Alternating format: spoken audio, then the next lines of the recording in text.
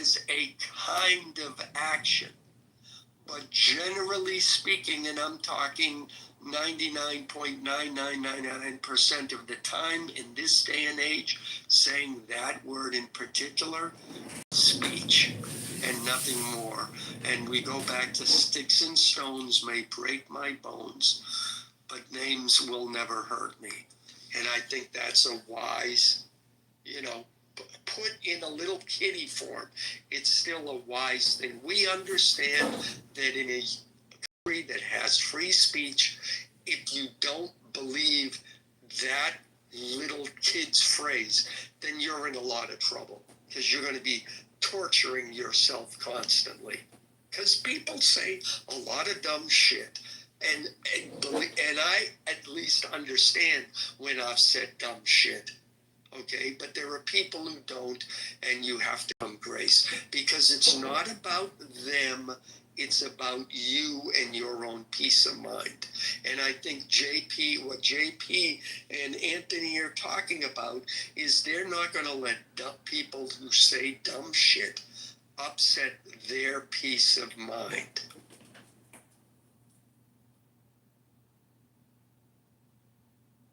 Because most times you can't do nothing about it. It's in your brain. I mean, we could talk about it. We could argue about it.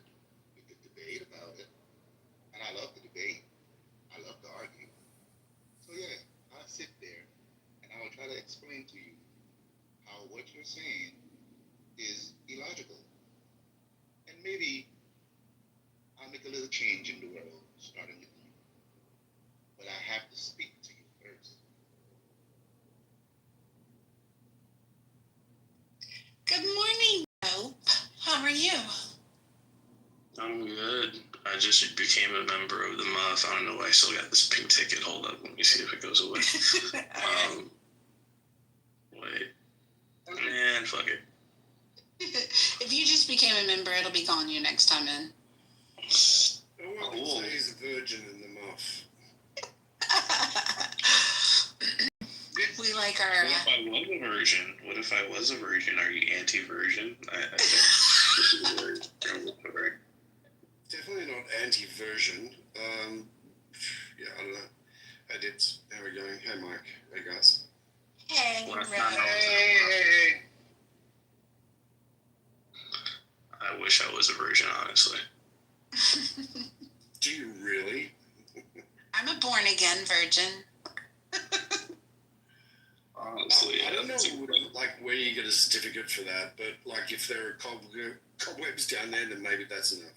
That's what we call the manifestation of a new Hyman row. Oh, wow. They're not cobwebs, okay? They're not cobwebs? No, I'm manifesting, okay? Wait, is that even possible? I don't know. The Hyman? No. Okay. Under no I'm like, there's no way. Hymens do not grow back. Even if a girl hasn't been touched down there for 40 years, I cannot imagine that. It does not grow back. Once the cherry is popped, it's popped. But there's vaginal rejuvenation. That's what Cardi B was getting done. Well, but yes. That's just tightening the muscles. That's a muscular thing. Now, I suppose if they wanted to sew it shut, they could. But regardless of that, I encourage this discussion of vaginas wholeheartedly, and we should explore this more. Well, I mean, Alan, we are in the MUF, so we are in the MUF. That is the purpose of it. This is true. Just as long as we're not in Oprah's MUF, as South Park so eloquently explored in their series. Nobody wants to be in Oprah's MUF. That's nasty. That is pretty nasty. Way to go, Alan. I just ate, guys. Come on, what's going on here? But can you imagine that South Park got away with that? I mean, she was already a billionaire, and they had a whole series of shows about her. and her vagina. Jesus. Yeah, Jay, busy, exact. Kristen's actually giving us some education on hymens in the chat. If anybody would like to take a personal one-on-one session with Kristen to be able to learn some more about hymens, she's available for consultation. Thanks, Kristen. Too thick to penetrate? No, hymens are obstacles. Yeah, that's true. I can Let me just say, they haven't met me, you know? Yeah. Well, oh my God. Well, let me just tell you, the manifestation of the new hymens is very real. Okay? I will never call them cobwebs. Are we talking about hymens in the reference of like football or the other hymen?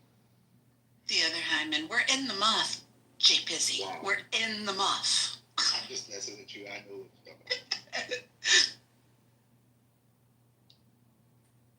Morning, derisive. I don't know if I said that to you yet or not, but there was convo going on. I didn't want to step over people. Hi, good morning. First time caller, long time listener. Nice to have you back. Hey, Ro. Hey, everyone. So I was I'm listening so to glad. some conversation. For me, it was last night. Surrounding guns and mass shootings and stuff like that. It was actually a really good conversation. So, Dibs, thanks for putting that together and holding that space. It was actually pretty cool. I like the idea of actually bringing in some alternate views Yes. from both sides and to be able to, have a conversation. Yeah.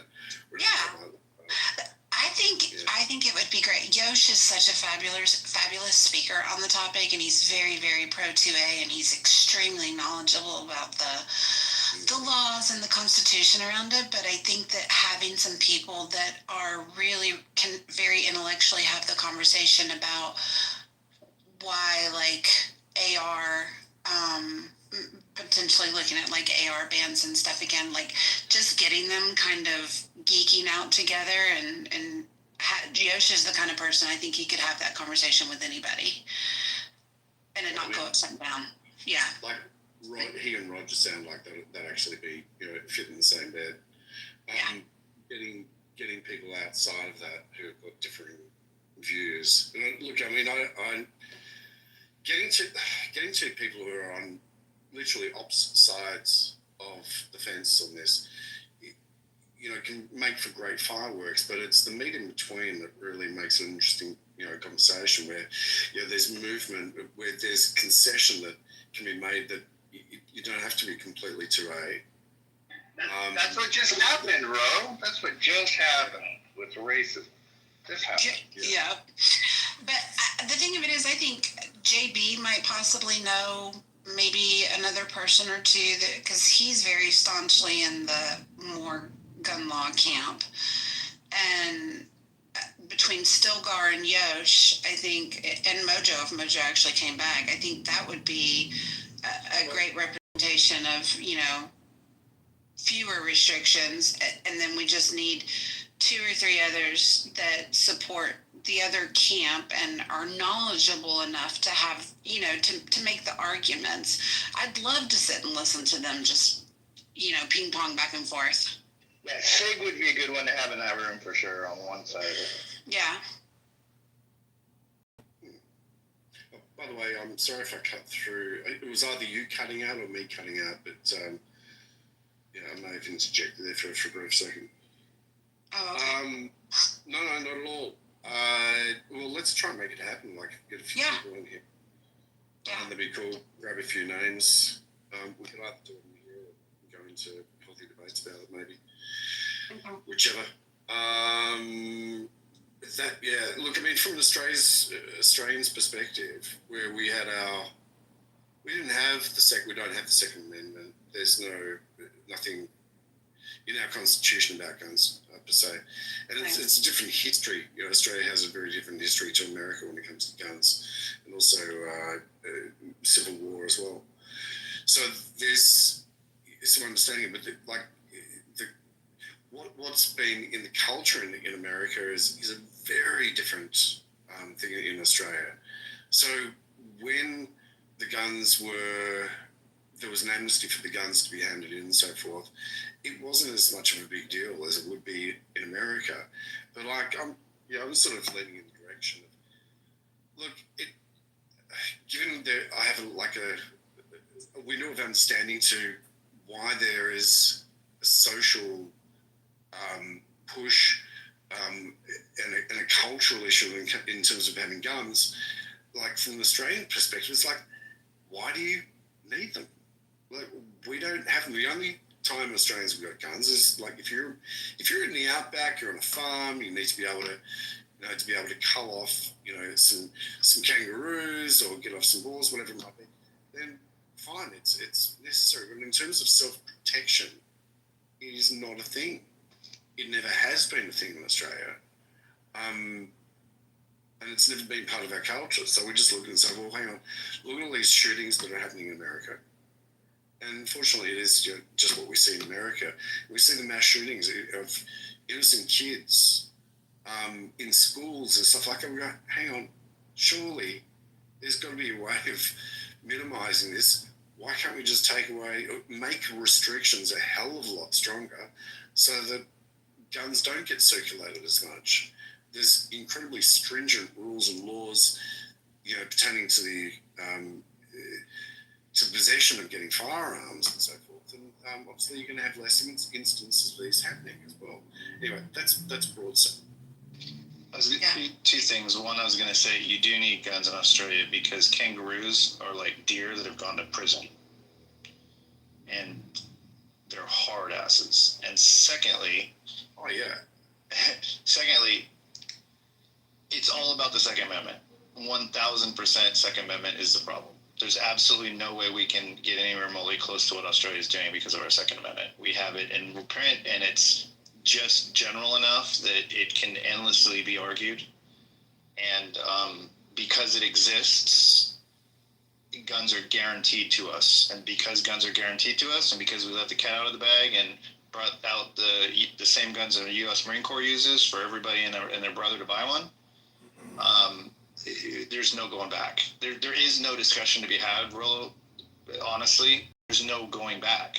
There's none. The only discussion that could take place is stop selling more of them, of that kind. It's literally the only thing. There's nothing else that can take place. Yeah, I mean, in terms of guns and kangaroos and shit like that, look, they can be a bit scary sometimes. Yeah, true. They're needed. They are needed, and they're utilised by farmers out in the outback and the countryside and so forth, because there's a purpose for them there, and it's a practical purpose of it. And in terms of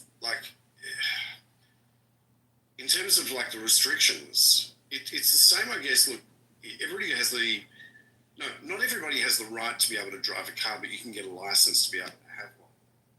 And in order to be able to keep your license, you need to be able to follow certain rules.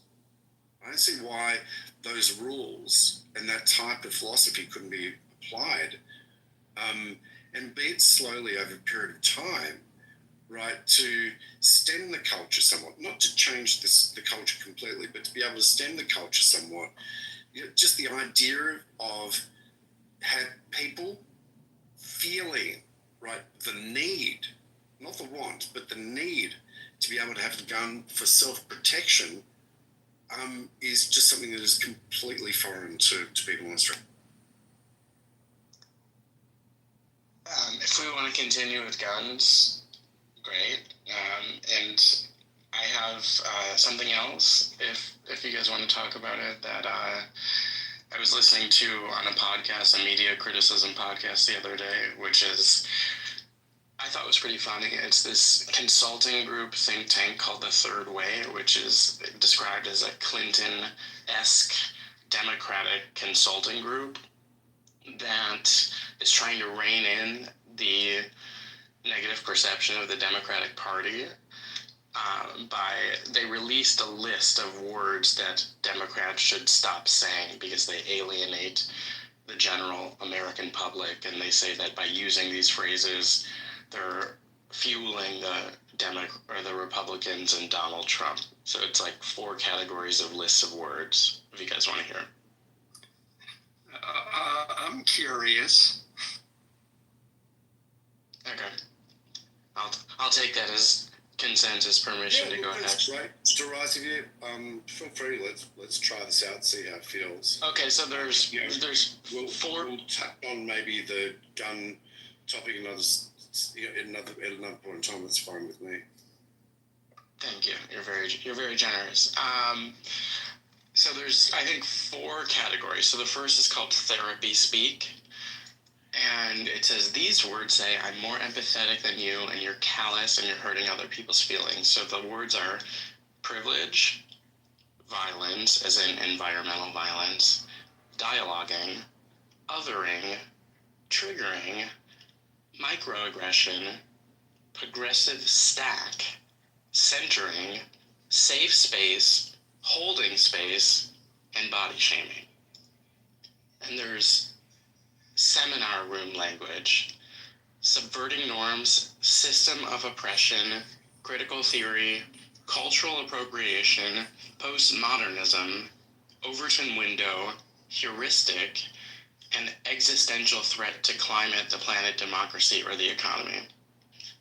Then there's organizer jargon, radical transparency, small d democracy, barriers to participation, stakeholders, the unhoused, food insecurity, housing insecurity, people who immigrated. Then there's gender orientation correctness, birthing person / inseminated person, which I had never heard, pregnant people, chest feeding, cisgender, dead naming, heteronormative, patriarchy, LGBTQIA+. Then there's the shifting language of racial constructs, Latinx, BIPOC, allyship, intersectionality, and minoritized communities. Finally, explaining away crime, justice involved, carceration, incarcerated people, and involuntary confinement. So it says the conclusion is, think about conversations with persuadable voters in your life, friends, family, coworkers, and consider whether the use of this language above would help or hurt your case.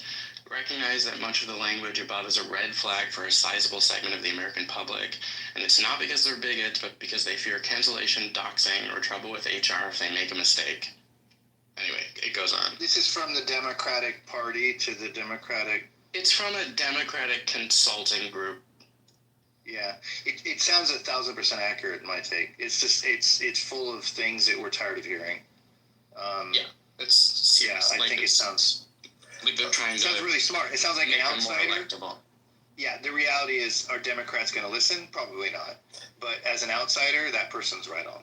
First of all, that entire list I need to go to my safe space. Go take a shower, Alan. You go take a shower. Just hearing those words, just sent me over the edge. What's interesting, though, is they're saying don't use these words or phrases, but they're not saying change the underlying philosophy that these phrases have come to represent. So it's, if I'm understanding it correctly, Derisive, is that the thing? In other words, we still believe these things. We're just advising you not to use them if you are trying to, and that was, that's clear. When you're persuadable voters. So that also implies that, well, there's just some people that which is not an unreasonable thing to say, is, look, there's some people you're never going to convince, so don't bother with them. But yeah, I mean, I don't know that that qualifies them as Clinton-esque Democrats either, because a Clinton-esque Democrat, and I guess as someone who voted for him, I can tell you, you cannot use those words. You're still gonna. I'm still going to pick up on whether or not you believe in the underlying philosophies.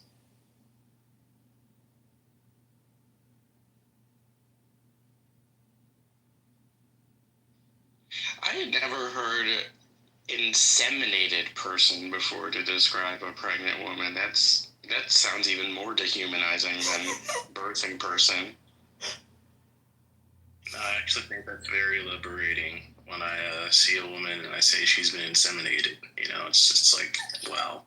Look at this inseminated person. Like, it sounds like so, gosh, the patriarchal standards of our society have been removed. What about inseminated men? Like after the act of coitus, like what do we do about those guys? You know, it's funny. The podcaster who I was listening to, who originally brought up that list, he's like, "Well, that applies to gay guys too." Yeah, totally. What's funny is, and you just said it, Dope, that if you actually walked up to a woman who was pregnant and said, "Oh, you must be so happy to be an inseminated person." When she was done pummeling you, her husband, assuming she's married, would then proceed to pummel you as well.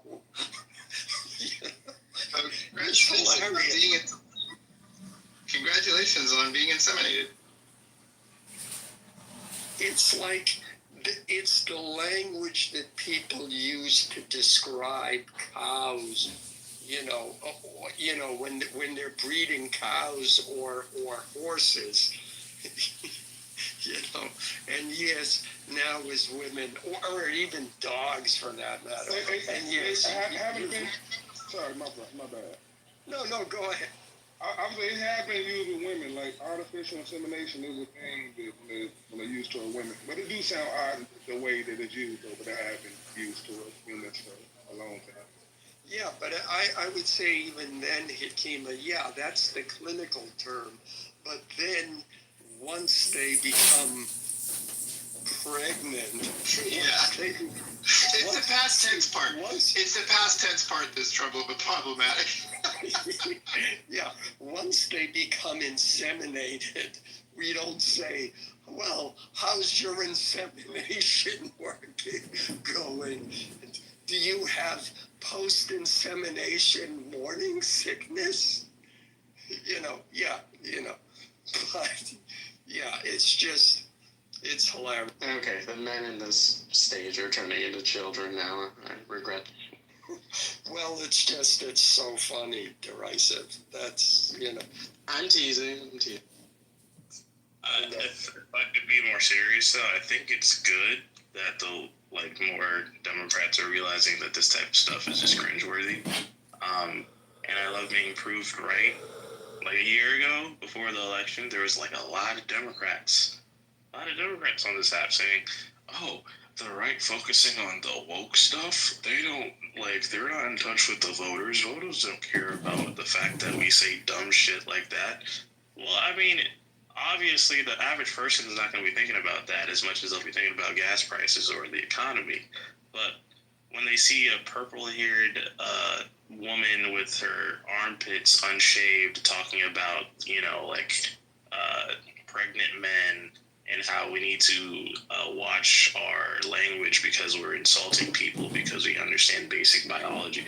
People are not going to get down with that, It's like if the Republican Party was filled with a bunch of Westboro Baptist church members, and that was the general perception of the Republican Party, even if the economy is doing great, people would not necessarily be the biggest fans of the Republican Party. It's just logic. I don't understand why it took so long for them to understand. And now I'm happy that they do understand. Well, but again, Dope, I would say what their focus of that list is simply on the words. they're still adhering to the underlying beliefs or political positions that those particular words represent. Yeah, So, without a doubt.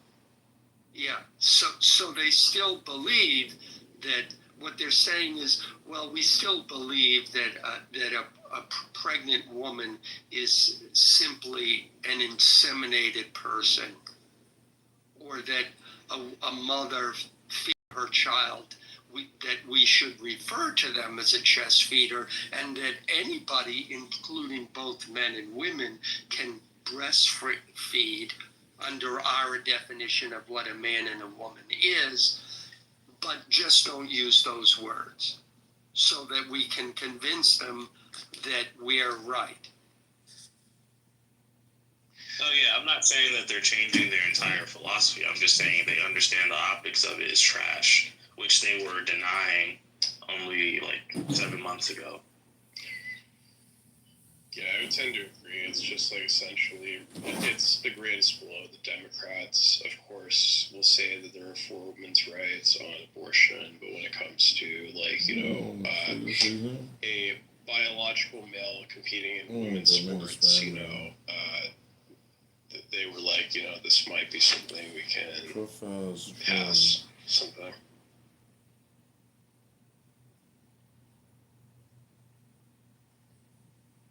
Yeah, this is, there's going to be a big market for this kind of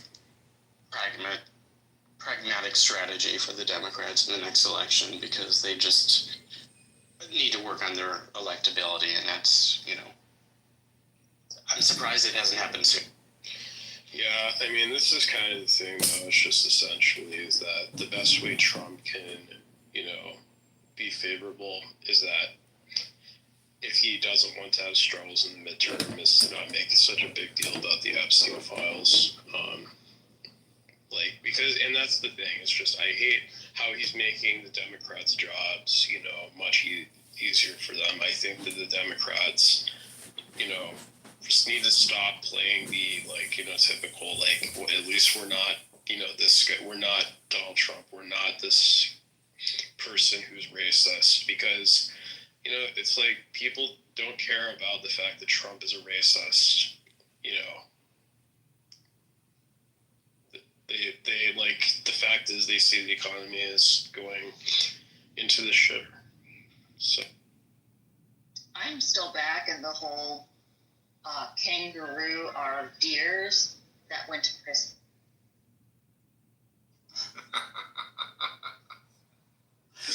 I forget, Ro. I'm still chuckling about that. I'm sorry.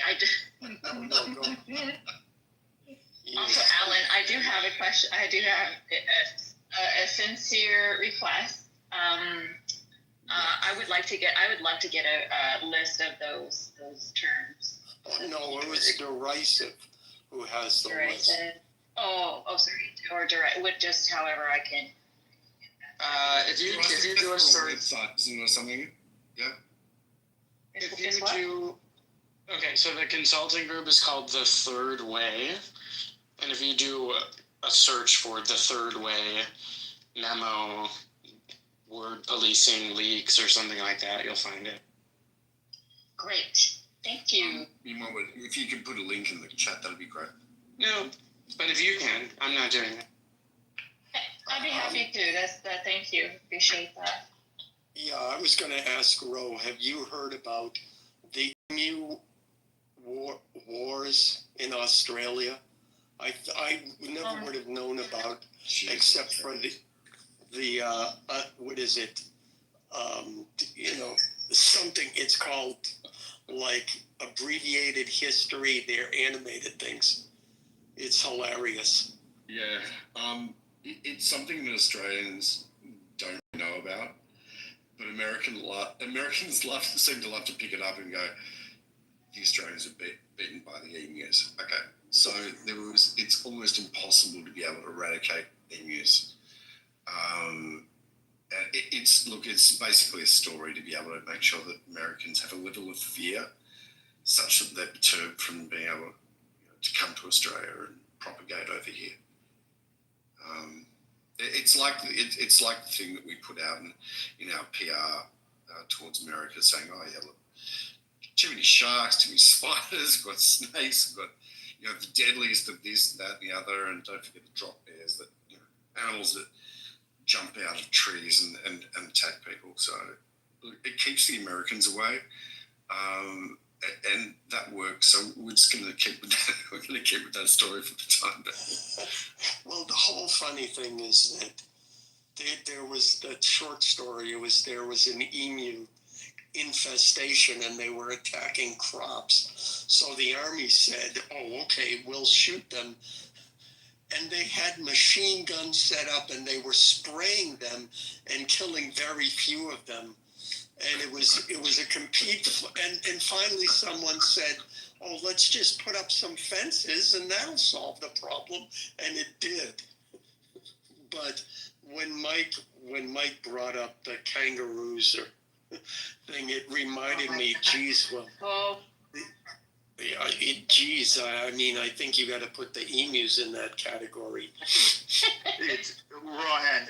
The fear of animals is real over there, man. When I was in Darwin for a couple of years, and two times it would stick out in my mind. One was that I had one of those frilled lizards that lived right outside the door of the place I lived, and he was always up in the tree. And sometimes he would jump out of the tree and chase me on purpose, which was fucking ridiculous. They're super neat. No, I know, but when he chases you, I mean, I wasn't even afraid he was going to hurt me, but I would still run around and he would chase me, which was funny. And then the other thing, I was at a picnic one time, and you kind of could see down like a grassway thing where everybody had these picnic blankets out. There was a couple of different people had blankets out, and this monitor lizard that was probably 5 feet long came walking through the picnic area, and people would the furthest people away from me, like they kind of looked over and saw him, and they just kind of like very casually like finished the bite in their mouth, and then they stood up and they kind of took their blanket and they moved it about 10 feet to the side, and the monitor lizard went walking by, and then they just came back and set the blanket back down and kept eating. And the next people were like, "Okay, it's time for us," and they picked up and moved their blanket down the side, and everybody just let the monitor lizard walk right through the picnic area, which was really funny. They didn't react at all. They're just like, "Oh, it's just typical." Exactly. But like to an outsider, you look at a monitor lizard, which is 5 or 6 feet long, and it's like, shit, run, okay? Jump on anything, climb a tree. It looks like a Komodo dragon, right? We all know how nasty those fuckers are. Yeah, but I don't know which is worse, though, because a lot of people don't know. I had a roommate in college who spent summer in Japan or something. They have cockroaches that are like, I don't know, 7, 8 inches long. And to me, that would just, that's truly, I mean, I'll take that lizard over a cockroach crawling around in the middle of the night. Jesus. Alan, they have those as pets in Japan. So in Japan, there was a department store by me, and when you walked in, they had a display, and they had these little plastic containers, and they were full of giant roaches. Each one had like one roach. You could buy it. Or they had the beetles with the horns that like push each other off sticks or whatever. They had those too. And then they had small turtles, like miniature turtles. And you could just buy them as pets when you went in there. And people would buy those cockroaches and like hold them in their hands and have them as pets. It's just so fucking weird when you hear about these stories in Asia, and especially through Japan as well. But look, honestly, I actually feel a hell of a lot safer being surrounded by deadly animals, spiders, snakes, box jellyfish and sharks, rather than being in America with guns and Trump. That's true. When I was in Darwin, I went on a tour down the Adelaide River, the one that has the jumping truck crocodiles. I did that thing. And they told me, one of the things they said is that it's the most reptilian populated river in the world. And they said, and the banks have the most snakes per square mile, kilometer, or whatever in the world.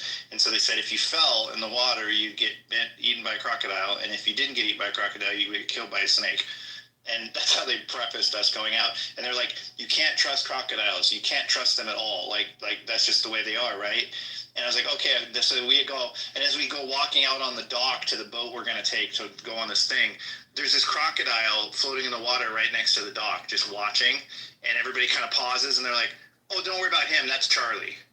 And it's like everybody's like, "What?" So I think they set it up that way because they know Charlie hangs out there. Yeah, I've got pets for these things as we go along. Guys, I just want to say it's really nice that, we're all enjoying being in the muff. It's nice to be able to share the muff with everybody. So, keep on coming back. Dip, Moons, heading off to sleep. Have yourself a great day, everyone. Night, Ro. Bye-bye.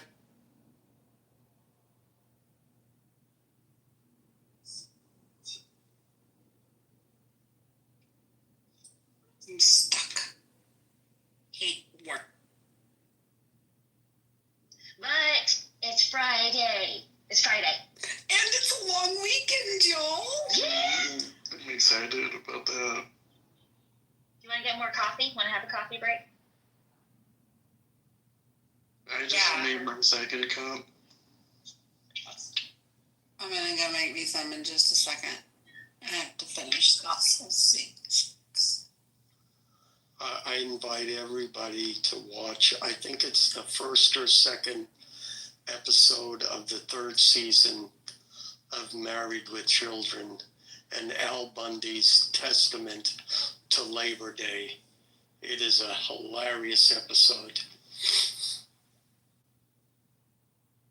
I think it's on the Roku channel or might even be YouTube, if you want to truly understand the meaning of Labor Day.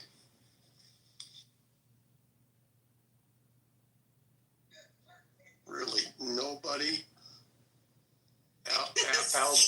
Al Bundy is my spirit guide. That, honestly, Alan, I don't find that at all surprising. Not even a little bit. Well, what's funny is that, remember, first of all, the entire Fox channel empire started, their first two shows were The Simpsons and Married with Children. So you can thank, and that show went on for 13 seasons, I think it was. I forget how many seasons. So literally those two shows were the financial successes they needed to create the Fox channel, which then spawned everything else. So, but the second thing is, when it came out, all the other shows, there was Cosby and there's, Silver Spoons and what was the one with Michael J. Fox? I mean, it was all these Family Ties. There were all these squeaky clean family shows. And the producers, the Fox network as it was like, no, this is too hard around the edges. And they were like, yeah, everybody else is doing that. We need to do something different. But so many, especially when you talk about what marriage is like, so many men relate to that. And related to him specifically, because it's the idea of and this is, and a lot of comedians like Bill Burr and Louis C.K. Especially, what comes to mind is a man who is tortured by not only his own choices, but his inability to do anything about the choices he's made. So, Peg was the high school, was like the high school prom queen, and him being the star of the football team. Of course, they ended up together. And then everything that happened because of that choice, he's tortured by it every day, So it's a really funny show from that viewpoint. But you get lines like, him walking through the door and, Peg says, "Did you miss me, Al?" And he says, "With every shotgun blast so far, dear."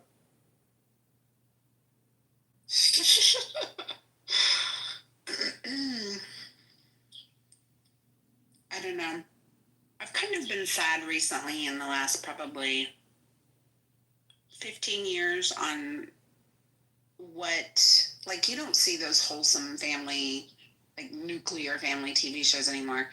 And I think it's kind of sad sometimes. I feel like a lot of the shows anymore, like, really aim to kind of demasculate the men. I don't like it.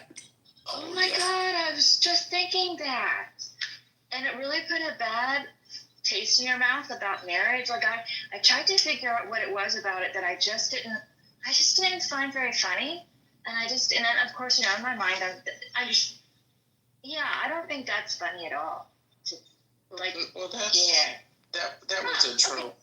Yeah, that was a 90s trope. I mean, it's definitely still continues, but it's not something new. I mean, it's, the whole... Yes, but the thing that's so dangerous about it is that it makes it funny. It kind of tries to normalize it, whether that was the intention or not. And that's kind of like sad. Yeah, I mean, every 90s sitcom husband is doofus, and he's always wrong, and he needs his wife to set him straight, and he's sort of like a man-child, and that's just literally every single sitcom in the 90s. And there's nothing funny about that, frankly, because people are divorcing people left and right because of that issue. It's real. Well, that's why it's not as funny anymore. Yeah, even Cosby had that in that. I mean, his character, was an obstetrician. I mean, one of the most demanding, specialties in medicine, and yet when it came to the family, well, he was still the doofus of the family. I think and it was all. No, go ahead. Oh, well, I mean, I think that most of the time, though, I think he played it like, well, I didn't know. Yes, he did. You know what I mean? Yeah. Like if his wife called him out, like, yeah, you did. Oh, yeah. But, it goes back to, and even the actor, I forget his name, on Good Times, it was always, I forget the characters' names now, but I remember watching it as a kid and thinking, why is the mother overriding the father? I mean, things like, there was one episode where JJ had an opportunity to make money, and serious money, with his art. And the mother said, no, you can't, for some obscure reason. And the actor who played the father,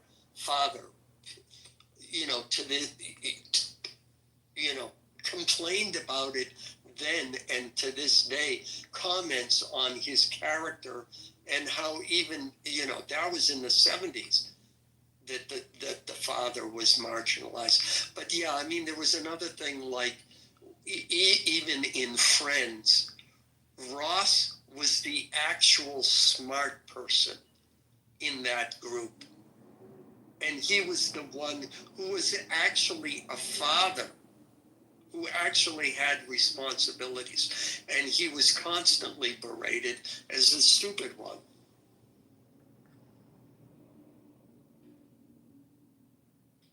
So I agree with your sadness. Yeah, I don't like it. And I mean, I don't know. I feel like there was a lot more balance in the 90s. I feel like as time has gone on, I feel like more and more and more. Anytime, if there's a dad represented in the family situation, they just do kind of make him adult. Like, yeah, like he's a moron, and I will say Blackish. I stopped watching after like the third season mainly because we got rid of cable. But that show, and I think the actor Anthony, I forget his name, I think it was him. He was not going to be made the buffoon.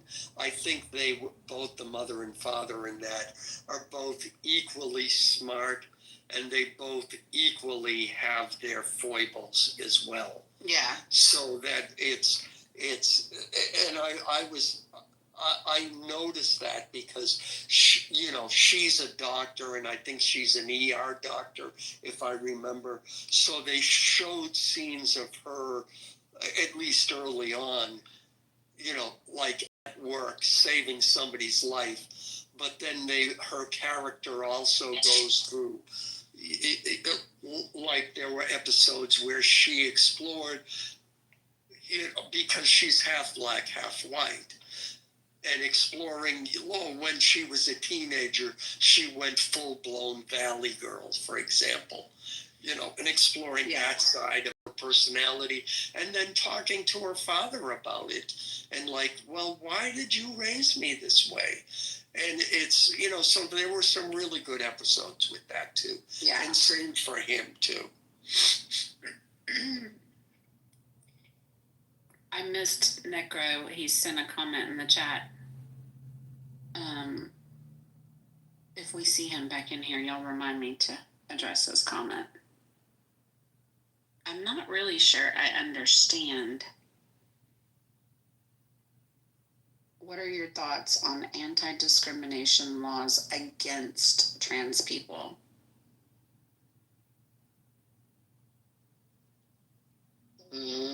What is he asking me? He might, I don't know, depending on what his political perspective is, he might be framing that to say laws that, exclude trans people in sports or things like that, or exclude trans people from locker rooms of their choosing or something. Okay.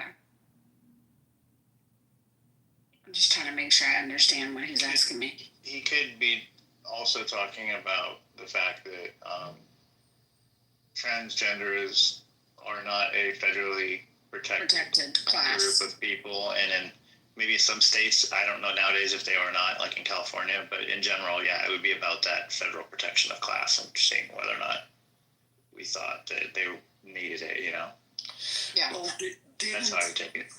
Didn't, I forget which title it is, but didn't Biden expand Title 4 or Title 9 or whichever one it is to include transgender people? And I think Trump just removed them. Right. So it may be related to that. But by all means, let's continue to speculate on what he meant. Smart ass. I mean, I just wanted to be prepared to answer. So I was like, I'm not really sure if he's asking if I think there should be anti-discrimination laws for trans people, or if he's asking if I think the laws that don't provide them the protection are unfair. I'm not really sure which way that's going, so all right. Oh well, anyway, I can ask him for clarification. Good morning, everyone. Happy Friday. Hey, Serendipity. Good morning, Doc. Good morning. Hi, Oh, they're slippers. Good morning. Good morning. Nothing beats a Jet 2 holiday. You like your Jet 2 holidays, slippers. Wait, slippers, what is that from? I see it overlaid on videos, or on Ratchet videos or videos, but what's the origination of Jet 2 holiday? Where's it even? So it's an actual song, and then somebody just overlaid it with the flight attendant discount announcement. So there actually are two separate artists attached to this whole Jet 2 holiday that we see on social.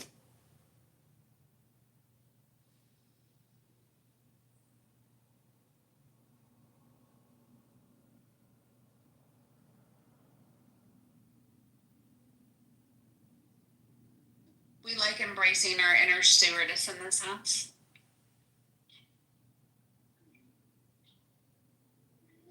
I think there should be a national push to bring back the word stewardess.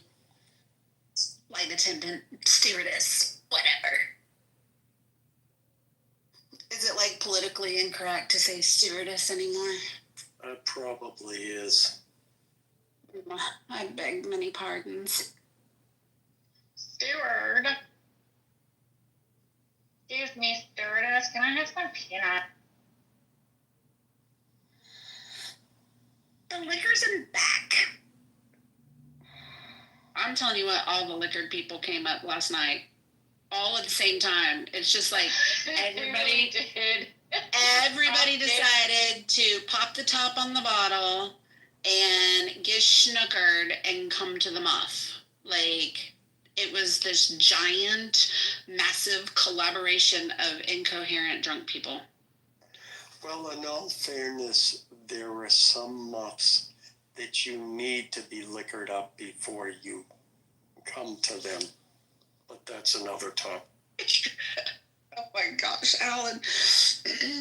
Yeah, I've like literally, I went from, we had a room with like really good topical conversation, and all of a sudden I felt like I had started speaking a different language, and nobody, like, I would make a comment and somebody would go off on this tangent about something that had, and I'm just like, wait, what? What just happened here? It was crazy. So tainty. I missed you, sir.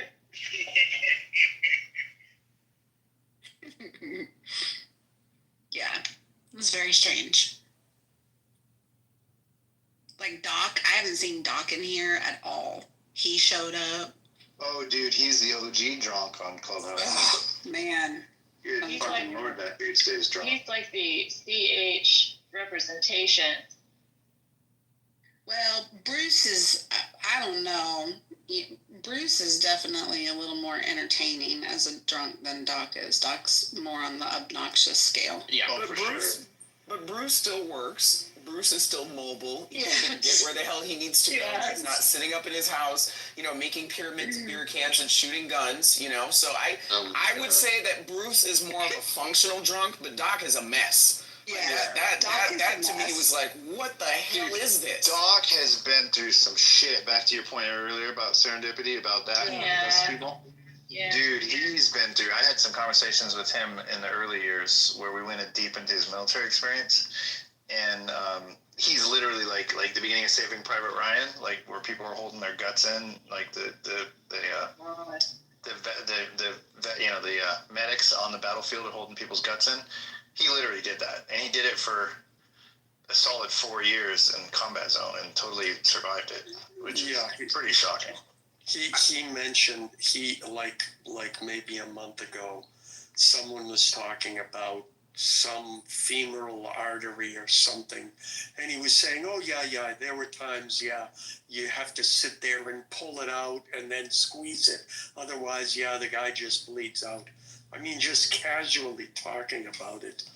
But that was a scene in Black Hawk Down where the medic, like, he's trying to get at that artery, and he knows if he can't get it, the guy's going to die, and it slips out of his hand. And the guy is like, and he's like, yeah, I got it, everything's fine. Telling the guy that, knowing that, no, the guy's going to die. Yeah, Doc is fucked up. I think his illusions of grandeur and sort of drunk pathology fantasy is sort of mixed together, and I think that about 90% of his military stories are either fabricated or extremely embellished. That's the sense I get. It's hard. It's really hard to say because he definitely served in combat, and you definitely see action as far as you definitely do that as a medic in war. There's no question about it. I agree. I mean, I agree. Knowing him as his personality, I kind of agree. The problem is you really don't know what's real or what's not. Yeah, but I just know a pathological liar when I see one. You know what visual I get every time I see Doc, which makes it really hard for me to take him seriously. Even though sometimes he can be perfectly fine, but sometimes he can really, really annoy me. But I can't get this visual out of my head. It has just followed him for years and years and years for me.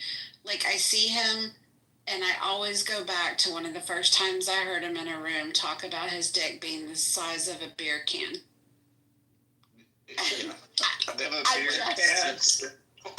Blank example. He's full of shit. I just cannot, like, every time I see him, I'm just like, You couldn't have waited until I got to my office and had at least a bagel. At least a bagel. Like, It's Friday. it sure does. Sometimes outrageous things stick with people. Okay. Maybe it is girthy. Maybe he wasn't talking about. That's exactly what he was talking about. Was girth. Oh, Can the women on stage take a cold shower, please? Talking about dog. Ew, honey, no. We're just talking about a certain part of the anatomy, not particularly him. Oh, I got it loud and clear. But Serenity, that begs the question. What visual image comes to mind with the rest of us? That was a good question, Alan. Yeah, would you like to go down the roster on stage? No. Okay. Alan, I think of a Woody Allen type. Oh, that's hilarious. Oh my God, y'all. No, we're not doing this. You would not be wrong, derisive. Oh, wow. Others have made that comparison, much to my dismay. Well, I was sort of, teasing you in a friendly way. No, but, and I took it that way. Okay, you're very generous. Listen, as long as the guys, and I'm speaking in general, but to the guys on the stage, just as long as you don't shave it down too much. I don't know about the other ladies, but a bald penis is not an attractive penis. So please keep some hair on that thing. Oh my God, Naya, you're so right. I need some manscaping though, y'all. But it looks bigger. But it looks bigger when it's shaved. Yeah, I don't know who told you that. Allegedly. I don't know who told you that, but they were. No, that's not like that's true. Maybe it is a little true, but it looks like you're vain in a way that's very not masculine when you do. Oh, I agree. I don't like shaved women either. I mean, I think they need some down there. So, yeah, I think it applies to both. I only date women who've completely shaved their body hair completely bald, no eyebrows, no. So you are like Woody. You're ridiculous. You're being. So you are like Woody. Okay. Yes. Yes. Oh, crap. So I'm going to switch it a little bit. Yeah. So you know that movie with Adam Sandler who does Don't Mess with the Zohar. The Zohar. Yeah. Don't Mess with the Zohar. And I love that movie, and I love when he's talking to the other stylist. He's like, "No, it's a bush," and he's like, "I have the biggest one." He's like, the other one is like, he's like peeks into the pants, and he's like, "It's not that big." He's like, "No, I'm talking about the bush." Okay, sorry. It was. Yeah. On the other hand, on the opposite hand of the scale, you should watch The Last Tango in Paris with Brando, because the woman in that, I'm sorry, it's like a shag carpet. Is that the woman that he like raped? Like no. Literally raped on set? I don't. There's a story behind that. Marlon Brando. There's a story behind a scene that Marlon Brando acted in where he took it like she was resisting in real life and she's resisting in the movie, and it was real. Like he literally took it beyond approval and actually raped her. And she talked about it later. I don't know. I mean, he's an eccentric dude, so I don't doubt it one bit, you know. Yeah, well, I mean, what I remember in that movie is I think it's that movie. I'll Google it. Yeah, it might have been. This is John. Please put me in the queue. God. Yeah, I don't. What I remember in that movie is that, and what was controversial, is that she pegs him in the movie. and that's part of the movie. But in any event, yes, that's it. That's the movie. It was really wrong how Last Tango in Paris's infamous explicit scene undid its female star. So she claimed that he took it way beyond the script and actually raped her, and that years later she came forward to talk about it. yeah, but that's what I don't remember the movie well enough, because the only thing that stuck out there's two things that stuck out to me. Number one, that her pubic hair went from like between her legs up to her navel, and it was a patch that was like maybe 2 inches thick and like 5 inch, it's a triangle, but maybe 6 inches at its widest point. So that was the first thing. And the second thing is the fact that, not that I was offended by it, but understanding the context of when it came out at the time, the fact that she is anally raping, well, not raping, it was consensual, but she is doing him up his ass. And he's going, yeah. And he's not going, fuck me. Do my ass, whatever. What's that?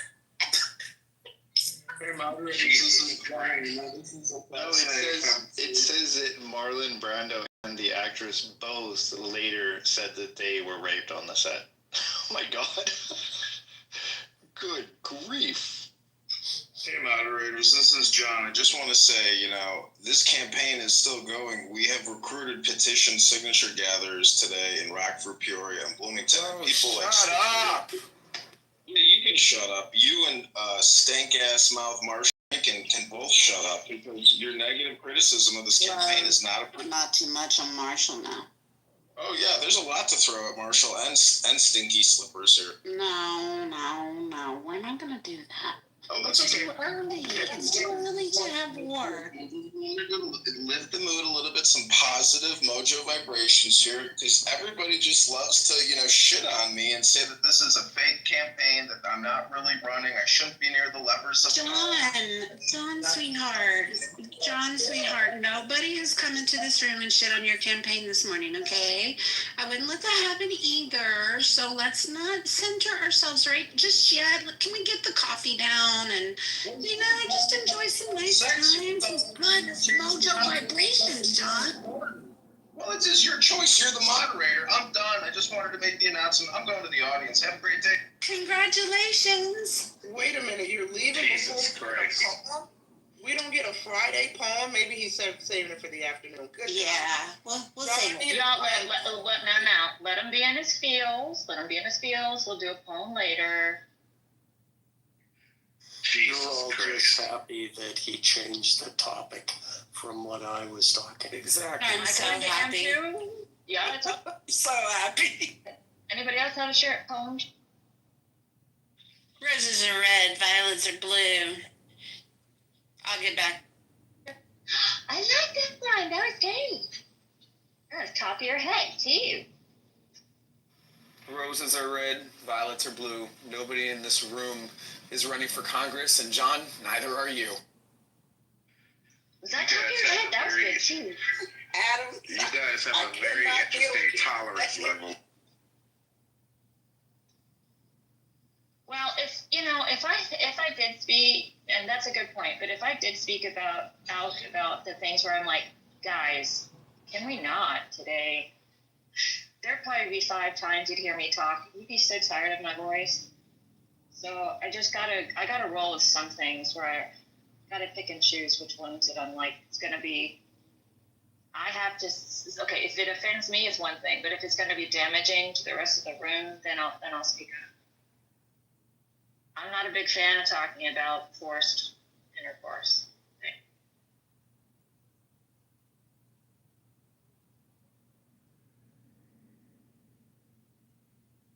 Jesus Christ.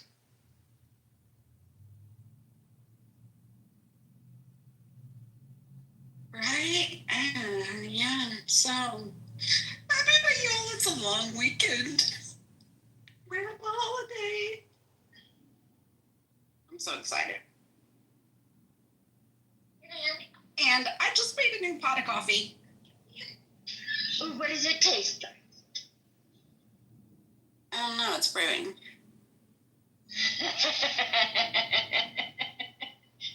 Okay. Yay. I thought you already had it in your hand. Nope, I just started it. Okay. I actually just took a sip of mine. It's a little foamy, but you know what? It's fine. It's fine. And it's also free. So.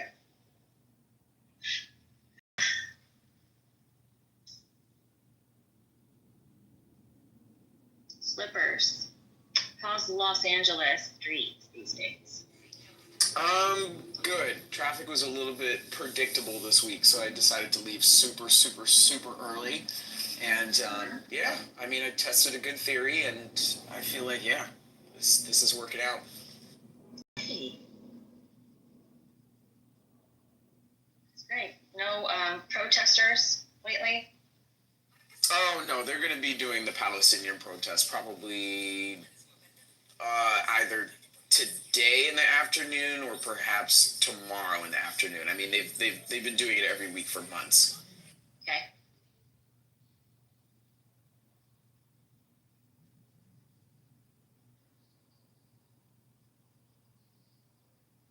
Anybody else having interesting things happen in their area?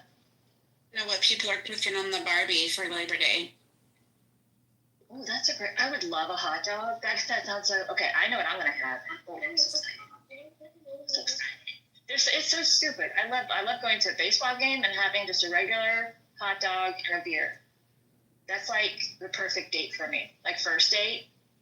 Oh my god, that's like the best. And it's Dragon Con weekend in Atlanta. Oh my god! I used to love going to that and just watching people. Like I didn't even have to attend or do any kind of costume or anything. Or there's some rooms I was interested in, but it has gotten so bad. There's just, oh my god! I don't know if anybody else has been there. Do you guys know what do you think? The Dragon Con? Does anybody know what? My Anybody know what con? Yeah. My granddaughter's just at a Repticon. The Dragon Con is enormous. It's like the biggest in the world, potentially. Yeah. It's huge. Yeah. They have a parade. What's Dragon Con? Is it dragons? No, it's all geek, man. It's all geek. You would love it, Nye. It's all geeks. It's like. Have you guys heard of Comic Con in Los Angeles? Of course, yeah.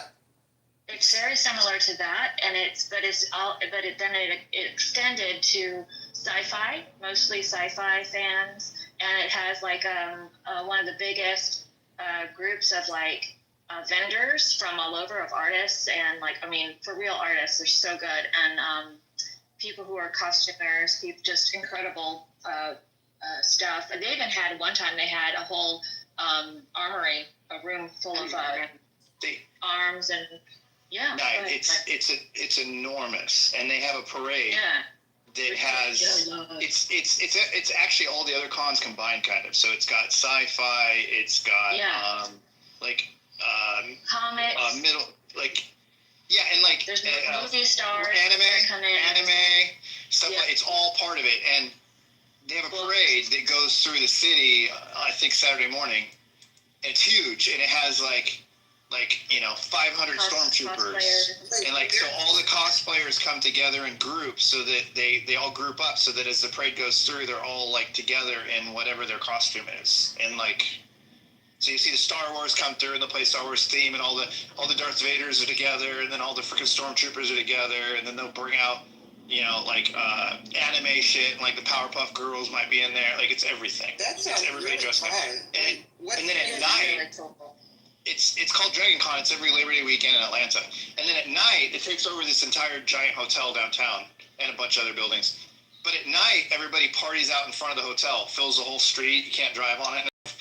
And all of the risque costumes come out. So if you go there at night, the girls are half dressed as anime characters. It's showing their boobs and stuff. It gets all risky and crazy at nighttime. Just walking down the street. Yeah, And I have and the people who are in costume, they don't get paid. I mean, the people who are there, the stars from that are from TV shows, movies, things like that. They have appearances in the stars room, so you can go get their autograph. You can have pictures taken with them, things like that. People they save their money, and this is what they spend their money on instead of a vacation. They go there. There's a quad of 4 major, huge hotels like Hyatt, Marriott, that's downtown, and they're all connected. So they coordinate with all the ballrooms to have these what do you call them? Sessions, like info sessions or discussion groups, things like that. Like they'll have a Star Trek, and they'll have a Star Trek session where everybody that's obsessed with Star Trek will come in. They'll have Star Trek actors there, and they'll have you go at conferences basically, but each conference is based on a geek thing, specific topic. Yeah. So it's just really cool. So you get to congregate with a bunch of your same artists and excuse me, other fans that are super fans. That if you can imagine any kind of creative genre of a movie, like horror or sci-fi, all that kind of stuff. It's behind the scenes in movies, anything and everything.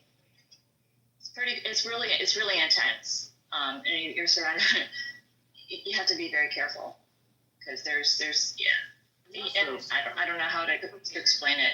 But you have to pay in order to.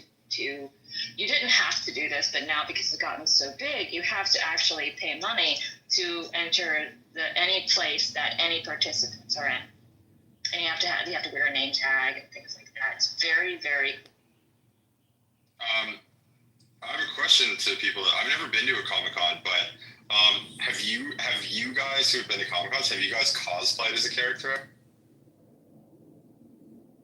I tried to once and it failed, but that was fun. One of my favorite childhood movies is called The Last Unicorn, and I tried to be the lady in Mafia who was the unicorn turned into the maid, and I tried, but it was incredibly uncomfortable. So I'm just so happy to just watch everybody and everybody just finds so much joy. My daughter used to always want to go when she was younger, when she was early teens, and she dressed as Chica one time for Five Nights at Freddy's. My wife and I make really good costumes. We're really good at doing that. And so she dressed as Chica one time with the full on head and all that and body. And then she got into being a furry. We made her a furry, a big wolf head and a tail and stuff, which she was really into. And then when she got there, the other furries see her and they're like, hey, and they start grouping together. Well, then we start realizing that all the other furries were in their 20s and they were creepy as fuck. And she's really got a good radar for creepy ass people. So she started noticing it too. And she's like, yeah, they want me to go over there, but I don't want to go. I'm just going to hang out with you guys. And I'm like, yeah, that's cool. Let's go. You're doing this for a different reason. You know what I mean? So it was really good. It was really, have you ever gone as Picard bike? Because I feel like you could pull it off. No. Oh my God, you're right. You would be great. No, I have not. Speaking of furries, I run in the Christian circles on Clubhouse too. And I was in a room one day and they were talking about this furry Christian Discord server. And people were laughing and joking about it. But a couple of us actually went over there and sat in on some of their Bible studies.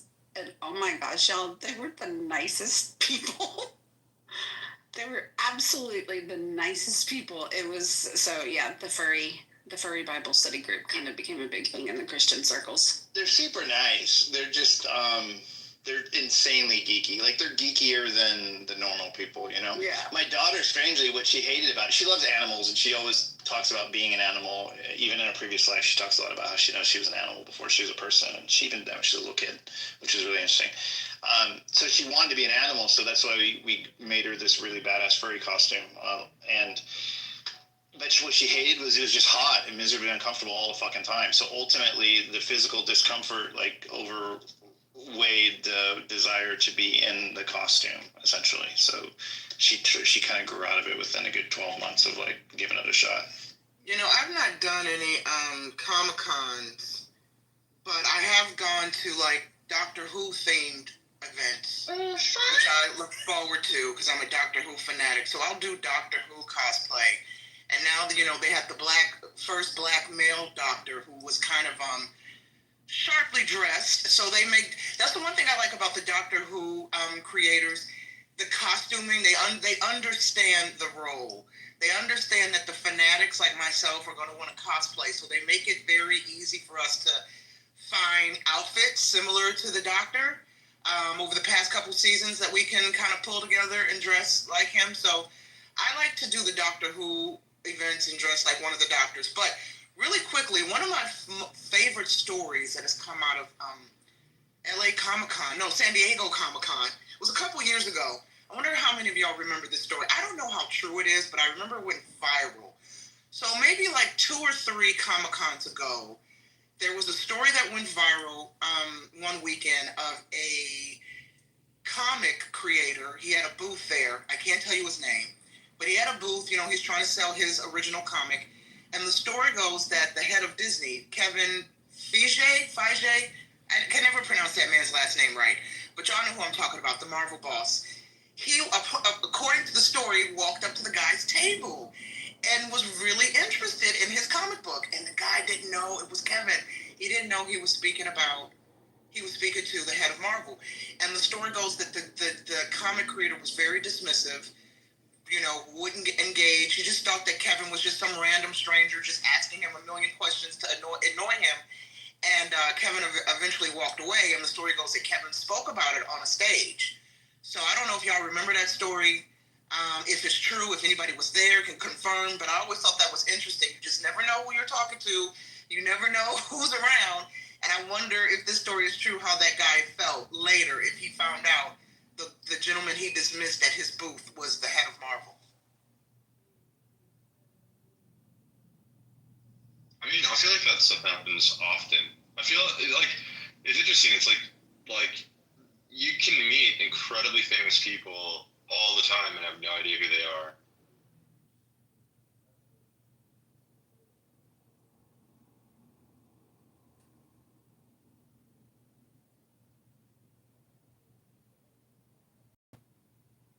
Yeah, and a ton of people fly into Atlanta for Dragon Con. There's a shit ton of Doctor Who stuff there.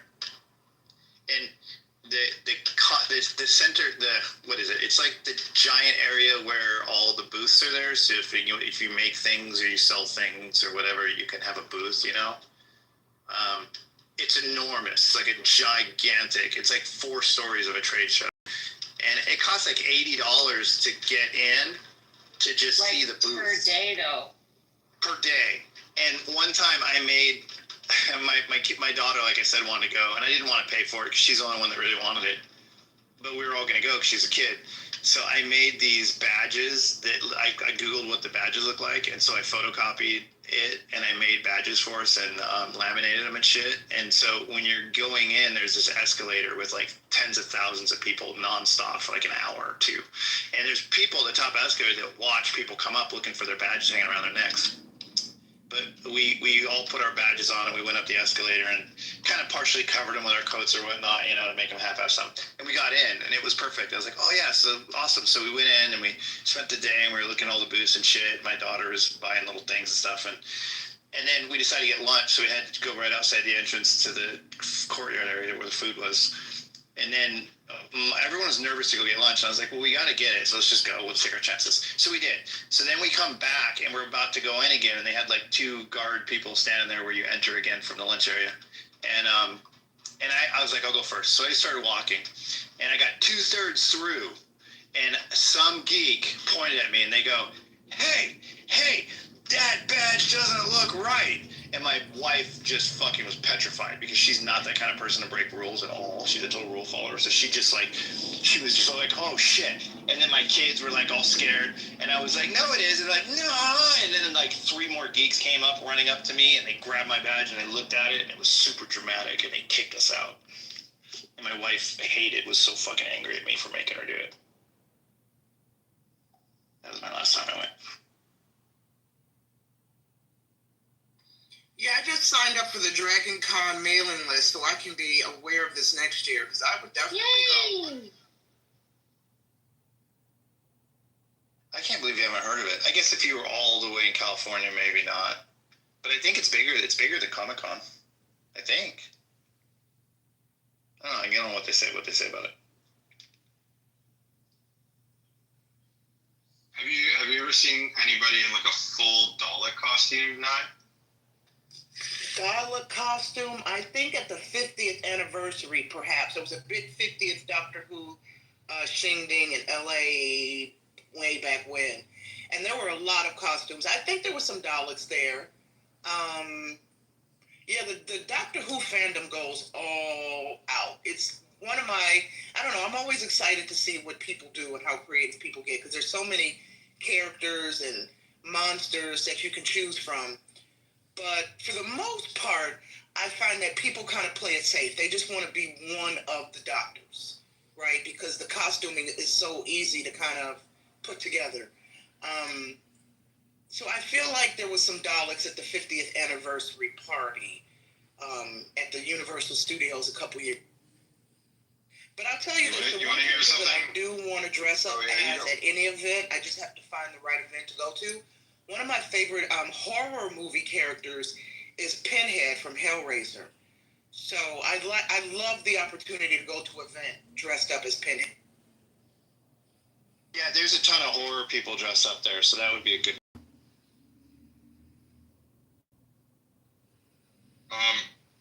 I was just gonna say quickly. Did you know that Doctor Who, the original series, like the old black and white series? Did you know that?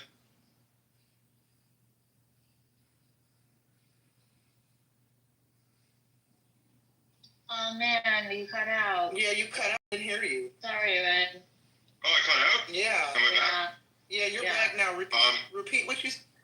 So Doctor Who, the theme song to it was written by a woman named Delia Derbyshire back in, what was it, like the early 1960s? I think it was like 60 years ago. Yeah. She was one of the very first electronic artists to ever exist. Oh, you cut out again. Come on. I heard that part. He said the person who created the original Doctor Who theme was one of the first electronic artists. Yeah. Like she's like the grandma of like techno music and everything like that. She's like one of the most like revered people in the world for like electronic music, techno music, house music. Yeah, she was and she wrote the Doctor Who theme, but she works for the BBC. Oh, is it out again? I don't know why. You guys sound fine to me. Yeah, this happened to me in another room this morning. I was told that I needed to come back, reboot the app, and come back in. I'll just do that right now. I'll be right back. Yeah. Oh, yeah, I love talking about special topic, special interest. Well, if there are any doctors, Kristen, I don't know if you landed. I don't want to speak over you. I see your mic is open. Go ahead. No, I'm so sorry. Go ahead. I'm just. Yeah. No. I never know if the person's mic is still open and I don't hear them, if it's just glitching out. But for the Doctor Who fans in the room, if y'all don't know this, some of y'all already know for the fans that the Doctor has 2 hearts. So he has 4 heartbeats, I think it is. And the theme song, the bass, if you listen to it, that represents his heartbeats, his 2 hearts. So. Oh my gosh. I don't want to really steal Ian's thunder. Yeah, go. Yeah, we can hear you. No, I just wanted to quickly say, so no, you know how we were talking about this is a bit of a quick subject change, but we can go back to this. But you know how I was talking about the grooming gangs yesterday? Yes. Brumar, who's in the audience, actually was friends with 2 victims of the grooming gangs. Oh wow! I hate that. I'm not surprised. if there's, I'm not surprised. I mean, it's a rather small island, and if so many people have been afflicted for over 30 years, you're gonna know, like, not just one or two. That's bad. Yeah.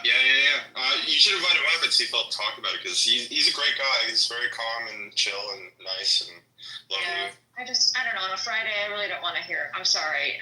I mean, if you want to hear it, cool, I'll go. But it just turns my stomach so bad. And I don't know, no matter what day it is, it triggers me like nothing else. I've never been so fucking triggered by this. But let me ask you a question. This is a form of entertainment, correct? What? This app. Okay. Okay. So continuing to have conversations about things like that, as much as people do on this app, you don't think that tends to be a bit unhealthy? Yes, I agree. That's why I would rather not right now. Oh yeah, we don't have to talk about it right now. That's okay. Like I'm not trying to force the issue. I wanted to say, you know, Rumor has like personal experience with that. He's a good person to talk to. Yeah, I get it. Yeah, he's cool. I was just going to say that the fact that the doctor has 2 hearts and that therefore there's 4 heartbeats and that relates to the music theme, I guarantee that the composer, unless he says it, just thought it was a cool rhythm and wrote it, and then after the fact it was like, oh, by the way, he's got 2 hearts, so that matches the music. It was a woman who composed the music. It was Delia Derbyshire. That's what I was saying earlier. So she was like one of the first electronic artists to ever exist. She used theremins, and there's like some other synthesizers that she used, but this is like very early in the synth days. And then that lead line is actually still, it's a guitar part, but what she did was she manipulated the tape that it was recorded to and like slowed it down. There's like a whole crazy process behind it. But the theme song's super sick in Doctor Who. And it's really famous for being essentially the very first like electronic theme song to like ever. When did Doctor Who start? I think it was 1962. I think it was 62. And when did Forbidden Planet come out? I'd be curious. I mean, because the theremin has been used for a long time. It was used in Star Trek too. Like it's been used in a lot of. Yeah, but I'd have to look it up because, I mean the score to Forbidden Planet was entirely electronic, but I mean that's all cool. I never liked Doctor Who, so. And obviously you do you want so. Yeah, no, you're right. I mean, the theme song was composed long before the Doctor's Anatomy was mentioned in the series. But over time, as they, each new season, they give us a new theme song, and it feels like they really capitalize, they really highlight that section of the theme over the years. Yeah. I mean, just as someone who's been involved in that, most of the time it's like, let me just come up something. Please, God, let the producers like what I'm doing so I can move on to the next thing. Huh? What if you're writing music for a film or TV? That's your overriding thought. Oh, sorry.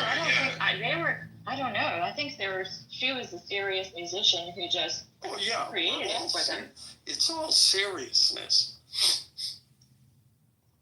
No, Delia Derbyshire is like she's one of the most famous composers, especially with like electronic music. Again, people call her like the grandmother of like techno because she essentially like her approach to making music is very similar to how like early techno artists were like making music back in like the 80s when it started.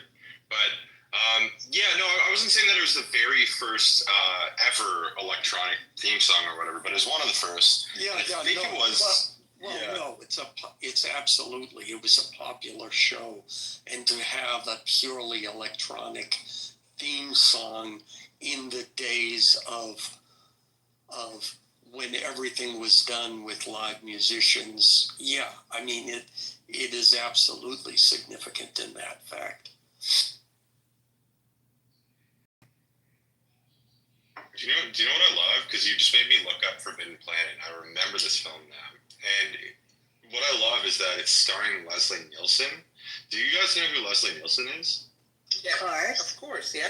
Yeah, the guy that did the Naked Gun. That's so fucking amazing. I forgot that he was in this film first. Well, that's amazing. That was the whole point, is that they hired him, they hired Robert Stack, all of these actors who were famous for doing very serious roles, and to have them in the movie, that was the whole gag, that they were, their characters were totally serious, saying ridiculous things. Yes. I'm sure, and don't call me Shirley. No, I got the line right. No, I'm not joking, and don't call me Shirley. Shirley, you must be. Alan. Yeah, I got that. Got Clarence. Roger, get the Victor. I posted in the chat for you the penal law in 1996 that went into effect to California to give the 10-year discretionary period. You guys are going back to this again? He started it in chat. It's his fault. I love how Slippers keeps it real. He's like, y'all, are we going to have to call you out on this again? And we have to. I don't like it when people misrepresent. I know. I like data. I like information, and I do take a lot of trust. And what is it? I do feel like the people who speak I already give them a lot of credence for their accuracy because I trust them.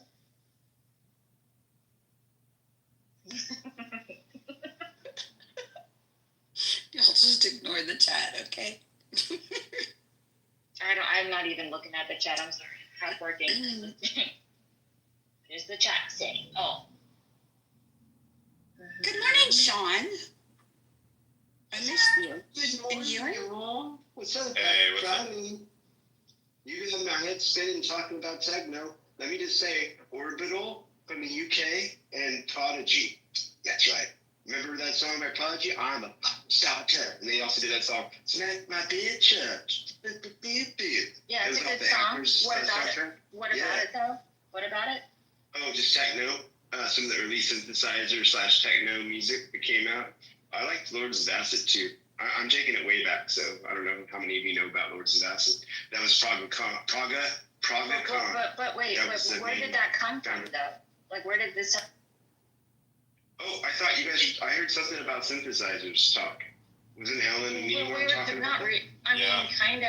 We were talking about... Yeah, we were talking about Julian Derbyshire. He was like the grandmama of techno, yeah. See, I'm a music head, so when I hear music, I just go a little bit nuts, and then my brain just like gets totally washed and starts thinking about it. That's where I can... But yeah, what's going on? What are we talking about today? I think we're just shooting the shit right now. I'm at work right now. I'm like half working and half talking with it. I mean, we're talking about Doctor Who. And fun facts about Doctor Who stuff.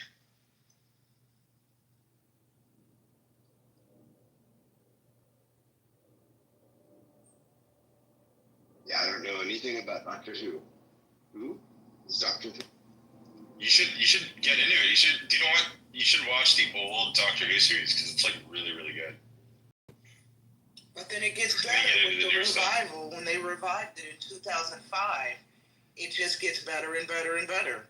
You know, David Tennant is my favorite Doctor. So yeah, y'all, you could go back and watch it from the very beginning or some of the older classic episodes. But I would tap into the revival episodes that started in 2005 with Christopher Eccleston reviving the role of the ninth Doctor, and leading up to the first black male Doctor that just wrapped the most recent season. Yeah, some of y'all know I'm a Doctor who I'm obsessed with this show. So, yeah. I'll go on mute because I'll bore you talking about. Yeah, no, I love it. I'm really familiar with 2005. I heard about it, but I never knew that there was it was off of something from even previous to that. But I've never seen any of it, so that'd be kind of cool to watch it from the beginning. Like that'd be so binge worthy. It sounds like. Naya, I trust your judgment. I like your taste in knowledge when it comes to film. Now, and movies. people get on this. They get on like we've got Jaro back there talking about the same thing he's been for the past however long he's been on Clubhouse. So I think it's fair, Nye, that you can, if you want to nerd out about whatever it is, I am so willing to hear you because I appreciate Doctor Who. I'm not a huge fan, but I'm definitely in the audience of that. Like I love the story of the ponds and of River Pond and River Song and Amy. River Song. Yeah. Thank you. Yes, I knew that I got that wrong. So yeah, it's a really interesting. And then it was like, well, why can't like it always poses questions like, well, what about that? Well, how does that work? Okay, what is the deal with this stupid screwdriver? So all of it's very interesting. I was a fan of ER, by the way. I liked ER a lot. I even cried when Anthony Edwards' character died. Insane. But we're talking about Doctor Who now because I'm letting other people they've had plenty of time to nerd out about this. Well, all I'll say is this: one of the best moments of Doctor Who, spoiler, is when Captain Jack Harkness was revealed to be the face of Bo. Yeah. And that was one of the most amazing episodes, one of the most amazing reveals. You have to watch many, many, many episodes to get to that reveal. Sorry to spoil it for anyone who might be thinking about going back to watch it. But yeah. I love him. Captain Jack, I loved him. River Song, David Tennant's years with Martha. Yeah. David Tennant's Doctor was the best 3 years of Doctor Who in the history of Doctor Who, in my opinion. And I got the opportunity to interview him and the Black Doctor. So I'm kind of embedded in the Who universe a little bit. How was that? Oh, that's pretty cool. He's probably like the nicest guy. He comes across as like super, super nice. David Tennant, I got to interview him about a totally different project some years ago. I think it was an HBO series. And HBO had a press event I got invited to, so I got to speak to him. It was via Zoom. He wasn't actually there. The rest of the cast was there in person. So I got to speak to him via Zoom, and I tied in a Doctor Who question to ask him about the character on the HBO series. I don't even remember what the series was called. That was like 5 or 6 years ago. But the Black Doctor, I interviewed him a couple months ago, and it was absolutely fabulous, that interview. And what's interesting is, sorry guys, for those of you who've heard me tell this story already, I'm going to make it really quickly because I'm just so proud of this moment. What's interesting is, I had always heard that the BBC is very, very particular about granting interviews with the Doctor Who cast. So I've been trying to get an interview with any one of them for years, never had any luck. And then just recently, when this most recent season that just wrapped before it aired, Disney reached out and said, hey, do you want to interview the new Doctor and his companion? Absolutely. But what's interesting is, I'm all about projection and manifestations. I believe in that heartily. I know some people think it's, folklore and magic and all this shit. And about 2 or 3 weeks before I got the interview request, I've been following the BBC and Disney drama. Because Disney inked a deal with BBC a couple years ago to start streaming the new seasons, and now they're fighting over contracts and IPs and creative control. And there was reports that the Black Doctor, Chakute Gadwa, if I'm saying his name right, wasn't coming back. So I was reading all these reports about him not coming back. And while reading these reports, I was stumbling upon interviews that he's done and some stage plays that he's done, and remarking to myself just how beautiful this man is. His skin just always glows, even on the series and in interviews. He's just beautiful. And I said to myself, if I ever get a chance to interview him, I'm going to ask him about his skincare. What is his skincare regimen? What's his process? And then lo and behold, about a week after having this thought, Disney's like, hey, do you want to interview him? I'm like, yeah. And so we did the interview, and at the end of the interview, I got to ask him about his skincare. He just loved it. And what did he say? He's just saying what were the things to you? you know what? There was no secret. He said he eats good and drinks lots of water. And, you know, he's really into fitness, and his co-star, his companion, female companion, said, I can, you know, testify to that. I've witnessed it. He's very much and I'm paraphrasing here, you know, like the impression that I walked away with is he's a health freak. He works out, and you can tell he works out. He's fit, and he said he just drinks a lot of water. And I think he said he eats a lot of fruit. So, yeah, he was simply darling to interview. And did you nerd out afterward, though? I know you had to keep your head on. Did you nerd out afterward? I nerded out in the beginning. I told the team, I said, they gave us 7 minutes. I said, please make sure I get all 7 minutes. Do not cut my interview short. I'm a Doctor Who fanatic. And then when they connected us on the interview, because it was via Zoom, I said it again. I said, you know, I'm very nervous. So, and when I get nervous, I tend to talk fast and slur my words because I just get I have too many words in my mind that aren't coming out fast enough. So I made it clear to him during the interview, I'm very nervous to speak to you. I'm a Whovian through and through. And he was simply darling. He's just was so impressed and just very humbled by my fandom. So it was a wonderful, I'm glad I got the opportunity to speak to him. Now, my bucket list now is Keanu Reeves. He's got a movie coming out in a couple months, and I'm hoping I get Keanu Reeves and Gary Oldman. Those are my bucket list interviews. So if I can get Keanu Reeves and Gary Oldman by the end of the year, I will be a happy. Those would be great. I hope you get those. I will definitely want to listen to those. Yeah. I'm so happy for you. Oh my God, that's amazing. That is so cool. I will tell you this, you know, because my thing is film and TV. That's what I went to college for, to be a film and TV writer. I have written a Doctor Who pilot.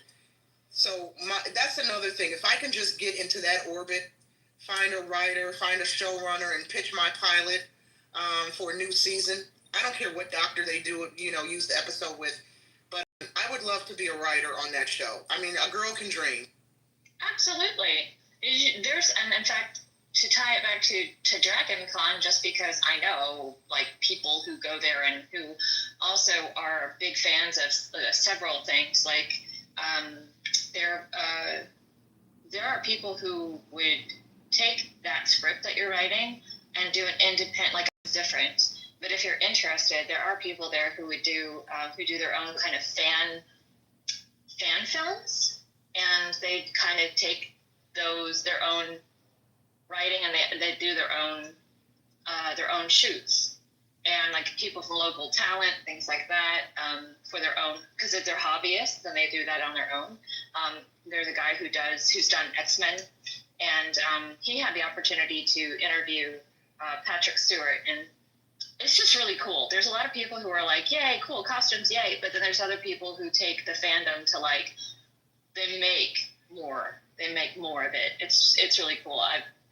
Hearing you talk now, I'm like, you need to go to Dragon Con ASAP.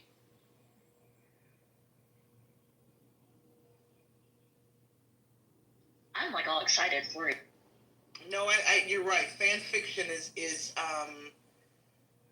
is one avenue. I think my only concern is how strict the BBC is with IP and copyright. You know, even if I wanted to go out and if I wanted to go out and shoot my little Doctor Who pilot myself and just have fun with it as a fan fiction kind of form and hire an actor to be the doctor and the companion, I'd be worried that, you know, the BBC would be like, take it down if I put it on YouTube or something.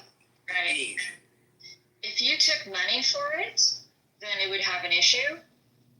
Or if you refer to any other trademark stuff, like that's been trademarked, you'll have to do some research on that. But if you don't take any money and you just put it up there, they can't do anything. They can if they wanted to, but there's a lot of fan fiction stuff. Like, for example, the only one I know of that comes to mind right now, for the sake of brevity, is that there was a lady who did Wednesday Addams and did if she was grown up and if she was like part of like society now, and she was fantastic. It was so funny, but they made her take down her her videos because it wasn't Wednesday, like, it was a copyrighted name and Adam's Family and stuff like that. Vision. So, but somehow the guy who did X-Men, he was able to do the same. He was able to get his videos done, his film, and put them up on YouTube. That was his venue. I haven't talked to him in a long time, but I could ask him if maybe you guys might talk, because he's so super nice and very level-headed. And anyway, I'll see if I can get in touch with him. His name is Eric Green.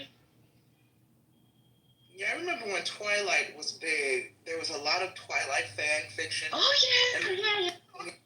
And remember the Slender Man fan fiction, which ultimately was turned into a movie.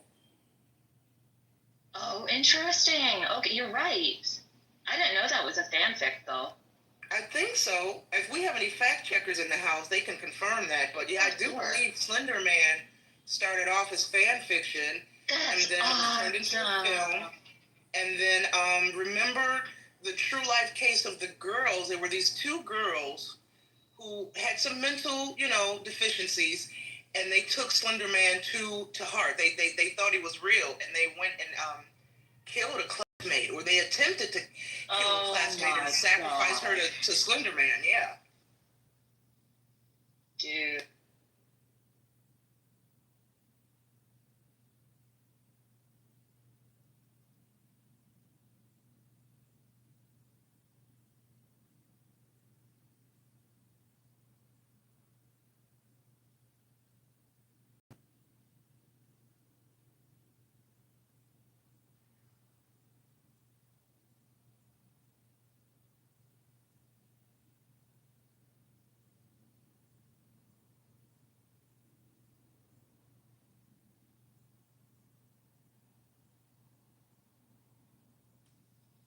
Thank you for sharing, Nye. I'm so excited.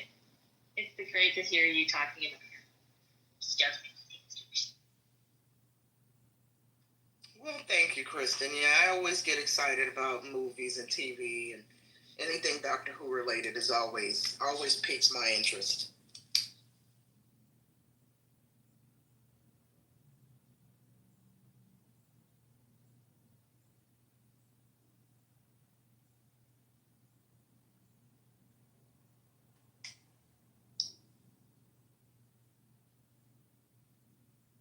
I'm trying really hard, y'all. What's the matter? Not to say Alan, just have this conversation with me. What? Huh? Yeah, just read the bill. I just did. Yes, so you see the part where it says a victim under 14 years of age, and, because the and is important, 10 years difference. That's talking about the crime itself. It's not talking about the requirements for registration. And in fact, that bill changed it for 14 years. You understand. Under the age 14, and it changed it to 7 years. There is nothing in that bill that talks about the registration post-conviction of the sexual predator. Alan, you understand that bill is specifically about the penal code regarding a judge's discretion to on sexual acts. It's not about the crime.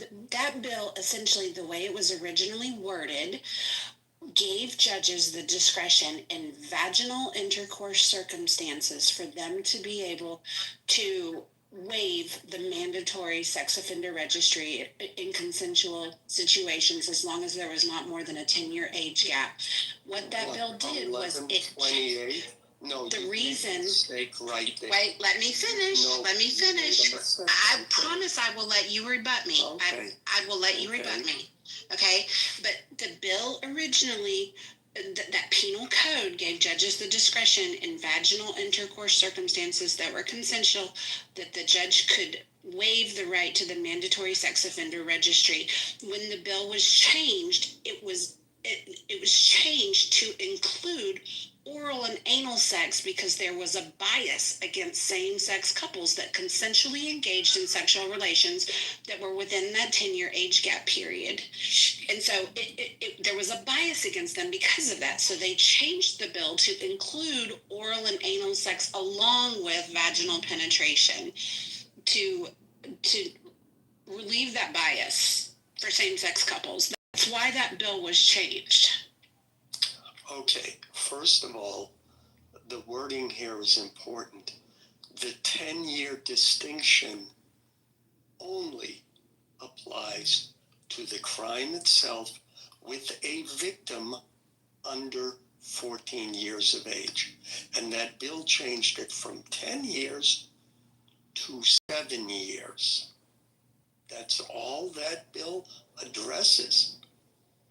Now, the provision that the judge and the way the Democrats presented it as, well, people who were involved in vaginal sexual assault already have this exception, is a false claim. There was nothing in that bill. I just read through the entire bill. There was nothing in that bill that pertains to this requirement of sexual registration and putting any requirement on that sexual registration and saying that, oh, there's a 10-year period. So again, yes, it's the conflation. There is. Yes, there Where? is. Did you just read the same bill? It's in the chat. I read the entire bill. When it talks about 10, it mentions 10 years in relation to a number of things. One of them is the victim 14 years of age and 10 years older. It's talking about the crime, not talking about registration. No. And the entire bill. Alan, hold on. I'm going to pull it up for you. Because and please give me the page number. That'll help. Yeah, because it's only 7 pages long. And a lot of it. Okay, here we go.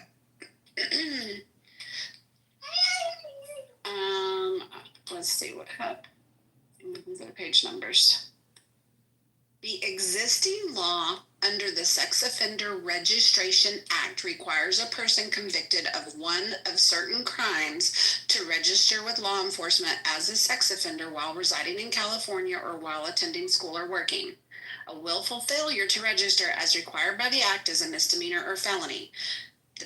This bill would exempt from mandatory registration under the Act a person convicted of certain offenses involving minors if the person is not more than 10 years older than the minor and if the offense is the only one requiring the person to register. The penal code is amended to read as follows. Sections 290 to 290.024. Inclusive shall be known and may be cited as the Sex Offender Registration Act. All references to the Act in these sections are to the Sex Offender Registration Act. The whole bill is about the Sex Offender Registration Act, Alan. Every person described for the rest of the person's life while residing in California shall register with the chief of police of the city in which they're residing or the sheriff of the county if the person is residing in an unincorporated area. Okay, blah, blah, blah. I'm going to get past that. The following persons shall register, and it goes down to list people convicted in any court in that state or in any federal or military court who have committed in the perpetration or an attempt to perpetrate rape or any act punishable under blah, blah, blah. And it goes through those. Notwithstanding, a person of a violation subdivision of Section 286 shall not be required to register if at the time of the offense the person is not more than 10 years older than the minor as measured from the minor's date of birth to the person's date of birth, and the conviction is the only one requiring the person to register. All of this is from the Penal Code of 1996, okay? And they're saying this section shall remain in effect. It is hereby amended to read, I'm trying to get to the meat of it. Inclusive shall be, it's citing a lot of law. Okay, every person, that's just the whole, why do I feel like this is Which bill are you reading? SB 145, Alan. SB 145. I'm reading from, you said this was SB 1148. Let me check the number. No, it's SB 145. Well, you just about 20 minutes ago cited SB 1128. No, I didn't. The whole argument has been about SB 145.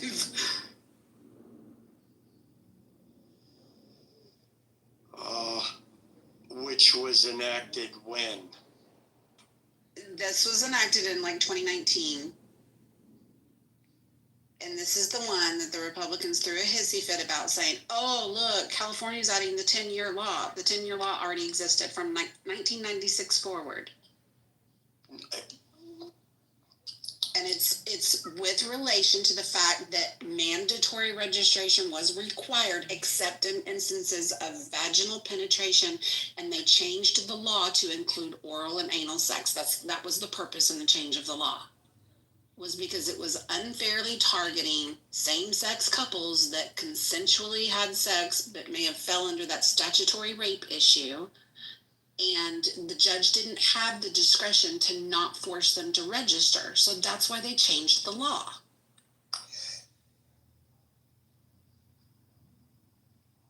Am I on mic? Because yes. Yes. You just, I'm trying to scroll back, but I just saw the thing.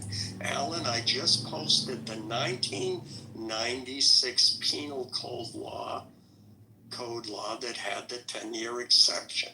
And previous to that, you said 1128. And I'm looking over 1128, which is 137 pages. That's the one I'm reading from. Now you're talking about there we go. Senate Bill 1128. Modified aspects of the Sex Offender Registration Act. Alan, go look at the chat. It says SB 145. Go look at the chat. I'm looking at the chat right now. And it says SB 1. Can somebody else tell me I'm not crazy? Yes. Does the chat say SB 145?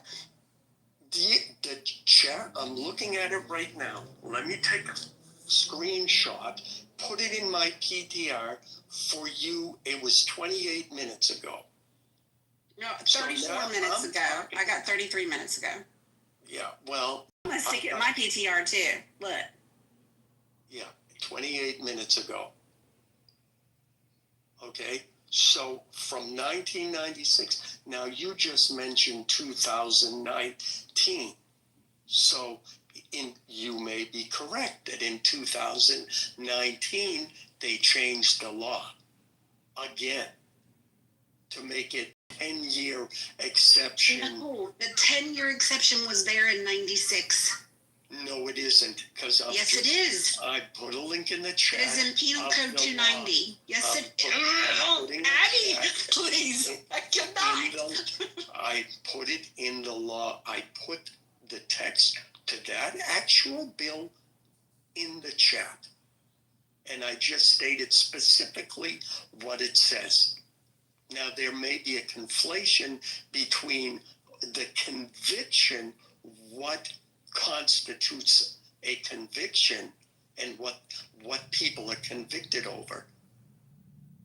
But it changed it from 14 years and 10 years age difference to 14 years and 7 years difference as part of the penal code. But it says nothing about the requirements of sex registration. And there's various things about, well, you have to be on it a minimum of 10 years. The 10-year thing and isn't about how long you have to be on the sex offender registry. The 10-year gap is applicable to, there has to be a less than 10-year age gap between the alleged perpetrator and the alleged victim in consensual sexual acts. It has absolutely nothing to do with how long they have to be registered. That's just about that age gap. But SB 145 was amended to include oral and anal sex so that same-sex couples would not be penalized having to be sex offender registries, because the judge didn't have the same discretion with them that he had with vaginal intercourse. Like that is it. I don't know what bill you're even talking about as far as the criminal acts. The bill that I'm talking about that Republicans lost their shit over was SB 145. It is about registration. Yes, I get it. And your argument and the argument that you presented yesterday and that the Democrats said as, oh, you're losing your shit over nothing, is the fact that they said that 10-year exception was already part of the law, and 28 minutes ago, or now 30 minutes ago, you presented SB 1128 as the proof that 10-year exception already existed for vaginal intercourse. And I just sat and I put the link in the chat for SB 1128, and that 10-year exception did not exist since 1996. So the fact that the Democrats objected to that and the reasons why they did it were valid, because it did make a 10-year exception for everybody. SB 1128 was a modification of SB 1378, which is where the 10-year age difference consideration originally went into effect. It was SB 1128 because they didn't change it. Yes, but it is in 1378, which was back in 1996, Alan.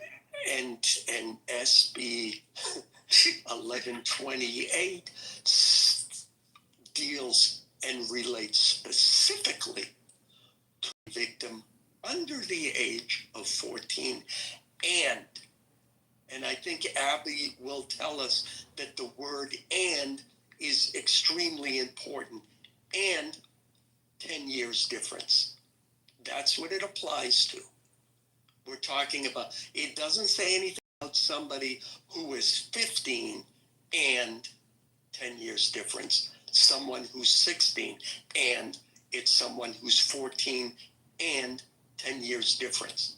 And what what is being presented is that, oh, for anybody at any age, if there's a 10 years difference, well, then that's okay. That is never the case. No, you're wrong. You're wrong. Look, Serenity, I appreciate Google the nature under which we are having this conversation. So let me say it definitively. I'm right, double infinity. I'm right. Infinity times infinity. Oh, damn, I forgot that one. Okay.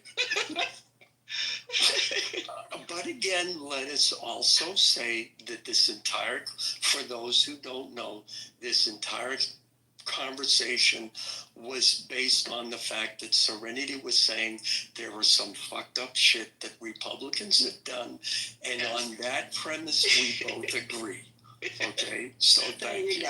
Okay. Yeah. And I'm right, infinity.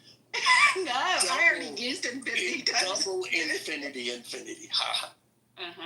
Nanny. Boo boo. That's how we argue up in this joint, y'all.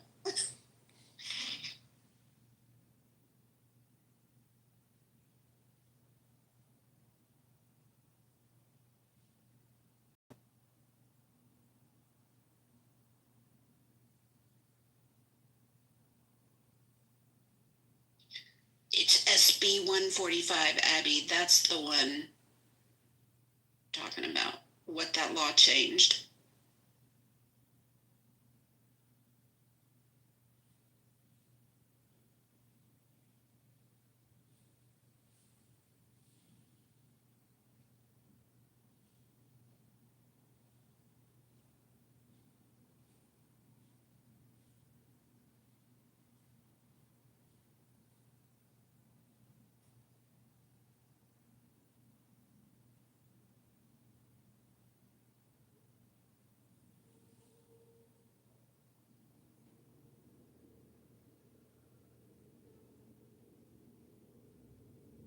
Goodness, it got quiet. Is everybody on stage working?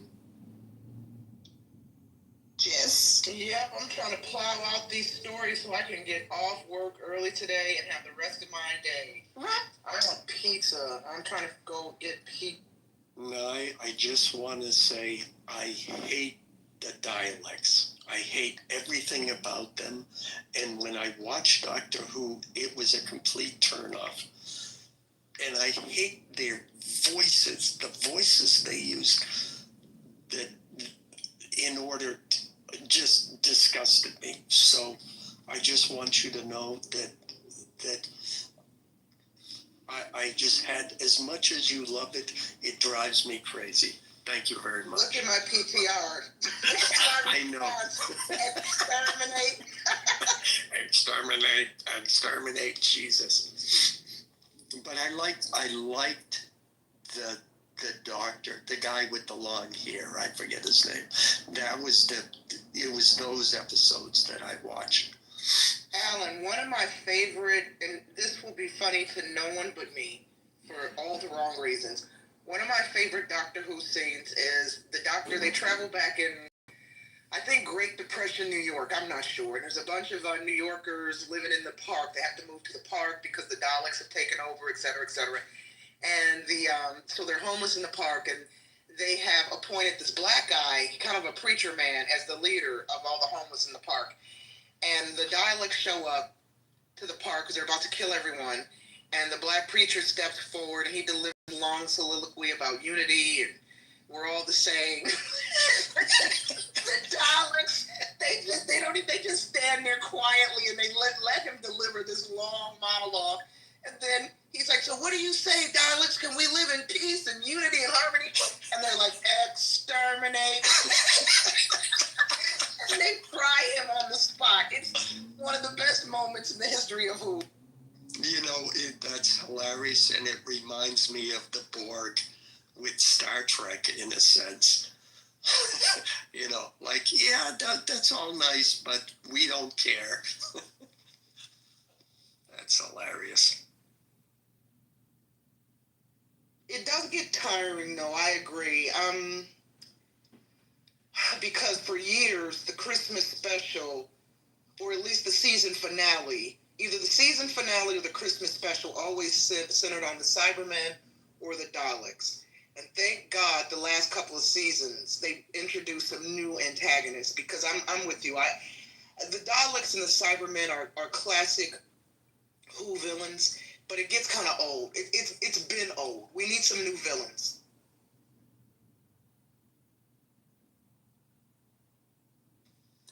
Yeah, there's only one episode comes to mind, is where these two planets have been locked in battle. Like they hate each other, they want to start a war, but they're using computers, so the computers can never calculate the perfect move to actually start the war. And Doctor Who is like, just do something, anything, it doesn't matter. Start fighting. Can you, Nye, can you give me like a Cliff Notes version of what the hell it's about? Doctor Who's basically about, he's a Time Lord. He's a 1,000-year-old Time Lord from the planet of Gallifrey. There was a great war between the Time Lords and the Daleks many moons ago. The planet was destroyed. Most of the Time Lords were destroyed. For a while there, the premise was the Doctor was the only Time Lord left, but then you know, over the seasons, you learn about the Master, so that they're not all completely dead. They introduce new Time Lords here and there, but it's about a Time Lord who can regenerate. So each season, each new season, the Doctor dies, but he doesn't really die. He just regenerates into a new Doctor. So that's why we've had like 14, 15 Doctors now over the history of the show.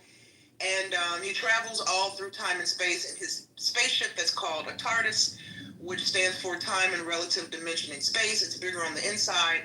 It looks like a police, hold on, phone call coming through. It looks like a classic British police phone box. So he travels in that generally with an American companion. His companions have always been, not American, human companions. And he has a fondness for humans. And he's called upon, you know, by intergalactic forces, and the unit is the government agency based out of the UK that battles all things supernatural. So when there's a supernatural threat, the Doctor and his companion are called to save the day. So that's pretty much the gist of it. He's an alien time traveler who saves humans and other alien races from imminent danger. What's interesting about that, hang on a second. What's interesting about that from a writing perspective is that you can literally do anything you want to do. Create a storyline for an episode that basically has him doing anything you want him to be doing. Exactly. Like there's literally no parameters on what time he can be doing it, where he's doing it, who's even doing it actor-wise. Like it's the most open-ended fictional, like creation board. It's like a blank slate that allows you to literally write absolutely anything. It's almost like there's no rules. It's super interesting. I mean, it's interesting how like generic it is. Well, Mike, that was the original TV show was called something like Chuck Wagon. I think that's the name. And basically, the main characters were on this wagon, and they were like kung fu, where he's wandering America. So what it allows you to do episodically is every week Chuck Wagon was in a different city, and he met different characters. And that's what Star Trek was. As Gene Roddenberry said, look, this is Chuck Wagon in space. I'm on a spaceship. Every week we end up at a different planet. We end up with different aliens. And same for Doctor Who. You try to create a vehicle in which you can introduce new characters. And yeah, like if you want to write a story about dinosaurs or cavemen or the Middle Ages, like he can just show up there and do whatever the hell he does in that time frame. Exactly. And can he fight like werewolves and vampires and stuff like that? Do they exist there? Well, I don't know if there were any episodes. I never really liked the show, but if he wanted to go back in time to 18th century Transylvania, they could do a show like that. Yeah, no, does it pick up other monsters like that? Like other monster lore that exists? I didn't watch the show a lot, but... Oh no, I was asking Niner. Well, just a Niner. Speaking of Star Trek, hold on, just recently, I don't know if it was a Star Trek new series, I don't know what's going on, but they put a TARDIS in the show. So they kind of married Star Trek and Doctor Who just a little bit. They put the TARDIS in like the opening credits or the end credits, or somebody was visiting an alien world and there was the TARDIS, sitting on the planet. I didn't watch the episode, I just read about it. But to answer your question, Mike, do they introduce monsters from other movies and TV shows? Is that what you're asking? Yeah, like vampires and werewolves and shit like that. Do they pull in like well-known other types of monsters? Let me think. There probably has been some werewolves and vampires. I don't know about vampires. There may have been some werewolf elements, but for the most part, I don't think so. I'm really going through my Doctor Who mental Rolodex here. I feel like the showrunners have tried to be original as possible with introducing new monsters over the seasons. Okay. Because, like I said earlier, they understand the assignment with the fandom and the cosplay. A lot of the monsters and characters they introduce, they know the fans want to dress up as these people, right? And they want to make it very specific to the whole universe. That's just my perspective. So if you go to some of these Comic-Con events or these fan comic events, you know, and you see these people dressed up, then if you're a Whovian too, you recognize that's very much a Whovian character, and you're not confused like, oh, is that a Doctor Who character or is that a character from, you know, American Werewolf in London, for example. So I feel like the characters that they introduce, the antagonists especially, are very much for that world. And even the characters, you know, just recently I did a press junket for Outlander Blood of My Blood, right? And one of the actors, I gotta pull up his name escapes me, but he very famously, and he's been in a lot of shows, but he very famously played Vincent Van Gogh in an epic Doctor Who episode. I mean, his performance as Van Gogh it makes you tear up, especially at the episode. So that answers one of my questions. So they do encounter like real people from history. Oh yeah, they definitely do real people. Okay. Definitely do real people. So I was doing the junket, and even though the junket was about Outlander, every reporter that came up to speak to this one guy all asked him about Doctor Who. Because of his performance as Van Gogh. And we couldn't even get to the Outlander questions without the Doctor Who questions first. So it resonates, these characters and these characters and these monsters. So yeah, yes, take it. It's interesting that everyone was asking about that. It reminds me of, many years ago, I don't know what year it was, maybe 2010-ish, maybe later than that. I had this be a Toyota, one of those little boxing cars, and it was sponsored by Toyota, so it was all like a show, like I take it to car shows. So I did it for like 2 years for the Scion brand on behalf of Toyota, just a part-time thing, just for fun. And at the end of it, they like retired the program, and so they gave us this all expenses paid trip to Miami for all the people that had cars that were basically with them. And they flew us down there, and they gave us a bunch of money on a pillow, like cash on our pillow. And it was like 4 days in Miami, South Beach, and they had all these events lined up. And Benny, have you met other people? You remember Steve? He was in there earlier, and there was a question about if Israel is a net positive or net negative, and he went on this whole eternal flame, baby. Shit, what you talking about? They are either 11-year-old, 12-year-old, or maximum 15 or 16-year-old. They are kidnapped every day. Three girl children from minority community are kidnapped and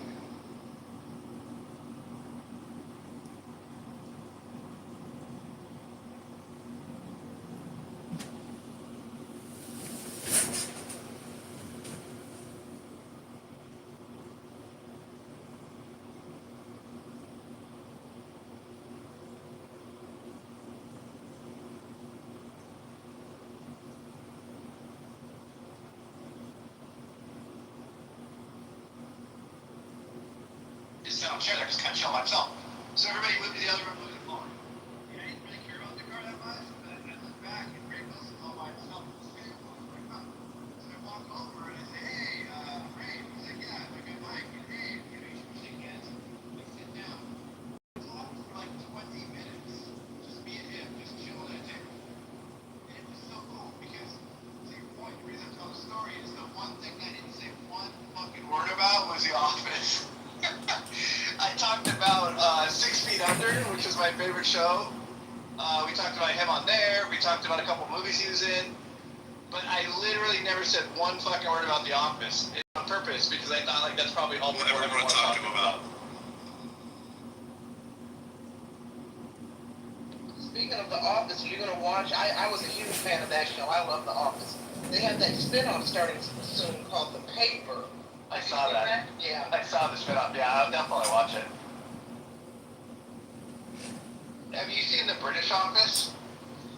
know what, Mike? I've seen episodes over the years. Only recently did I start from the beginning. I said, let me go back and watch the British Office because I miss the Office, and I've seen every episode of the American Office a dozen times at least, right? So I said, let me go back and start watching from the beginning, the British version. I literally just started it maybe 2 or 3 weeks ago. Okay, so when I watched the British Office maybe a year or two into the American Office, but not recently. And so I feel like if you went back and watched the British Office now, because it was only, I think, 2 seasons and they canceled it on purpose because Rich Gervais wanted to end on a high note. The American Office was on so long that I feel like it became much more polished and much more, probably a better show, I guess, toward the end of its run, for sure, than the British Office was at the end of its run. So I feel like if I watched it now, I wouldn't appreciate the British Office as much as I did when I watched it back to the American Office like a year or 2 in. And I think it's because they share the exact same episode. Some of the episodes are identical, right? American at first just copied the British show exactly and repeated the characters and everything.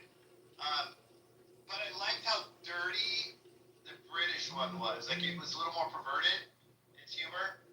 And I thought, I liked that, because the American Office was kind of a washed down version, I thought, from like an outrageous, perverted standpoint. But I think now if I watch the British Office, I probably wouldn't enjoy it as much as I enjoy the American Office in general. That's just a guess, though. You know, speaking of the American Office, I read just recently John Krasinski. This is really interesting. He said his greatest regret was when he got cast in the show. He and his buddies decided to go down to Scranton, just to film Scranton, you know, kind of like research as an actor. And he had his, you know, camera and or his a phone, whatever. He just filmed some footage. And the showrunner, or maybe it was the executive producer, somewhere over the network, saw his footage and asked him, hey, can we use your footage as part of the opening for the show? So the footage that we see as the opening, you know, opening credits on The Office, that is actual homemade footage that John made.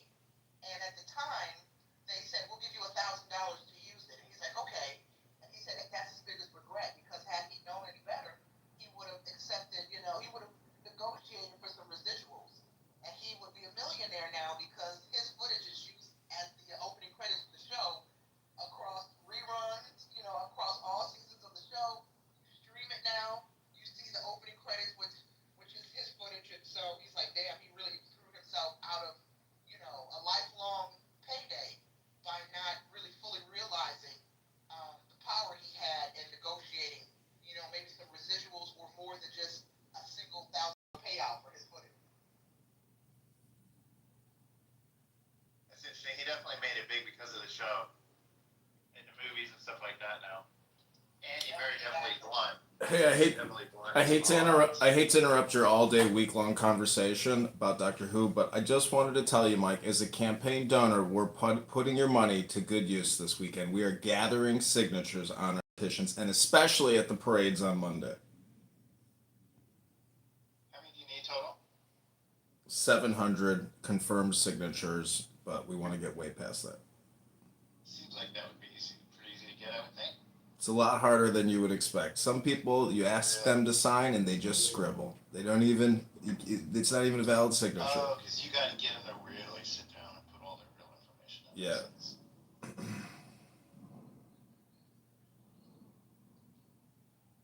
But I'm posting in the gig section right now on Craigslist to find promo girls who have MAGA hats. So I want to get hot chicks with MAGA hats and American flags gathering signatures. They won't even have to move. Men will just come up to them and sign. Listen, the way I look at what you're doing is we're politically aligned, so that's easy to understand. And then you're doing something. You're literally doing something when other people just talk. And so I respect that. It doesn't mean that you're going to have a chance at winning. It doesn't really matter. The fact that you're doing it, I mean, it takes effort, and it's a step beyond what most people are willing to try to do. And I support that idea.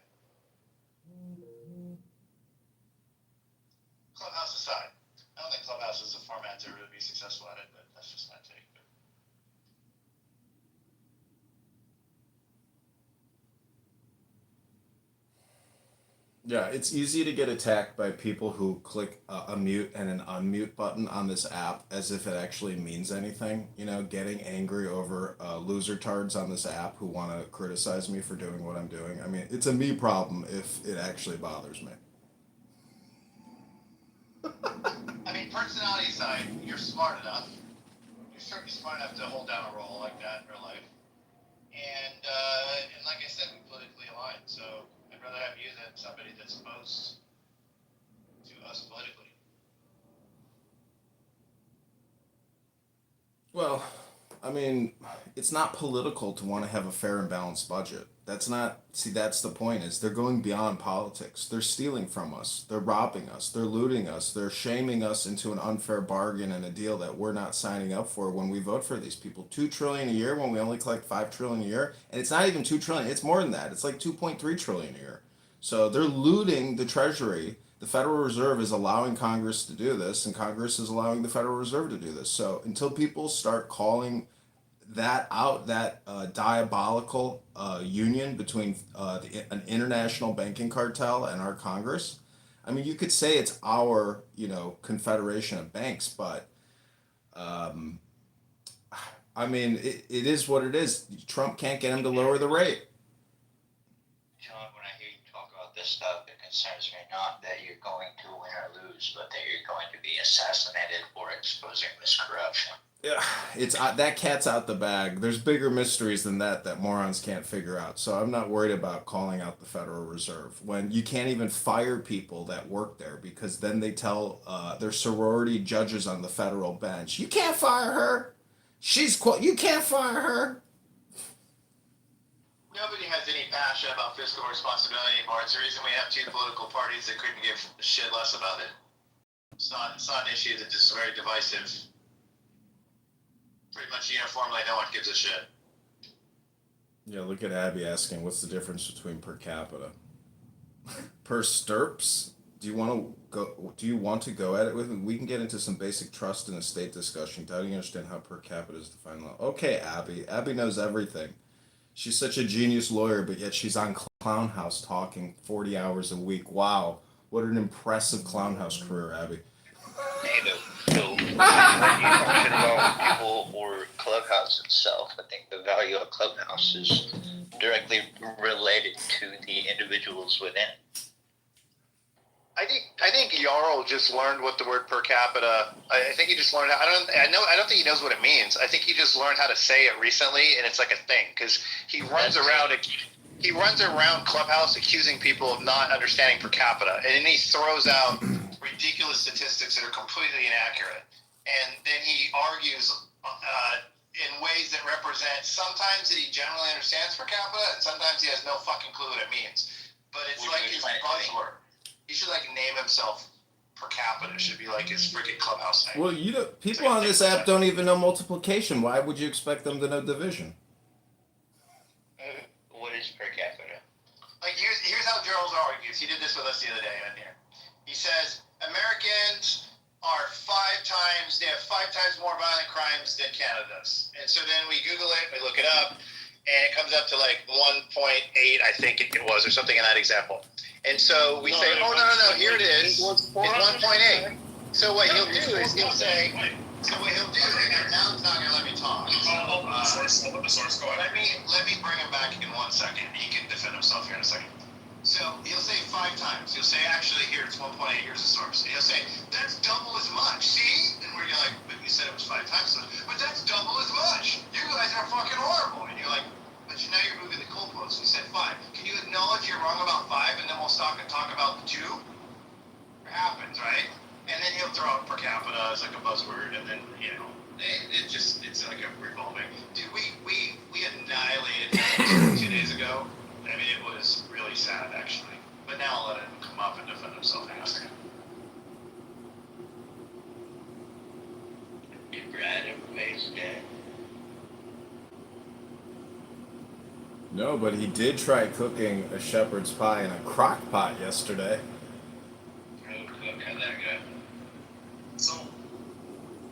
Do you know anybody that can actually cook and talk on Clown House at the same time?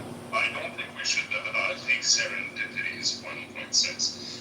maybe I said violent crimes. I don't remember, but the actual statistic that I was referring to is homicide rates from firearms.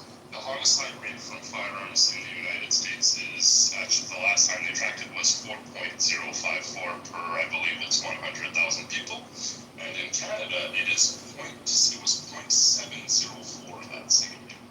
That is just about 500% difference. It's you can do the math. Maybe I'm off by like a handful of percents, but it's 100% accurate. And to your statistic, I think it's violent crimes.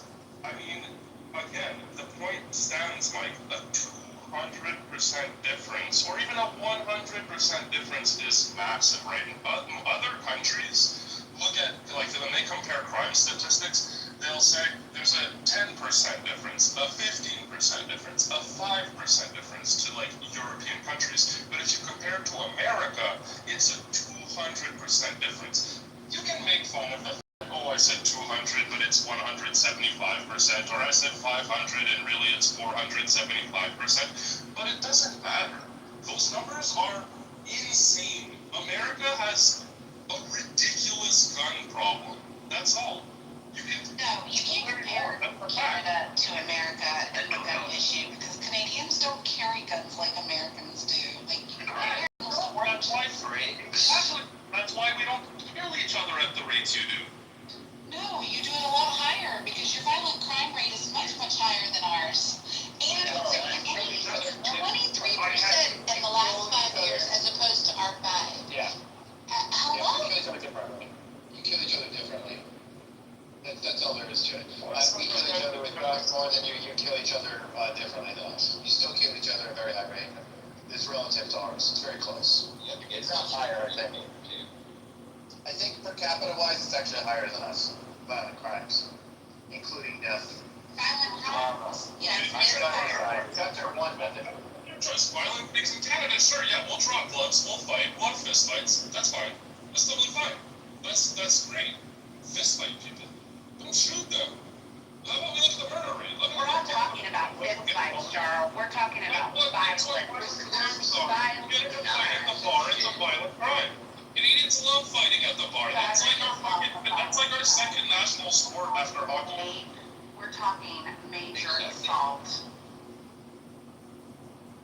Yeah, I'm not really talking about fist fighting, but I mean it's kind of a gaslight of the room when we say something and then you categorize it in a manner we're not saying and then act like you're responding to that. Both countries. Let me take a look. I'm pulling it up. Hey, Carl, is your healthcare free? Let me just ask yes or no. Simple question. Is your healthcare free? Well, you say, why is it a binary?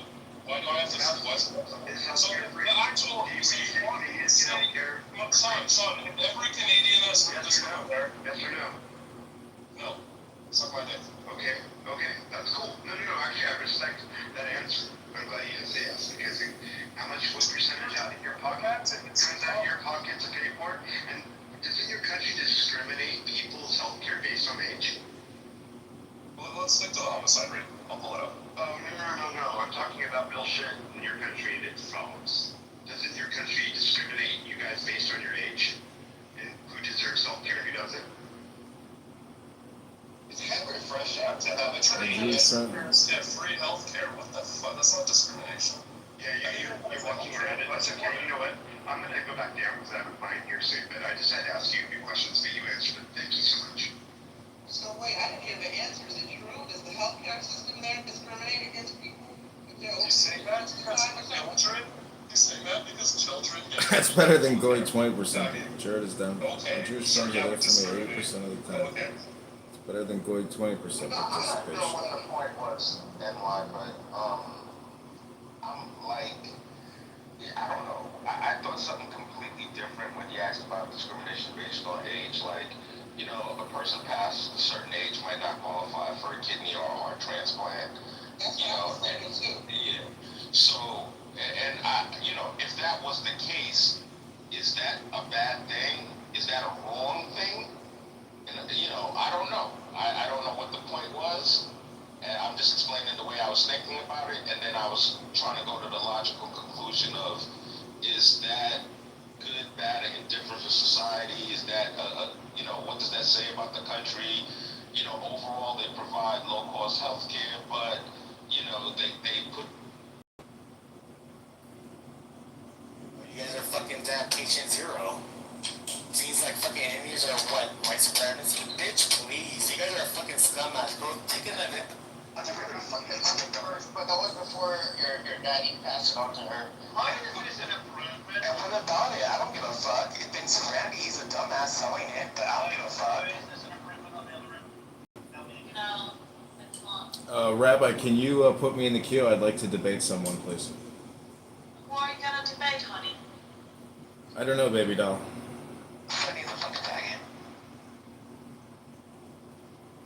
Oh, that's right. Oh, you made him a boss. What's that, Sonny? What's that, Munchie Brother? What's that, Sonny? What's that, Sonny? What's that, Sonny? What's that, Sonny? Oh, Sonny. Oh, bye, Sonny. All right. Bye, Sonny. I'm not sure it's happening. I gotta say something real quick. Can you hear me now? Yes. Yes. All right, Sonny. Yes. I got the fucking outfit right now. Similar to like a Dorian or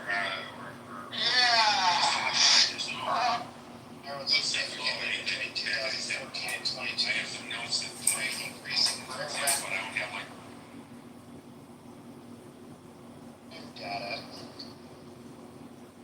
Lower than the U.S. for 2022. But a different source indicates Canada's violent crime was 14% higher than the U.S. in 22. Canada's homicide rate has historically been lower, but it has also seen a significant increase. Between 2014 and 2022, Canada's violent crime rate rose by 43.8%, while the U.S. saw a 5% increase over the same time frame. While still lower than the U.S., Canada's homicide rate also increased substantially by 53.5% between 2014 and 22. Here's what I'm seeing. Hello, my name's Jamal. Although it's true that Canada has a lower rate maybe in terms of violent crime than the U.S.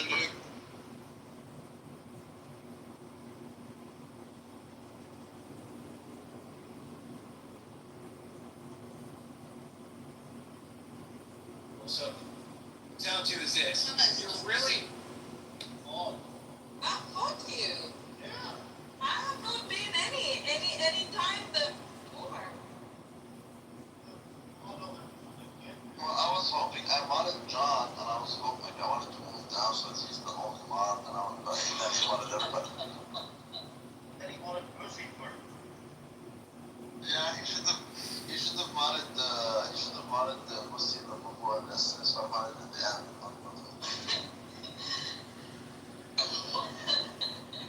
Well, he should have modded anyone, it would have been cool if he's the only one. So I modded something. You do that, John? You know what I like, Randy? That game you came up with, like, where you gave bullying crime, specific bullying crime. Well, Yeah.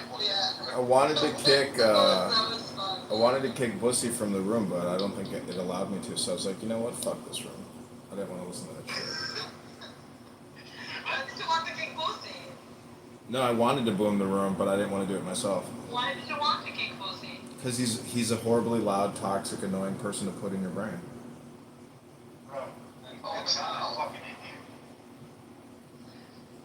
Oh. There you go.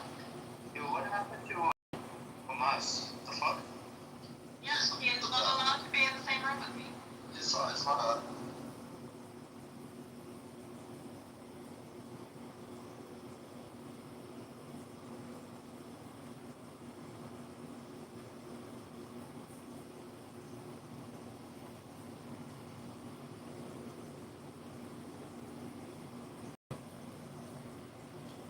population of the United States isn't a billion, right? Are you fucking stupid? Hi, moderators. I hate to interrupt this amazing discourse, but if you could put me in the queue, please, I'd like to read a poem. Thanks, moderators, for the consideration. I appreciate it. This is candidate Congressman John speaking. Thank you. Oh, I don't know if you guys heard me, but moderators, if you could put me in the queue, I just wanted to say a poem, 60-second poem. Thank you, moderators. 60 seconds. Gentlemen, can we take 60 seconds to listen to the poem? Also, one last thing, and then kick me out of the room. Just one last thing.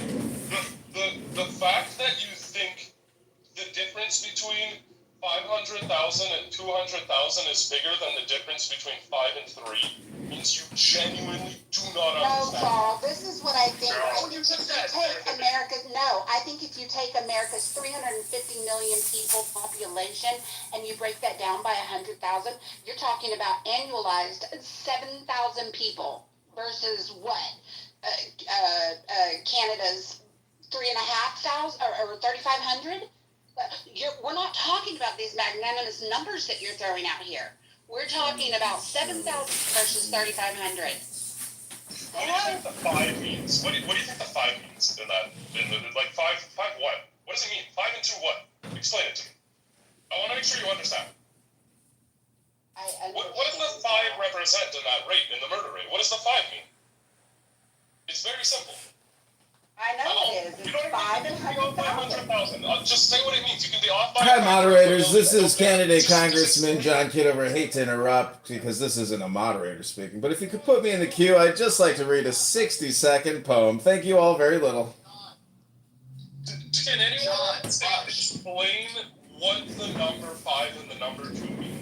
You don't have to be right by like you can be off by a factor of 10, 100, and 10,000. I don't care. Just explain what the 5 or the. Hey, yo, can you please show me?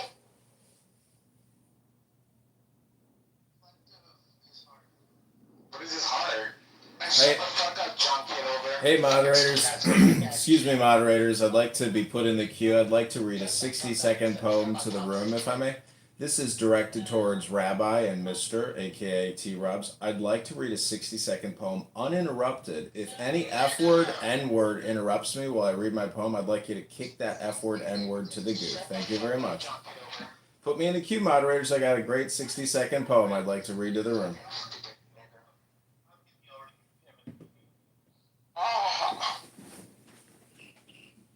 Okay, this is the poem, moderators. Here we go.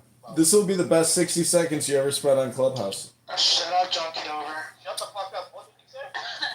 I was dead, then alive, weeping, Nigga. then laughing. Nigga. The power of love came into me, and I became fierce like a lion, and tender like the evening star.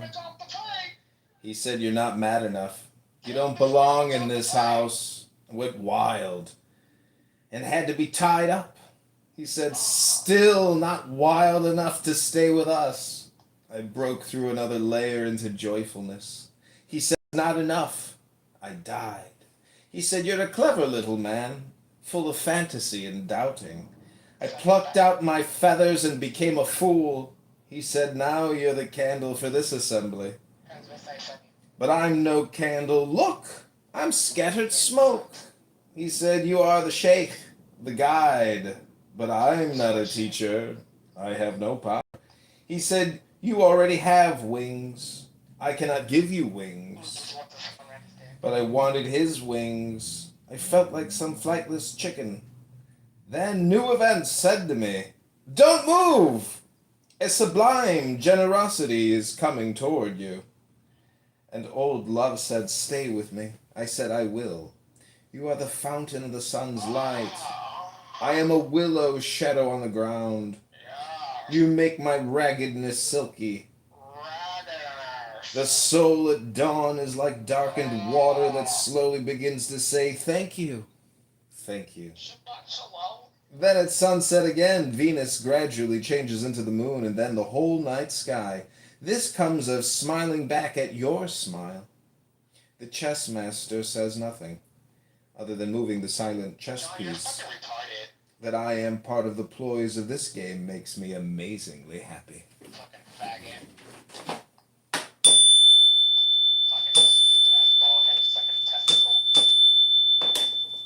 Well, the one thing that is common amongst all of us in this room is our brains.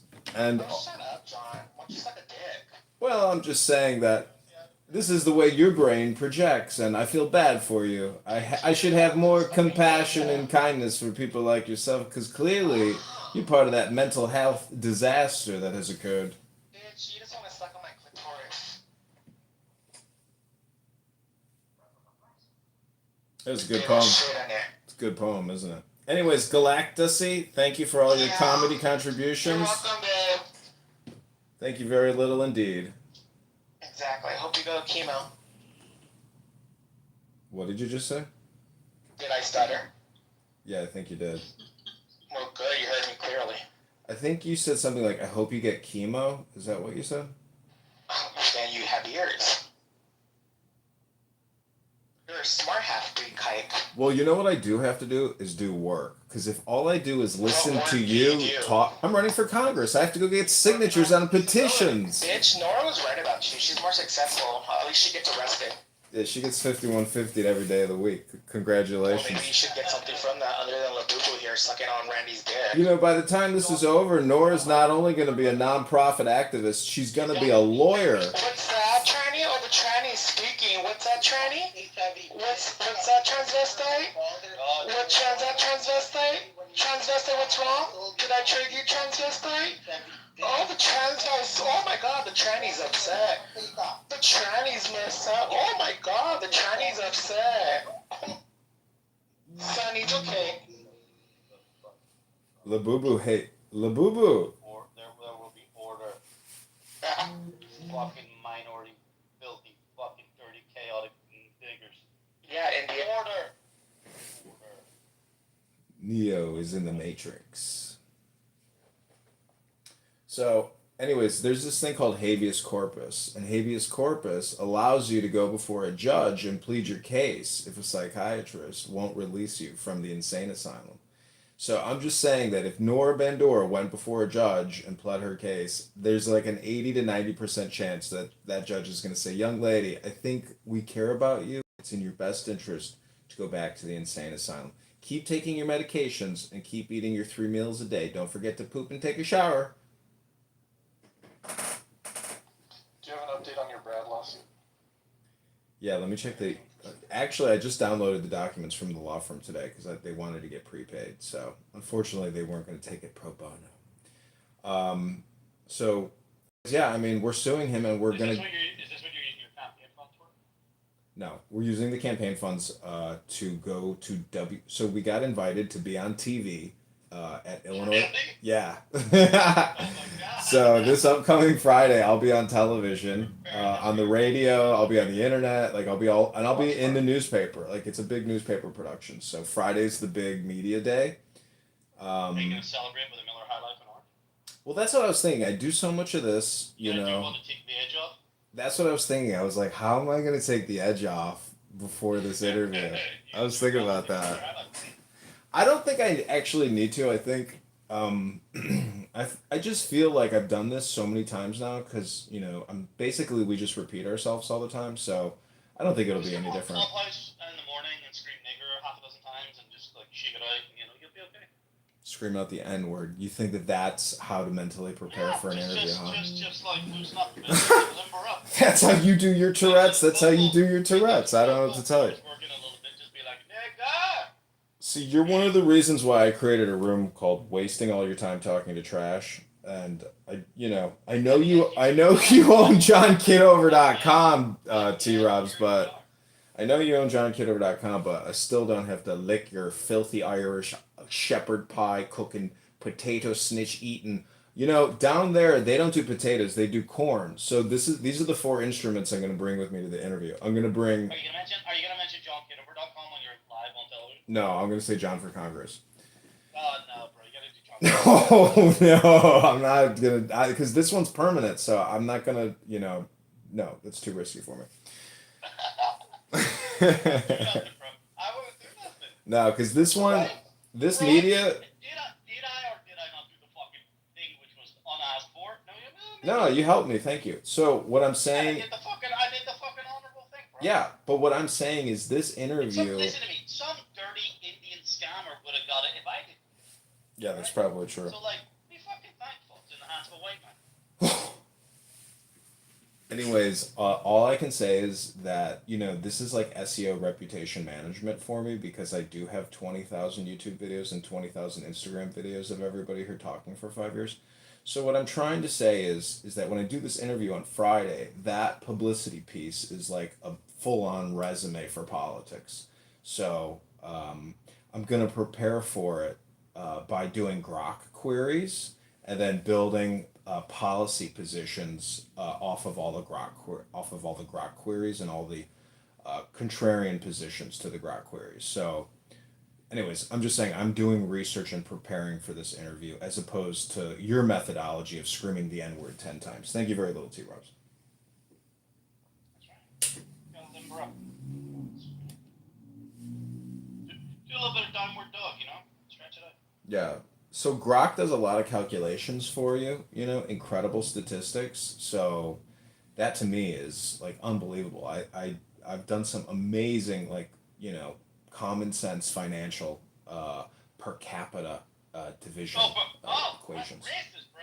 That's racist.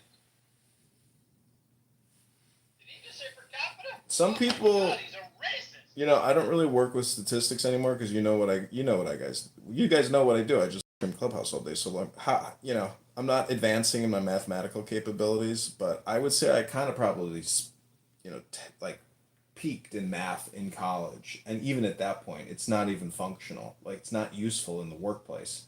If you come out of college today, you have to be so proficient and mathematically capable on Excel, otherwise you're worthless. Like Randy here. You gotta be a prompt engineer. Yeah, basically you got to be an engineer, really, because A prompt engineer. yeah, well, you're right about that, but what I'm saying is if you have an actual electrical engineering or computer science background plus, you're doing you're trying to actually functionally use your prompts to integrate it into your product, and we're talking about mega products, but For sure. anyways. Well, actually. Yeah, if you're a coder, like Jack who started Twitter. Yeah. If you go to his X account, he actually you can see he's a lot more mature or crazy than somebody like Elon Musk. Elon Musk is a content whore. Adrian Dittman is a content whore. Jack just posts and there's a quote that says we believe in functional coding and no kings, no presidents, etc. So technically America is set up in a way that every American should be an accountant and a software developer because we have no king. We're technically like a mega corporation. So everybody everybody is vying for position in this huge accounting scandal, which is nothing but financial fraud. That's the craziest thing about the American system. Is everybody is integrated into the biggest skim ever, which is 2.3 trillion a year. It's currency manipulation. But we're giving it all away to Fortune 500. Grok will actually tell you in the big beautiful bill how much each corporation got from it. And it's just unbelievable. It's 500 billion a year split up amongst the Fortune 500.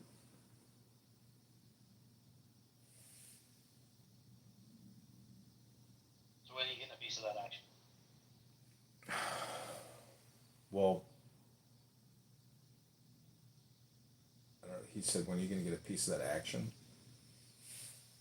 The whole thing is I have to get signatures. So I have to be totally focused on gathering signatures. So today is like the kickoff day for signature gathering. And right now I'm posting in Craigslist to all these towns to try in the gig section to try to find petition gatherers, circulators. But I'm gonna have to personally go out there and get, probably 400 signatures myself at a minimum. So it's literally, meeting people in the real world. But I'm gonna live stream it and put it on Clubhouse as I'm gathering the signatures. I'm gonna bring a chest cam with me. What for? There's no point to do all this work unless you film it all. So I have a chest cam. Oh, but you mean on Twitter or on YouTube? Yeah, I'll live stream it onto YouTube and X. And I'll live stream Oh, the John Kitover show is going television, is going real world. Yeah, you need to get me distribution in the UK. Like Really? yeah, I can do a fake. I can do a fake English accent, pretend I'm like an English lord, and basically reverse engineer Sacha Baron Cohen. Do the same thing that he did, but pretend I'm English. Instead of Borat, it's Boris. No, we'll call it King John. You know, I have this book on King John and how he ruled Ireland. Have you ever read the history of King John? King John V. Uh, I don't know the number, but the book I have is called King John. It's one of them. I'm not sure which one. But anyways, I'm just saying, like, when you read it and you read how the way they lived in their caravan, you know, like their royal caravan or their supply line, um, it's wild. Like, it's because it's the medieval world. It wasn't like, you know. Bro, I'm literally parked outside a castle. Well, anyways, I'm just saying the way you lived in luxury as royalty in the medieval ages was really interesting because it was basically like very high standard, but also, you know, very cringe and crazy. It's amazing that people would like worship a king, you know, like everything was for the king. So such a crazy concept. Yeah, well, the king was put there by God in theory, right?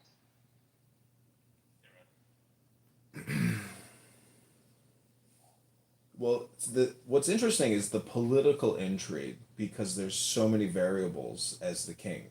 Well, you're still worshiping your kings. I mean, now look at your PTR. You have Trump, and would you dare go against? But do you think there's anything wrong with pedophilia, Trump? Of course there is. Don't ask me. He's a pedophile. Don't He's a ask. pedophile. Dare say that? Oh no! See, Well, you because, guys like, are. according to See, Trump, this isn't even normal political That's not discourse. true. well, This suddenly, lo and behold, like an entire population now sees nothing wrong with pedophilia because Trump said That's that. not true. Of course, that's true. Rabbi is the sickest individual because the fact that I'm live streaming all of this and he uses all these words. But I'm the thick guy, but you're literally the one. You go by the name Rabbi. Your name is your name is fucking Muhammad Abdul Al Jaziz. Then then Fakhuri or whatever. What is your real name? You know the fact that people address you as Rabbi. I mean, do you think Epstein did anything wrong? Listen, I'm not going to answer any of your ridiculous, stupid questions. Exactly. No, I'm happy to answer these questions if you wanted to do this professionally. But I'm not going to do this when you. Talking about worshiping kings when he's literally worshiping a president. All right, I'm done engaging with you. I'm going on mute. Or anything, but I'm just saying, like, where do you draw the line? I draw the line on the sand and I put a chicken in front of the line and the line doesn't move, but you just keep running your mouth nonstop. You don't know how to have a real conversation. This is a troll room and you're a super troll. I congratulate you. You're the greatest of them all, Rabbi. But you know what? You're still a schmuck. No matter how hard you work, even if you become a CFA in Canada, it's not going to mean who gots. You got that, Rabbi? So where do you draw the line? That's basically what I'm looking for. In the sand where we put your nose, your beak, you're a chicken, Rabbi. You're nothing but a chicken. So why is Ghislaine in the You're nothing but a chicken, Rabbi. Do you believe that Trump is either a pedophile or simping for Listen, if this is how you spend your Friday, I created a room earlier. It's called Wasting All Your Time Talking to Trash. You should have come to my room. You would have been perfect for it. But instead, I came here to live stream you into the room called Wasting All Your Time Talking to Trash. Everybody, that's what Clown House is. Wasting your time talking to trash. That's it.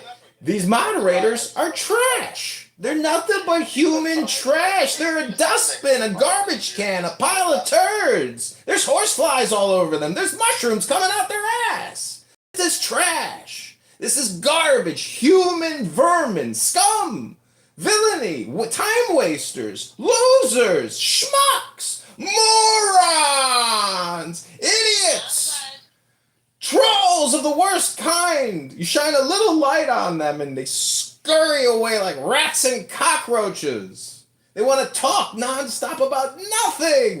They're the dumbest people you could ever hope to meet. You know what a real idiot is. These aren't fools, ladies and gentlemen. These are morons.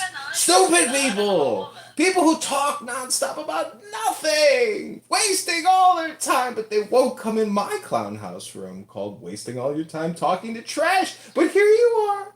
Live streaming even. Well, the truth of the matter is, Trump is either directly engaged in pedophilia or he is covering up for pedophiles. And far be it from me to be a pedophobe or anything, but I'm just saying that clearly something is going on there. And I do find it to be very interesting how the same people who were talking about it now have no problem with it. What do you guys think? Exactly.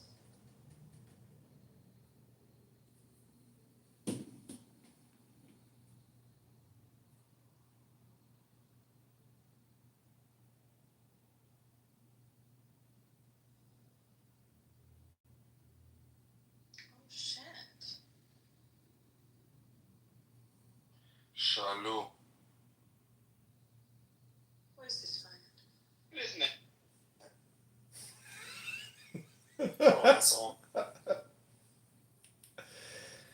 Oh, man. Here we are again, repeating the pattern, stirring the pot, the same game all over again, just like in old times. And I'd say about 30 seconds, Bond's going to appear on stage. And it's going to be just like the old times, Pepe. Just like season 1, season 2, season 3, season 4. The reason I've given is because, spam account. In other words, making more than one account. So people are reporting me. Yeah, it's not Clubhouse. It's people on Clubhouse that get accounts clipped. Exactly. No, I know. Yeah. It's not just me being on here. This person doesn't want me to be on here because they don't want the lies exposed.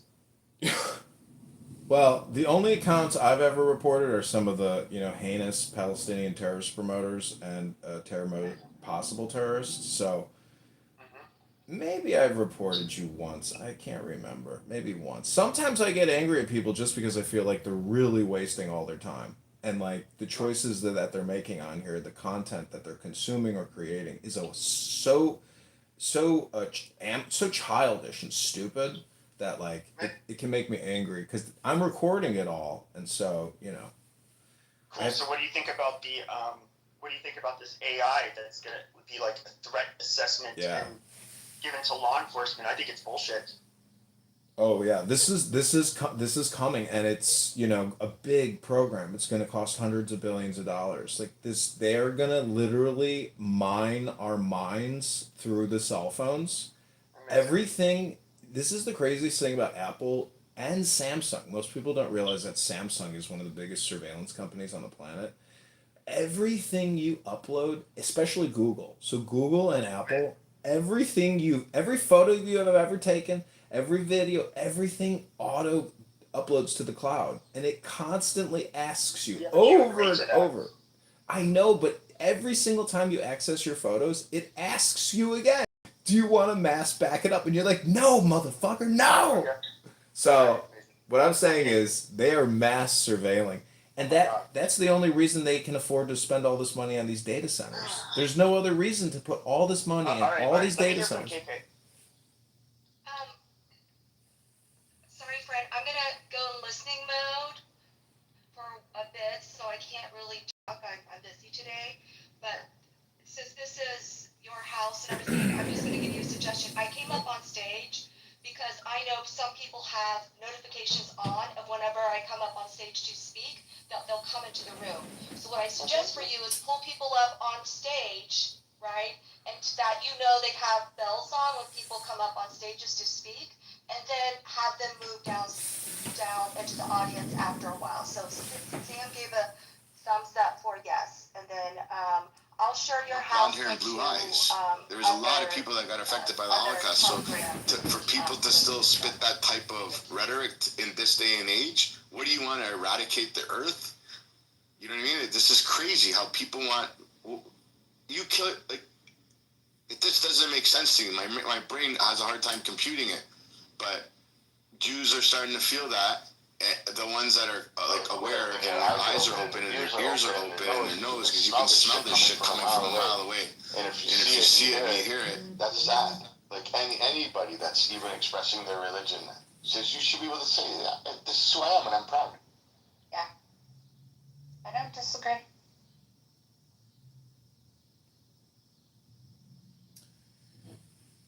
Not at all. Hey moderators, this is candidate Congressman John Kitover. I'd like to read a 60-second poem, if I may. Please, go ahead. You do it fast, John, like you know those drug commercials where they rhyme it out so fast? You could do like 3 commercials in 60 seconds. Go for it.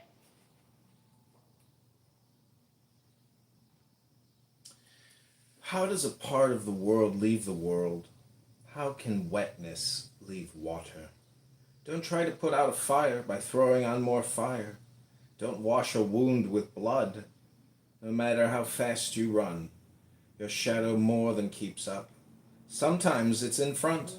Only full overhead sun diminishes your shadow. But that shadow has been serving you.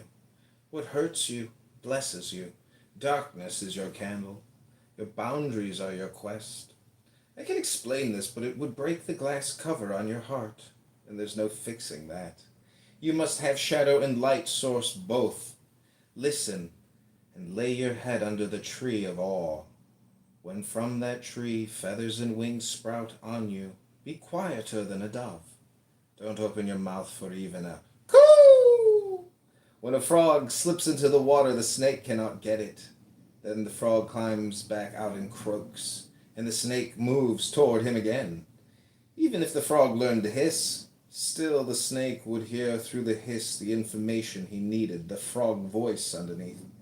But if the frog could be completely silent, then the snake would go back to sleeping, and the frog could reach the barley.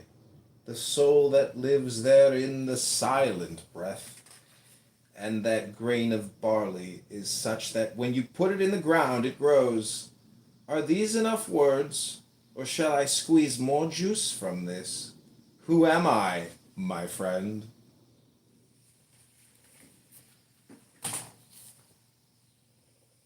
Thank you, Mr. Kitover.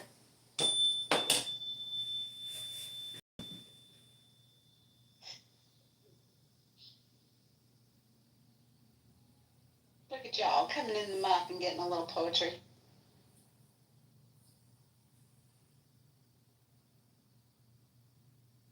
Got everything in this room. We definitely do. I heard a guy came in here yesterday with an STI just for walking in the room. I don't know about all that. Maybe one or two that I kicked. Yeah, something. Hey Jaro, can you give me a quick definition of per capita, please?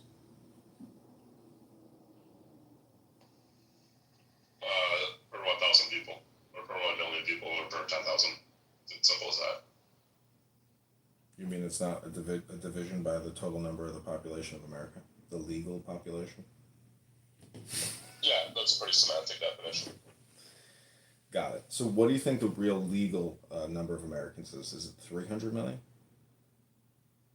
The legal number of Americans? Like legal citizens? Yes, Social Security bearing individuals who actually file a tax return. I don't know, but I wouldn't argue whatever number you give me.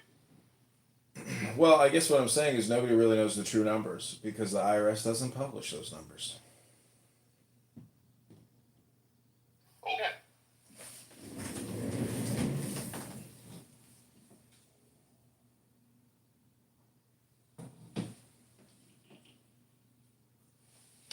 What's the current Muslim population of Canada? I don't know, probably a couple million? I don't know, but 5,791 incidents happened during 2022 and 2023 of anti-Semitism, anti-Semitic attacks towards Jews. And it's increased 211%. Well, I think Jews have to become like ninjas, Absolutely. I see Chabadniks, dancing in the streets with the menorah, and I'm like, I cannot believe, what they're doing. Like, But they have no fear, and that's what I respect most about them is that they It's not that. It's because they have faith. well, their faith overcomes any fear that they might speculate on. Absolutely. I don't know. To me, it's just it's the wisdom that gives them that faith because it's more than faith. It becomes certainty for them. So they've taken a step past faith into certainty, and that's real power because that's real action. And the thing is, it's that joy and love that they exhibit and give when you meet them if they're doing something at some public event.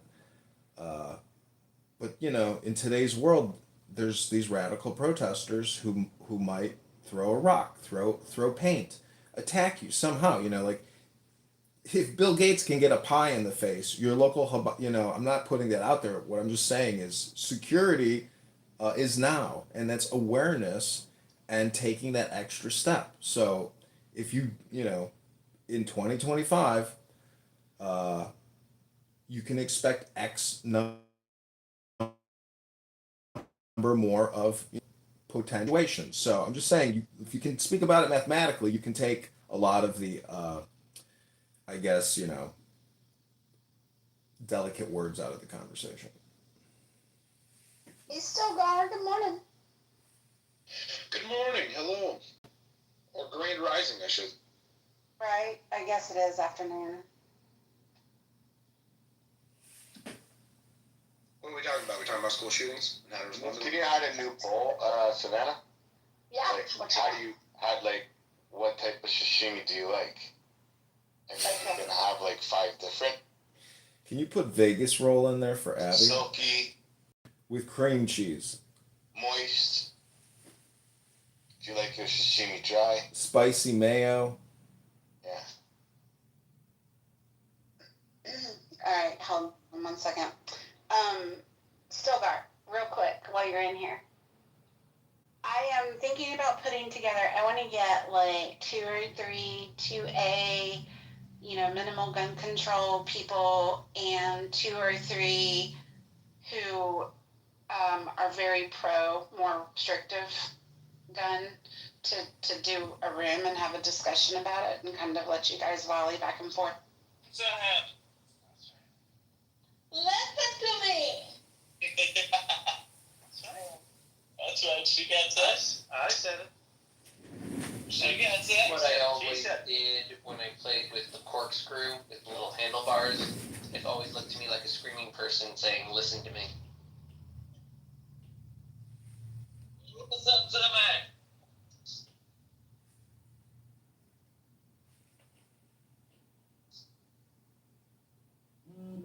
to me. Okay, listen. Do you know that Tim one time threatened me to be dead to him? So is that were you throwing in all of his arms? That was not a threat. It was a threat. He said, "You're 5 seconds away of being dead to me." Not seconds, probably 5 steps away. I recently joined the International Tourette's Association. The ITA is known as the International Tourette's Association, and they have an online verbal tracker now for people that use the N-word. Mick Dickerson and Randy are up there in the top leading polls of all humans alive right now on the planet that use the N-word. So congratulations, gentlemen. You've set a new International Tourette Association record. Child. Congratulations, gentlemen. John, who did you mean? You said Dickerson and Randy. They're the same person, though. No, T-Robs and Rabbi here. They're 2 different, personas. Congratulations, gentlemen. Did you hear that Nora was arrested yesterday again for that? Yeah, I heard, yeah. What's wrong with Lou? Lou, have you ever had a job yet in all these years of being on Clown House? No. Congratulations. You're going to make a great AI researcher. You're going to be so good at AI prompting, you're going to start doing prompting saying, why am I doing promptings on AI? Why am I doing so many promptings on ChatGPT? Why am I going to do so many AI promptings on Gronk? What? Don't you think that that's traffic? I know we had a conversation about Nora earlier today. We talked about habeas corpus. I'm sure McZett can tell you what habeas corpus is and how it can help her get out of the psych ward. Mixed, why don't you tell everybody about the power of habeas corpus? Okay, my question is, who The neighbors.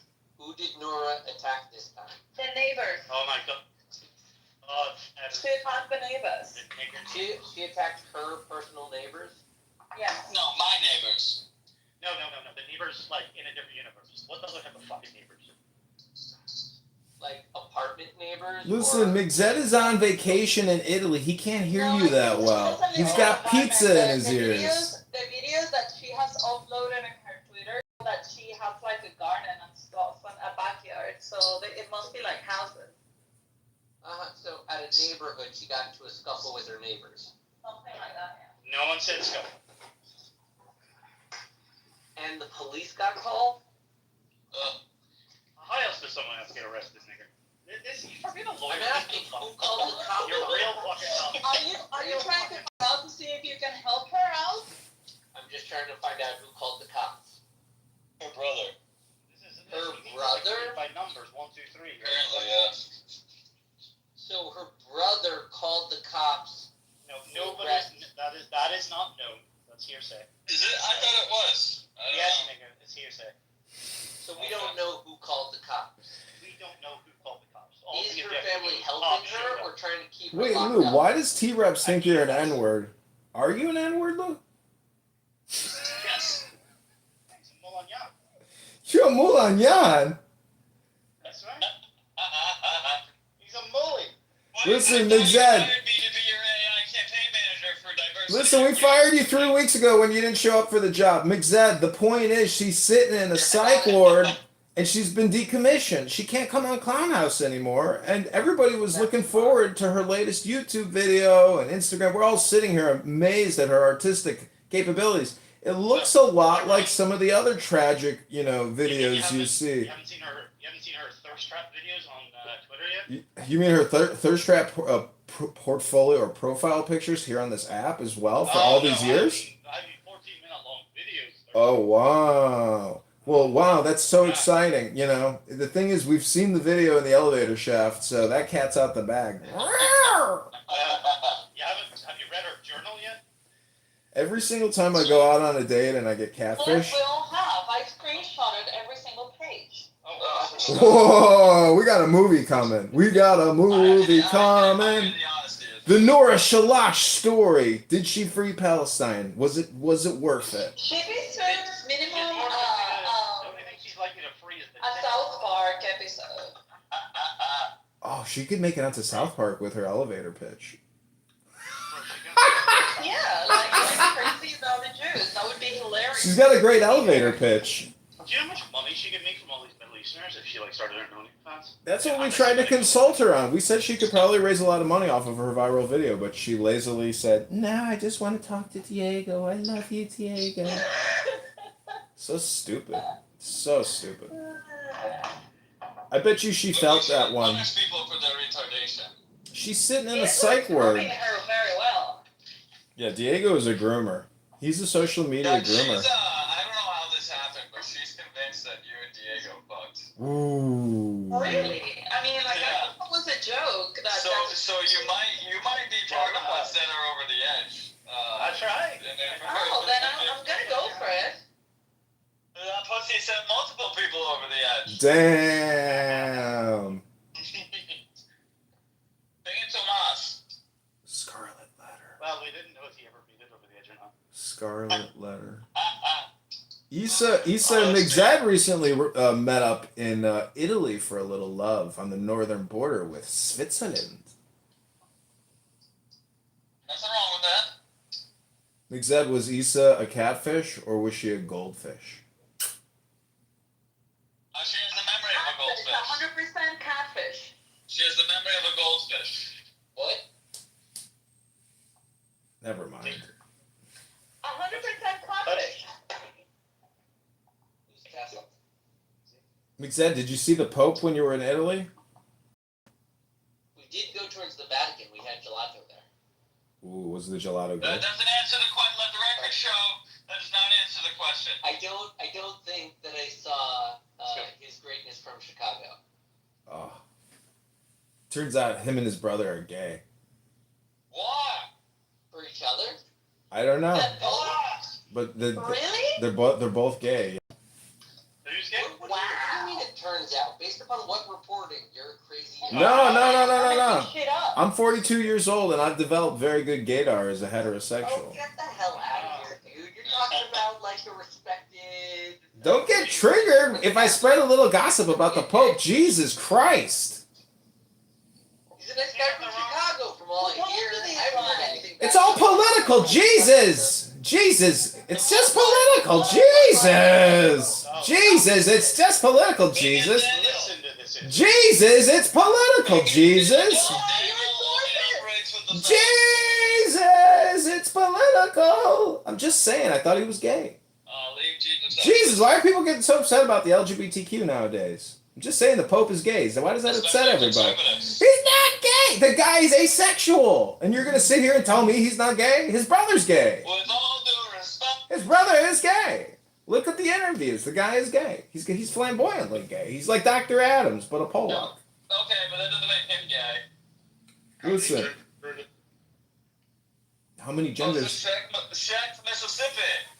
Mixed, tell us about Adam Kadmon and the first transsexual. Who is Adam Kadmon, Mixed? That's Adams. No, I'm saying before there was Eve, what was the name of that human that Adonai Hashem created? Adam. I know its name, or his name was Adam, but you know, what was Adam's gender prior to the creation of Eve? But wasn't You can't be a man. You can't be a man. Wasn't there first another couple that he kind of like washed off, and then he created Adam and Eve? No, Adam and Eve are the first. You know, Adam is the creation. Eve is the creation from Adam. That's why every woman is subservient to man, because you came from us. It's not the other way around. Oh my God! Shut up. Why is this so triggering? This is Jewish. This is Jewish logic. This has to deal with gender. Don't get upset about the conversation, princess. Jesus. No, you just sound like Yes. a man that is lonely and wants to blame women for all of his problems. I mean, what's wrong with that? Oh Jesus! I'm gonna go have lunch. Nothing. Just Melissa is such a feminist that she thinks that God is a woman. Oh, child. Look at this. We got British Hodel in the house. I don't think God, or gender neutral. God does not have a gender. I don't think God is a woman. You know, British Hodel gave great advice to the people in Gaza before the war. British Hodel kept encouraging Palestinians to invest in Bitcoin. You mean Pakistani hodl? No, British Hodel. No, Pakistani hodl. So wait, were the people in Gaza? Pakistani, he's Indian. Were the people in Gaza transacting with shekels, or did they have their own Palestinian currency? Anybody? Or was it a blended currency in Gaza? What was the question again? What was the primary currency being used in Gaza, or what is still the current primary currency? US dollars. Bitcoin. Anybody? I put it in grok. No, it's the shekels. You guys spent years talking about the war in Gaza, and you guys don't even know the currency that they transact in? Jesus. You didn't know This either. app is so political. Jesus. This app is so political. Jesus. It's shit. You didn't know either. Otherwise, you wouldn't have asked Brooke. Is it children? Listen, Lou, let's just talk about AI for the next 10 minutes, How because it goes? I love AI, just like I love No Harm, Boo Boo, and I love Phantoms. Fatima. Did you just say Adams? Hello, Yola, Rabbi, Anderson, Hello. Shade. How you doing, Boo Boo? Mr. Anderson, can you tell No Harm to come on You stage? go just anyone, Boo Boo. Yeah, new house permission. Isa got it, exactly. They do call anybody boo boo. Don't feel important. Fatima, did you hear the bad news? Did you hear the bad news? Our girl Noura Bandour is back in the psych ward. She attacked her neighbors. She's in a straitjacket right now. They're pumping her full of lithium. And she's sitting there saying, fucking rabbi on Clubhouse, fucking T-Robs, fucking Issa, fucking bitch, fucking McZed, all these fucking Zionist entities on Clownhouse, a fucking Clownhouse!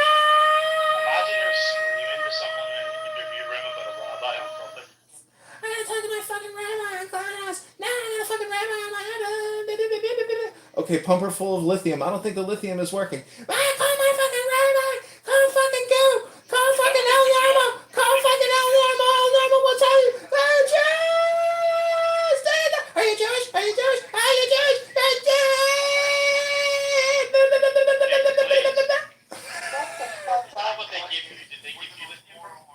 Yeah, they definitely do. Let me go, let me go, let me go, let me go, let me go. Why are you detaining me? Why am I being detained? Are you detaining me? Why am I being detained? Okay, stop. Enough, dude. What is he being detained for? So, I don't know if you guys know Mike Moon. On October 7th. And what's that number going to be? When it gets to 200,000? Are people bothered by 1,700 or 200,000? I mean, it's something. The number's the number. I mean, the number's the number. And the number's not going to make people feel Why the hell didn't you record that room when they arrested Nora? No, I wasn't in that Where were room. you? I was probably on Clubhouse. You could have been a youth. This whole fucking time you've been working your whole fucking Clubhouse life.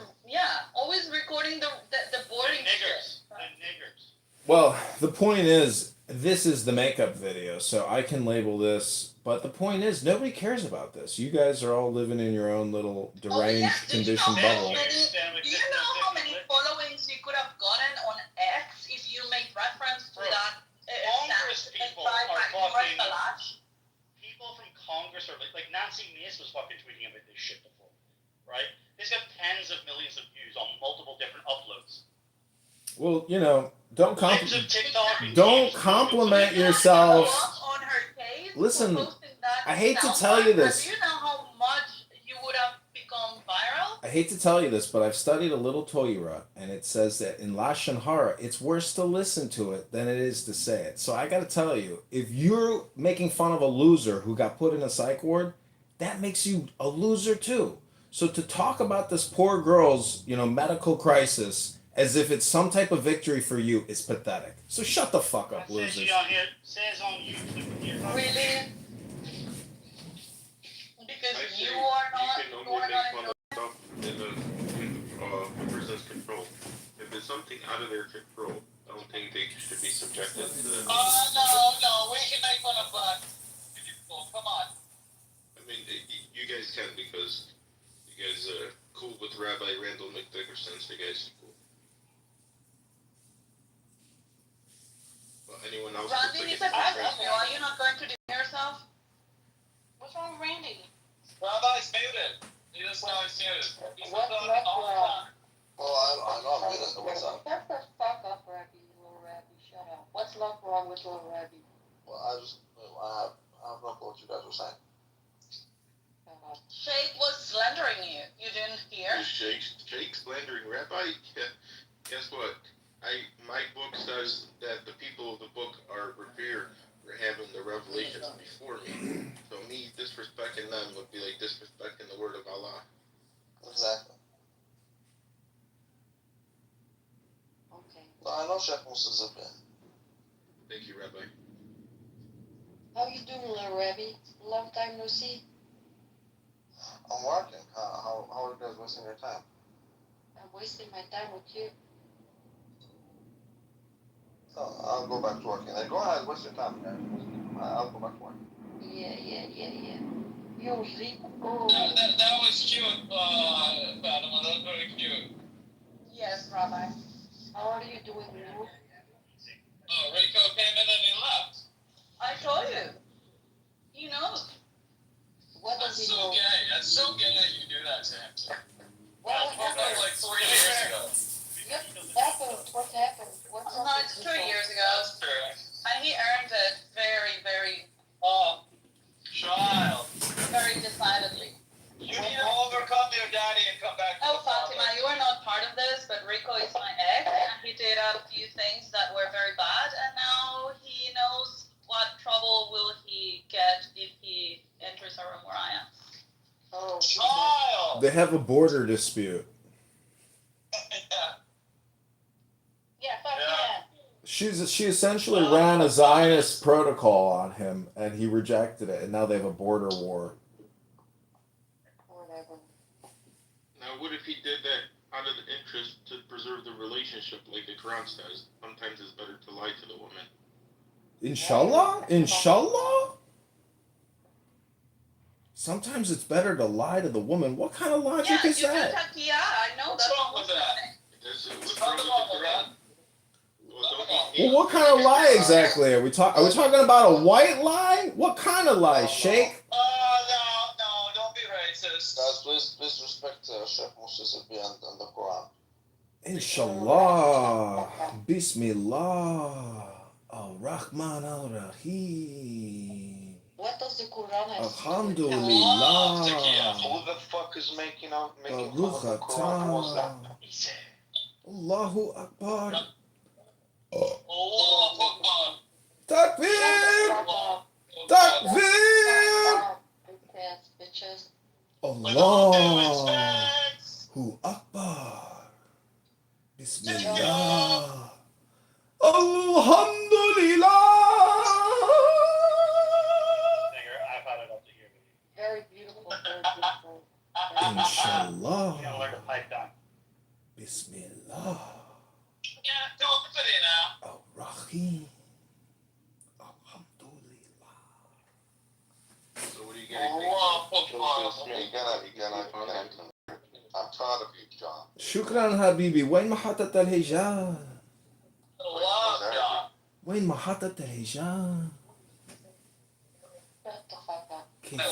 كيف حالك حبيبتي؟ I'm proud of you, John. شكرا حبيبي. I would have a Negroni with John. You're a decent nigger. See if I my phone. Is that France? Trouble. I'm going to create a new nonprofit called N-Word Tourette's Research Association, and we're going to find out exactly what kind of medication can help N-Word Tourette sufferers stop themselves from the scourge of saying the N-word all the time. On that list predominantly. That's racist, so we can't have that. Hello, my name is Tim. I'm a clubhouse troll. Nice to meet you, Sally. I unfortunately have to take medication for an N-word syndrome. I've got Tourette's. When I say the N-word all the time, but now I don't have to say the N-word anymore because I'm on medication. I love niggers. Oh, it's such a pleasure to meet you, Timothy. Oh, when was the last time you've been out on a date? Well, once I got diagnosed with the N-word Tourette syndrome, and I've taken this medication now for the N-word Tourette's. This is the first day I've been on without an N-word. I didn't mean to say the N-word, Sally. I'm so sorry. Can you forgive me? Fuck you! Nah!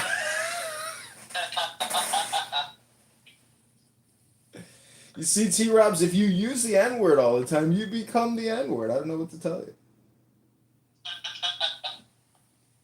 I've been warning you. I've been warning you about your vocabulary, Timothy. Stop using the N-word, or you become an N-word. Okay, Negroni. A Negroid. I like Negroid. I love Negroids. That's right. But do Negroids love you? No. You love these Pakistanis and Indians, but they right. I love Indians. That's the problem.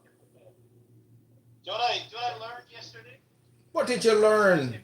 The British created one of the biggest genocides in history. Over 40 years, they killed 165 million natives. We love genocides. Now we love genocides. Fuck your Holocaust. Oh, this nigga. Wow.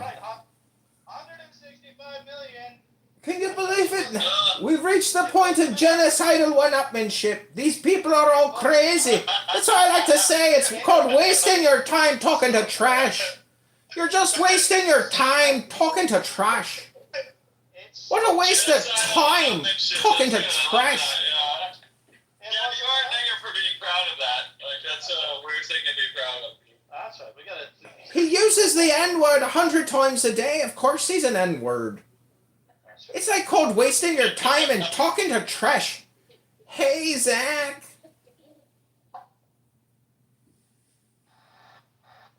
Wait, dude. Mod me! Mr. Anderson. I love Zach. Long time. Indeed. How you been, Zach? Mod me!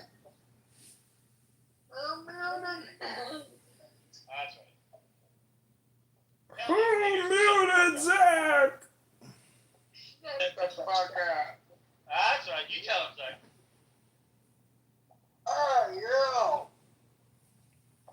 CRT, Hey, yo. BLM, LGBTQ,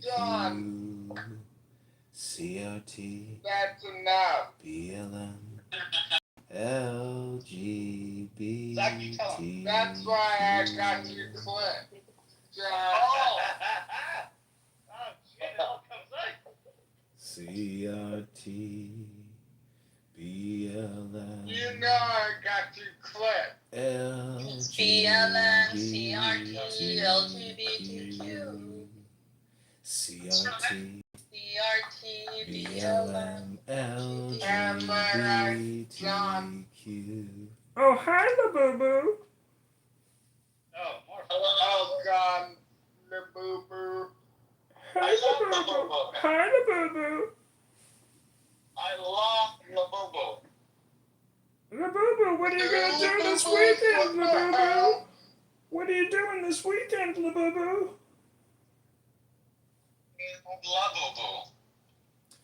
Labubu hates me. He's in one of the hater categories of the campaign to elect candidate Congressman John Kitover. Isn't that true, Labubu? Why have you always hated John, Labubu? Mr. Anderson, two Labubus. I know. We have to vote one outside. And who's it gonna be?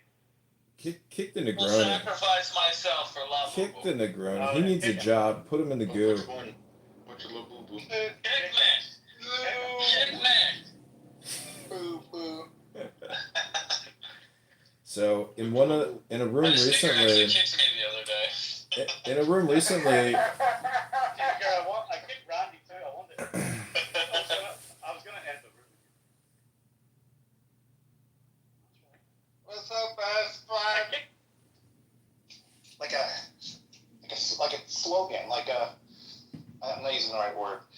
It bothers me that I have to claim Zionism and not just be, I support Jews, but I'm not really a Zionist. why can't Jewish people just live in security? I tried that word. The people who, I'm not the historian on this, but from what I remember and what I read, some of the main people who push for Zionism. And What did you read? What book did you read? Secular. So I don't think it carries that religious and, essentialist dogma inherently. That's good if that's true. That makes sense. 500.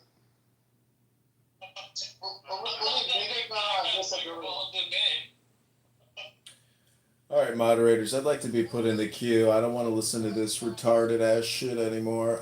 I'm gonna just read a poem, talk over everybody, because if I could give you anything for those who have given so much to the campaign, I think it would probably be a beautiful poem just for 60 seconds. I know most people want to just come here and get their dopamine and talk over each other and talk about nothing and waste all their time. But I created a room earlier called Wasting All Your Time and Talking to Trash. And thus, welcome back to another episode of Wasting All Your Time Talking to Trash. Bitch, you're the nigga. You're a fucking damn Asian nigger, bitch. Oh, you know what? The Muslims are fucking up your people, bitch. I'm glad. Mashallah now. Nora's over there. Where are those who died serving God on the plain of Karbala? Where are those who know how to open the gate? There's no rational answer to this.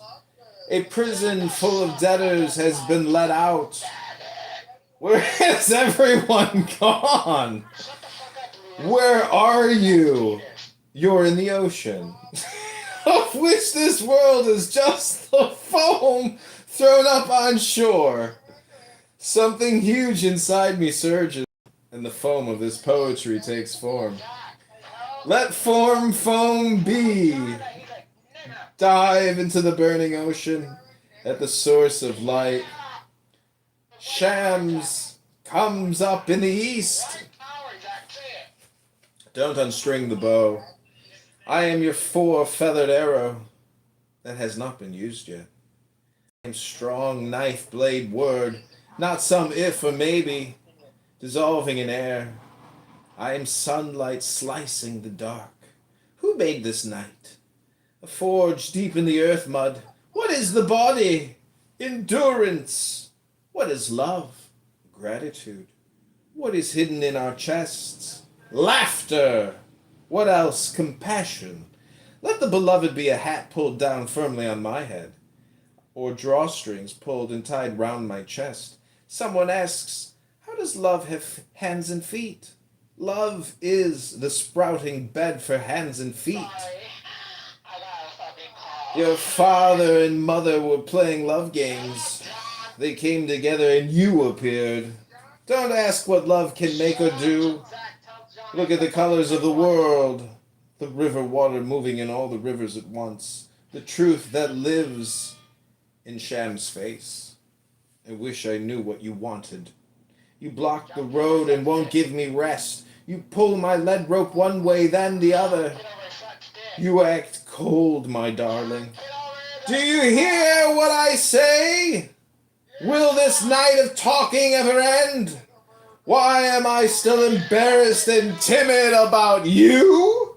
You are thousands. You are one. Quiet, but most articulate. Your name is spring. Your name is wine. Your name is the nausea that comes with wine. You are my doubting and the light points in my eyes. You are every image, and yet I'm homesick for you. Can I get there? Where the deer pounces on the lion, where the one I'm after's after me. This drum and these words keep pounding. Let them both smash through the coverings into silence. If my words are not saying what you would say, slap my face. Discipline me as a loving mother does a babbling child caught up in nonsense. A thirsty man runs into the sea, and the sea holds a sword to his throat. A lily looks at a bank of roses and wilts and says nothing. I am a tambourine. Don't put me aside till the fast dancing starts. Play me some all along. Help me with these little sounds. Joseph is most beautiful when he's completely naked, but his shirt gives you an idea, as the body lets you glimpse the glitter on the water of the soul. Even if the corpse washer binds my jaw shut here on Clown House, you'll still hear this song, coming out of my dead silence.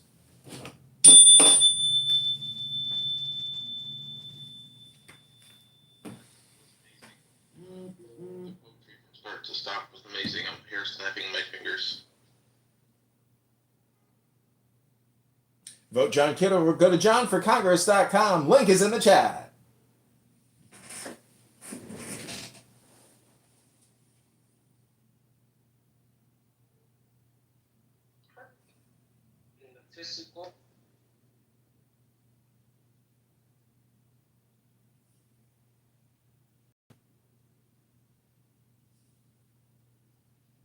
Are you in all the districts, or do we have to?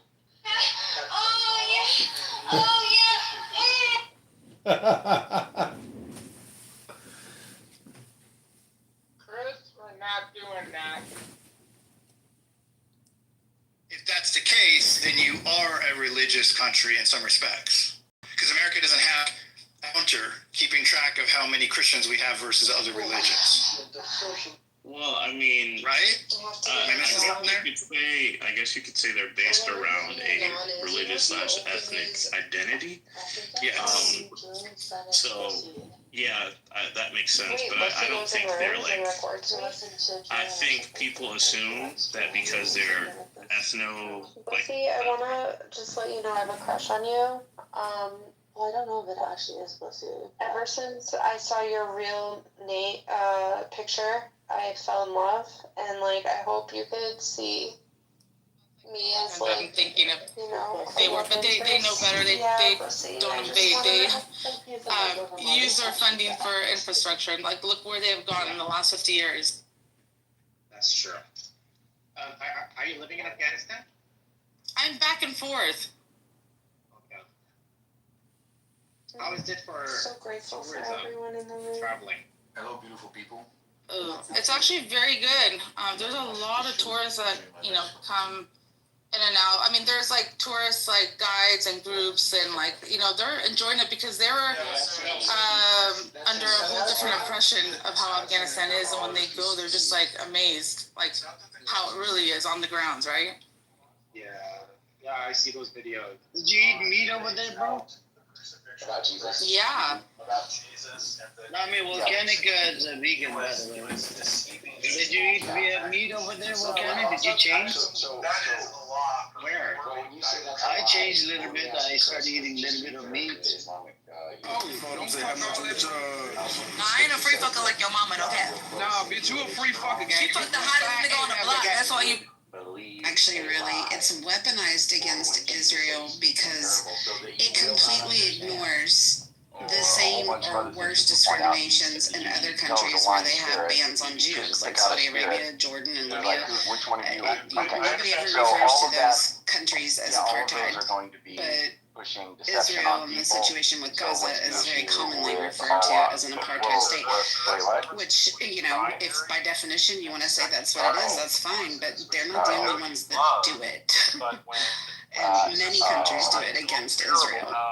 Yeah, it's because your libertarianism is showing through, and you're willing to defend people. Yeah, that's to do with libertarianism. To defend your God. This has nothing to do with libertarianism.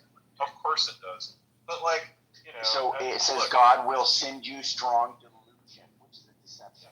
Hey mods, this is John. I would just like to request 60 seconds to read Bible flashcards. Thank you mods for the consideration. This is John speaking.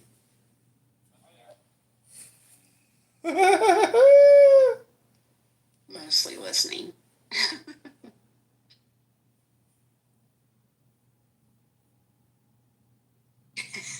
She had her service at work. But yeah. Oh gosh. I know, this is always I'm tired of the woman. I tend to steer clear of these conversations on Clubhouse because they don't generally go very well. Well, so far it's been pretty mild. Right? It has.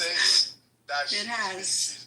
Of course, we don't have Norman here. If we had Norman here, it would have been quite a...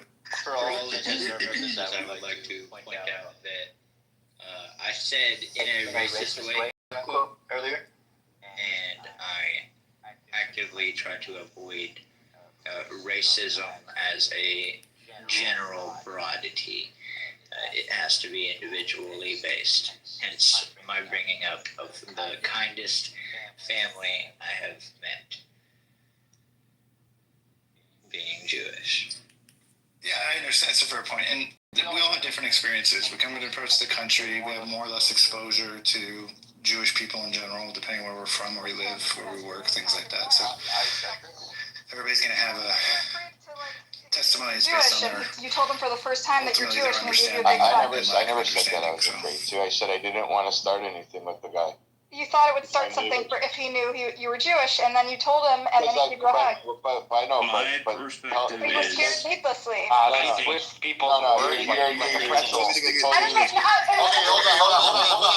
on. You're an antagonist, but it's okay. And I'll say the story what happened. So when I did lose the key, the guy left the phone number on it where I lost the key, and he said the call. I called. He showed up to my house and he said, "Hi, my name's Fred. I'm a Palestinian." So I said, "That's a little fucking weird. So I'm not going to say, hi, my name's Bibi, and I'm a Jew." I thought that would be weird, and that's going to give somebody that's already got cancer more cancer, and I'm just going to basically fill this guy full of hate. So it wasn't worth it for me to say that. And then when I was on with you, he came up to me and said, "Hey," I said, "Hey, how's your day?" And he said, "Oh, listening to the BBC, I can't believe what's going on. They blew up a hospital." So I go, "Yeah, I didn't want to say to you the other day that I was a Jew because, you know what I mean, you're already like listening to media and stuff like that." I go, "But look, we talk." And he goes, "Yeah, you're right." And the guy gave me a hug and I gave him a hug back. And that was it. But I wasn't trembling or scared. I tried to avoid confrontation with my neighbors. Yeah. My point is, I didn't mean to be confrontational with you, BB. I was just simply pointing out how exposure makes us all a little more understanding of each other, right? Okay, I misunderstood where you were coming from. It's just because you came from I appreciate fucking field sometimes, so, but yeah. No. I meant like, look, I admire that you have Palestinian friends and you're not just like a hater for the sake. You're not just tribal, you know. I think that's really respectable, BB. That some of your neighbors that you are close with are Palestinian, even though you're on, you know. No, I know, but when I asked them if they would go back and live there, they say hell no. Hell no. Of course not. Why would they want to? They have much better lives in the West. I mean, So they might feel a little different. I end up having coffee with the guy the next day. Oh, you did? Listen, I go into Arab.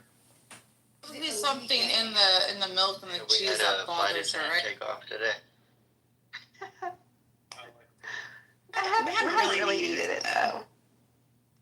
We tend to whip that out when we need it. Just make everybody take a breath. Okay, this is your 60-second poem of love. When I press my hand to my chest, it is your chest, and now you're scratching my head. Sometimes you put me in the herd with your other camels. Sometimes you place me at the front of the troops as the commander. Sometimes you wet me with your mouth like you do your seal ring just before you plant your power. Sometimes you round me into a simple door knocker. You take blood and make sperm. You take sperm and create an animal. You use the animal to evolve intelligence. Life keeps leading to more life. You drive me away gently as a flute song does a dove from the caves, from the eaves. With the same song you call me back. You push me out on many journeys. Then you anchor me with no motion at all. I am water. I am the thorn that catches someone's clothing. I don't care about marvelous sights. I only want to be in your presence. There's nothing to believe. Only when I quit believing in myself did I come into this beauty. I saw your blade and burned my shield. I flew on 600 pairs of wings like Gabriel. But now that I'm here, what do I need wings for? Day and night I guarded the pearl of my soul. Did you go into the poem number 2? No, I think this is the back end of the poem. Yeah, 60 seconds is way over. Well, these are the. You want to hear the last 12 lines? I was listening. You've made it this far. I saw your blade and burned my shield. I flew on 600 pairs of wings like Gabriel. But now that I'm here, what do I need wings for? Day and night I guarded the pearl of my soul. Now in this ocean of purling currents, I've lost track of which was mine. There is no way to describe you. Say the end of this so strongly that I will ride up over my own commotion.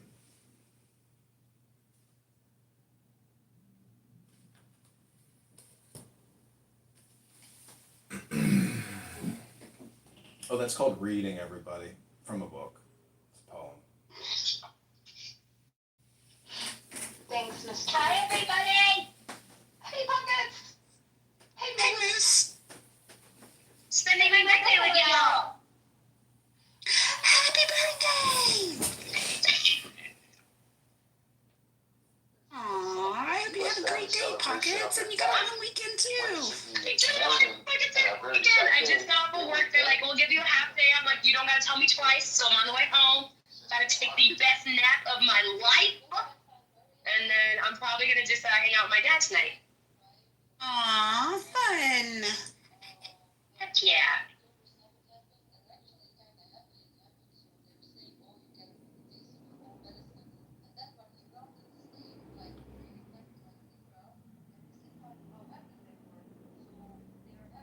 But yeah, I'm 29.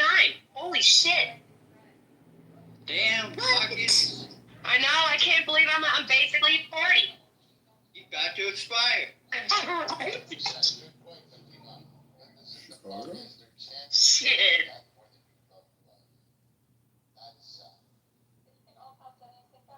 Better put you in the freezer. Right, cry on me. So did I miss anything new, Surrender? Anything new happening?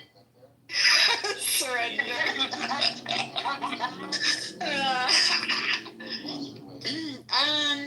No, you know how that goes.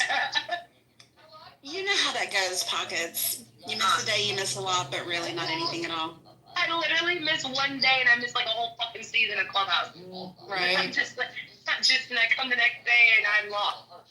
And it sucks. Pockets, you were still pooping in your diapers when I got married. No way. I was married in 97. Wow, like, yeah, I was definitely shitting in my You were born in 96. Yes, I was.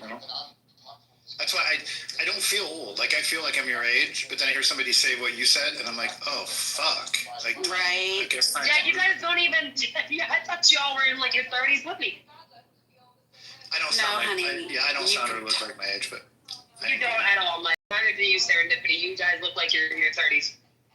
I have a child your age, so he's actually a little bit older than you. Right? Oh my God, Surrender, you get me my mother. Come to mama, baby. Real big mama. That is so funny, dude. That's awesome. Damn. That's crazy. So what, you had your child when you were like 14? I wish, no. Oh my God, Serendipity, that's crazy. Right? Oh my God. I mean, there's a reason. Mind-blowing. I literally thought you guys were so young. This is crazy. My oldest granddaughter is 12. Oh my God. Yes. Oh my God. My oldest granddaughter is 12. That's fucking weird. Yeah. You look like a grandmother. She's like, no, it's not a granddaughter. It's not real. Like, what?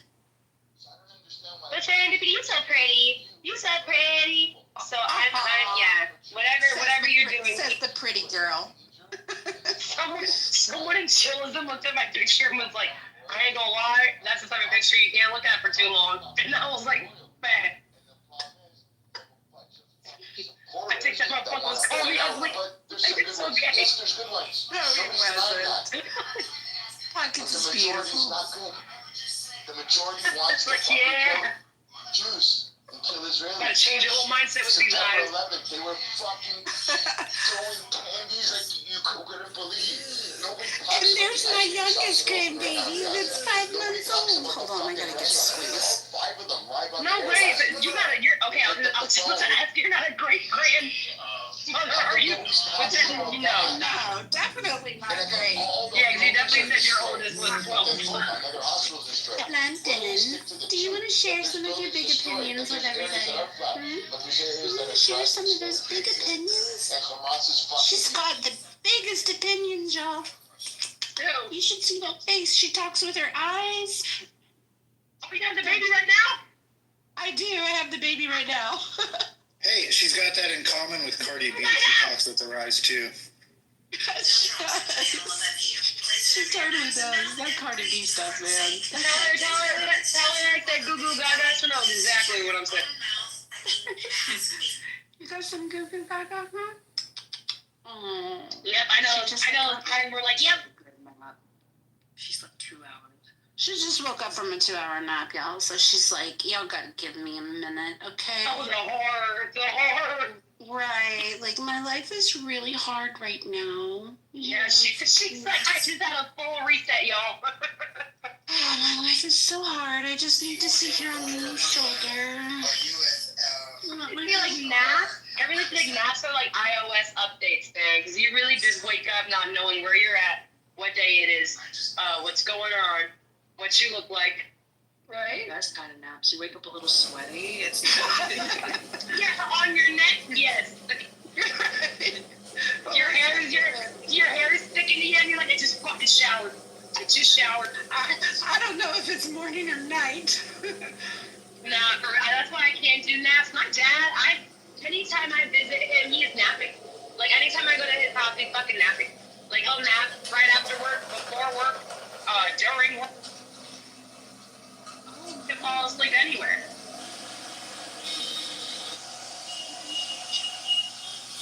That happens at about age 50.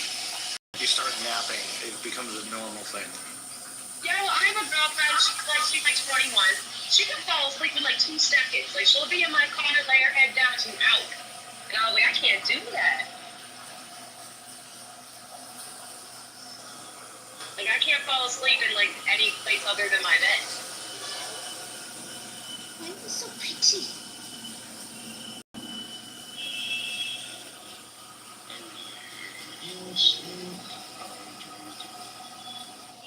Really, Negro? I would have taken you for a day sleeper.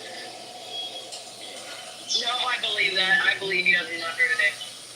Yeah, when I wake up, when I wake up after sleeping during the day, it's just like, feels so dry, it's like my mouth. Yeah. Then you're up for the next 12 hours. It's ridiculous. Yeah, I tried napping after work one time and I slept through the whole next morning, so I can't really nap.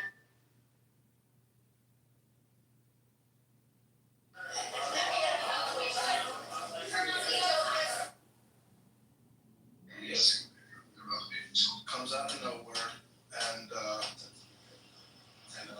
Yo, we really got ice out here in Tucson, Arizona, picking people up. Do you really? We do, literally. Woo.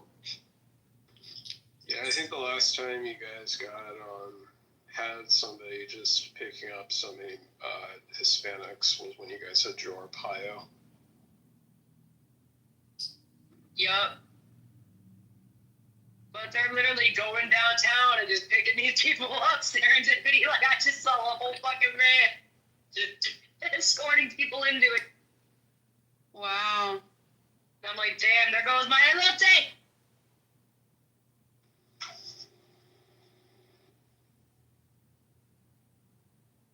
yeah, the Home Depots that I have to go to sometimes, they don't have any day laborers out front anymore. None. Wow. Our food trucks are now just disappearing. We have no more food trucks. Which is so fun. We have to be careful what we ask for, man. Yeah, I'm getting used to this shit. That kind of reminds me of like the Family Guy episode where basically had Abraham Lincoln who came out and he saw, like, he asked him, why is your lawn getting so high? He says that, I used to have a lawnmower.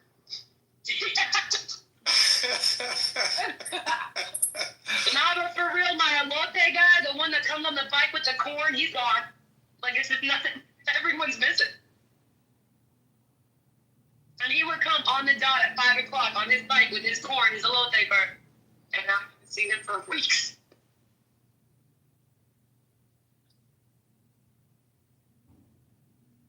So they're really taking, like, the best people that we need. The food trucks and the elote guy. They're taking the people we need.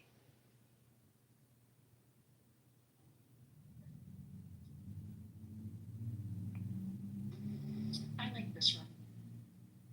Very chill. It is a chill room. Is this like Yeah. It's where I've been spending my days. Hey, Miss Princess. Hello, happy Friday. Happy Friday to ya. Y'all remember that song Friday that that girl came up with a time ago? That like went viral? Rebecca Black? Yes! That girl went crazy on that song. Friday. No, please stop. No, That's the worst. Everybody's looking for me. Dude, I loved her. You know, she got like really popular on YouTube after that, and like had a pretty decent career, like just as like a early content creator, influencer.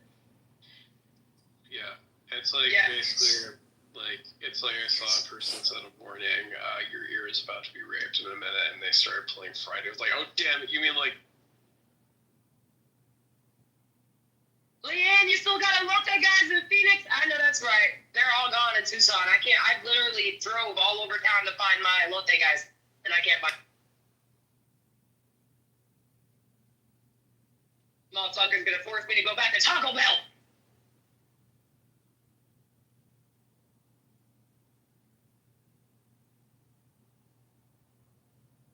William Wallace, there are no boomers in this room, to my knowledge. Well, maybe Joe. Damn, Mike, why you gotta tell her like that? What the fuck? It's not a diss. I just saw her picture while I was saying it. You were so quick. Baby Joe beat you on the spot, but no one else. Well, I was saying it, and then I literally saw her picture, and then I just had like a verbal diarrhea. I didn't mean to. Yeah, I'm not telling you no secrets, Nick. I'm not telling you nothing. I was trying to do my JD Vance lines with Joe, where it's like, what are they? What are they? It's like JD Vance in a grocery store. He's like, I have a question about trans fats. Why are you lying to people? Trans fats or whatever fats they were when they were made.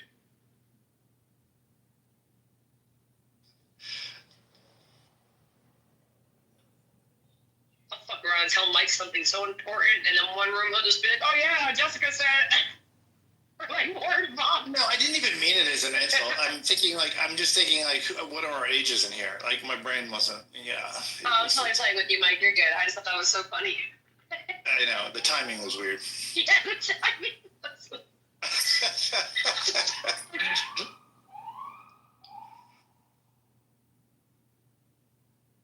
Wait, I just looked at Rebecca Black, and she's like on tour as a singer. No fucking way! I swear! I didn't even know she had other music. That is so fucking funny, dude. She was like, bet. Yeah, we're taking this all the way. Oh my god. You know, it'd be so funny, Princess, if it was just the song Friday. She's just on tour singing that shit. She did a song called Saturday that was like kind of like a dig at Friday. And I just was like, oh, okay. I thought it was just like I actually like paid good money to get produced this time instead of going to some random person that's just gonna scam you out of your money. She's like, it's Saturday, fuck Friday. You leave my Friday alone. Leave my Friday alone. That is so funny. She made a song called Saturday as a dig at Friday. Yeah, screw your Saturday, princess. Screw your Saturday. She'd be like, it's Sunday, we gotta go to church. Not me. So funny, dude. I'm gonna go look it up right now. This is why Friday is the superior day of the weekend. Because on Friday, you still get to look forward to the whole fucking weekend. That's a fact. I think the best time, you asked what the best day or best time of the weekend or best time of the week is. Yeah. For me, it's Friday night, actually, because I know that I have a whole 2 days. Although I'm shooting tomorrow, so I only really have 1, 2. Well, I get 2 again because it's 2 weekends. Yeah, but I have a lot of weekends. In October, I have 2 weekends where I have Saturday and Sunday weddings, so I'm going to have like 21 days of straight work. That's going to be fucking brutal. I'm already hating the idea of it, and it's only August. You're right, though. The best time of the week is like 5 o'clock on Friday. Because you know, damn, dude, I get to be up all night in this motherfucker. Dude, yeah. when I'm driving home at 5 p.m. on Friday with the windows down, it's such a good feeling. It's freedom. It's the same feeling. To be honest, it's one of the reasons I have been doing weddings for 20 years. Same feeling. When you're driving away from a wedding, there's this like ultimate feeling of accomplishment. It's like you can't beat it. It's like fucking, it's done. Like I'm at the, like when I'm driving to a wedding, I'm dreaming of this feeling of driving away from the wedding. Shit, you're a wedding photographer? I've done over 1,000 weddings. I had a business that did $800,000 in weddings a year at one point. No way. I was second in line for Justin Bieber's wedding. Actually, I was driving at one point.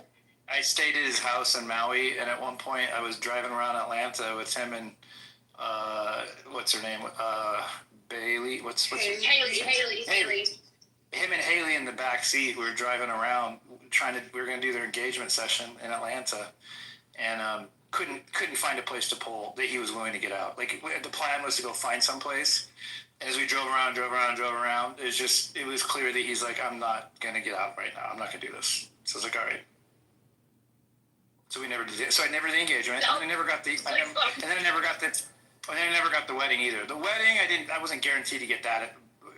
at the time of the engagement, but At least but you it were in was the his same mom. presence. Yeah, I was friends with Chip, who's a guy that was dating his mom, and so she was pushing for me to be his wedding photographer. She liked my work, and she kept telling Chip to get me to be his, convince him to pick me. He ended up picking Jose Villa, who's the most famous wedding photographer in the world, who will probably end up doing Taylor Swift's, I would imagine. He just fucking gets these things by default. It's really frustrating, actually. Because he's good, but he's not like, I don't know. I don't think his work's good enough to be doing every single uber famous person on the planet, You guys remember the other day we were talking about Taylor Swift and how, I noted and a couple other people noted that her obvious next move would be to marry this guy. Yeah. As part of brand strategizing, to kind of, she's 35 now, 36. And so to kind of transition her out of the kind of kitty bopper songwriting that appeals to younger girls. And I suggested that the next marketing move would be to marry her. She'll pop out some kids, and she'll make more mature music for ladies who can resonate with the whole married housewife. And then what happened? A day or so later, boom! It's announced that she's getting engaged. So don't be, I'm expecting a very different kind of album from her. In about a year or so after she ties the knot from Travis. It'll be interesting to see what her brand and marketing and music is like after she becomes a. Yeah, I feel like it'll be less dramatic. Like her last Folklore, like that era of album that she was doing was really artistic, really intense, really deep, right? And I feel like it's going to be way more like fun and lighthearted. Her next one after him. You listen to Taylor Swift? I do listen to Taylor Swift. Me too. I am a Swiftie. Tread left. I know. I am a Swiftie. I've listened to all her albums. I thought you said you have a wife, not a husband. I got both. I'm bi. Oh Lord. Well, we're gonna have to make intervention. I always like chick music. My wife had this. We had this Amazon Echo in the house, and my playlist was just kind of by default attached to it. And my wife was like, her radio at work broke, and she's like, I'm taking the Echo into work. I'm like, okay.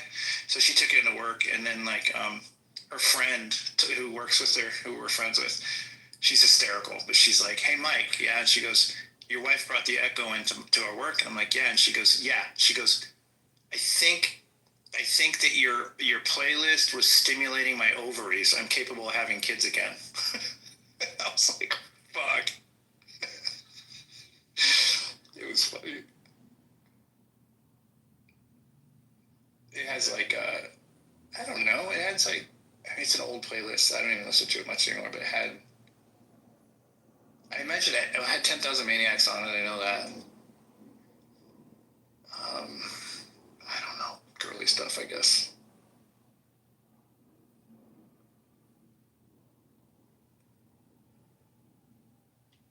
I don't want to be a hater in this room, but I'm just not that impressed by Taylor Swift. It's just not my vibe. I feel like as a Swiftie, if someone's not impressed with Taylor Swift, it's because they haven't listened to her entire discography, which obviously is a lot of music at this point in time. But I think that if you have just heard the pop singles on the radio that eventually end up to be annoying, like all pop singles on the radio, it's easy to be like, meh. Right, I agree. Not my thing. I agree. Like a lot of her really good work are not singles, I think. I agree. Like Folklore was one of the most incredible ones that she did, I think. And I agree with you.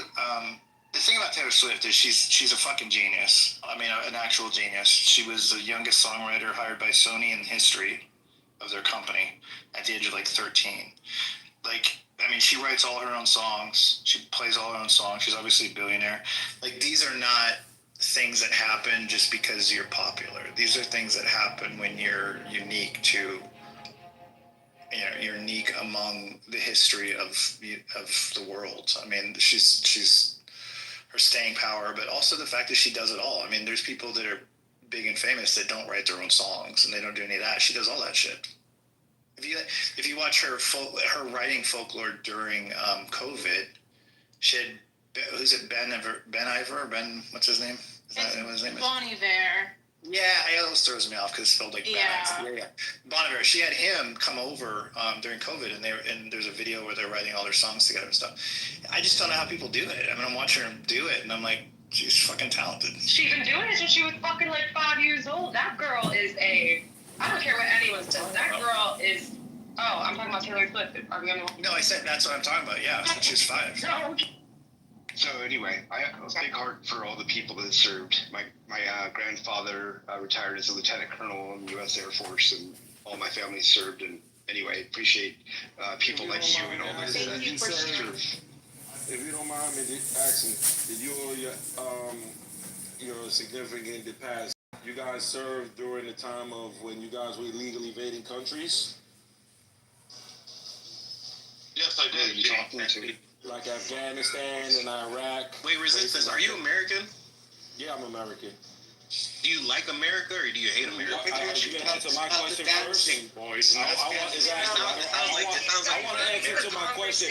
Were you veterans? He's diverting. Were you guys serving when the American government was illegally occupied and destroying other countries? Yeah. So what?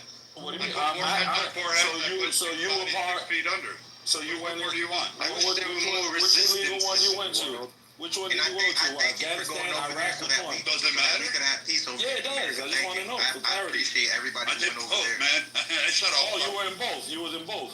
Oh, so Yeah, I got you're a both, piece man. of shit scumbag terrorist. You deserve to die when you were over there. Just probably like her husband. Deserve to get murdered. We're the terrorist resistance. I mean, We're the if you don't like your life in America, Oh, the Americans are the terrorists. They're the ones. Wait a minute. What the fuck is you gonna sit here? Just change your name to Resist. Are you Instead of Resistance. I hate un-American pieces of shits that live in America and they're against America. The life you live is because they went out there and did what they did so you could have freedom of peace. And her husband paid a sacrifice for your punk ass to be here on this goddamn soil. You better watch him out right now. Facts. See, here's my thing. Yeah, He said, we went and we did a whole lot of shit. You think Afghanistan and Iraq was bad? You have no fucking idea if that's just what you're playing with. Like, we've done worse. I mean, I have literally made moms cry at the disfigurement I have done to their men and boys. I have fucking erased entire villages, fucking states. I've toppled governments. I have replaced people. And I'll do it again for every American in the room. You know why? Because I love my Americans. And if there's an enemy that exists against the United States of America, well, then your days are numbered, because there's a lot of devil dogs, there's a lot of sailors, and there's a lot of Air Force guys, particularly 18-year-olds with drone skills that got it from playing Call of Duty, that will fuck your day up faster than you can blink. And here's the best part. We just went down to Venezuela, and they're like, I'm going to call 4.5 million militia to deal with 4,000 Marines, 3 destroyers. They don't realize the power that a destroyer can do, such as terraform an entire fucking country in a few minutes. So I'm just going to tell you that, yeah, I don't care. And if somebody out there in the world touches an American head, I don't give a shit if they're black, Hispanic, Asian, white, purple, pink, whatever it is. If you touch one American, I want your spines. I want to have your head hanging on the fucking Statues of Liberty's crown. I want to mount it up there as like a jewel, just to make sure that nobody ever touches another American's head again. Do you support America going out and killing people for fun then? If we need to, yeah. Yeah, of course. If we need to. Okay, fair enough. All right. Consistent in your fascism. I like you. Go ahead. Are you? I told you, you're American too. Like, I'm guessing. What you mean? You live in America? Yeah, I do. Okay, you're another one that if you don't like it here, or like the things we do, why don't you leave? I don't. That's a weird concept because y'all do the same thing as well too, right? Like who does the same thing? Well, like whenever like the opposite party is in office and you're like, no, we're not talking about parties. We're talking about Americans versus un-Americans. Well, I mean, I'm also another Nigerian as well too. Like that means nothing to me. Yeah. I get what I'm saying. You're saying if I don't like it here, then leave. Like I would love to leave and go back to my country, but I would like the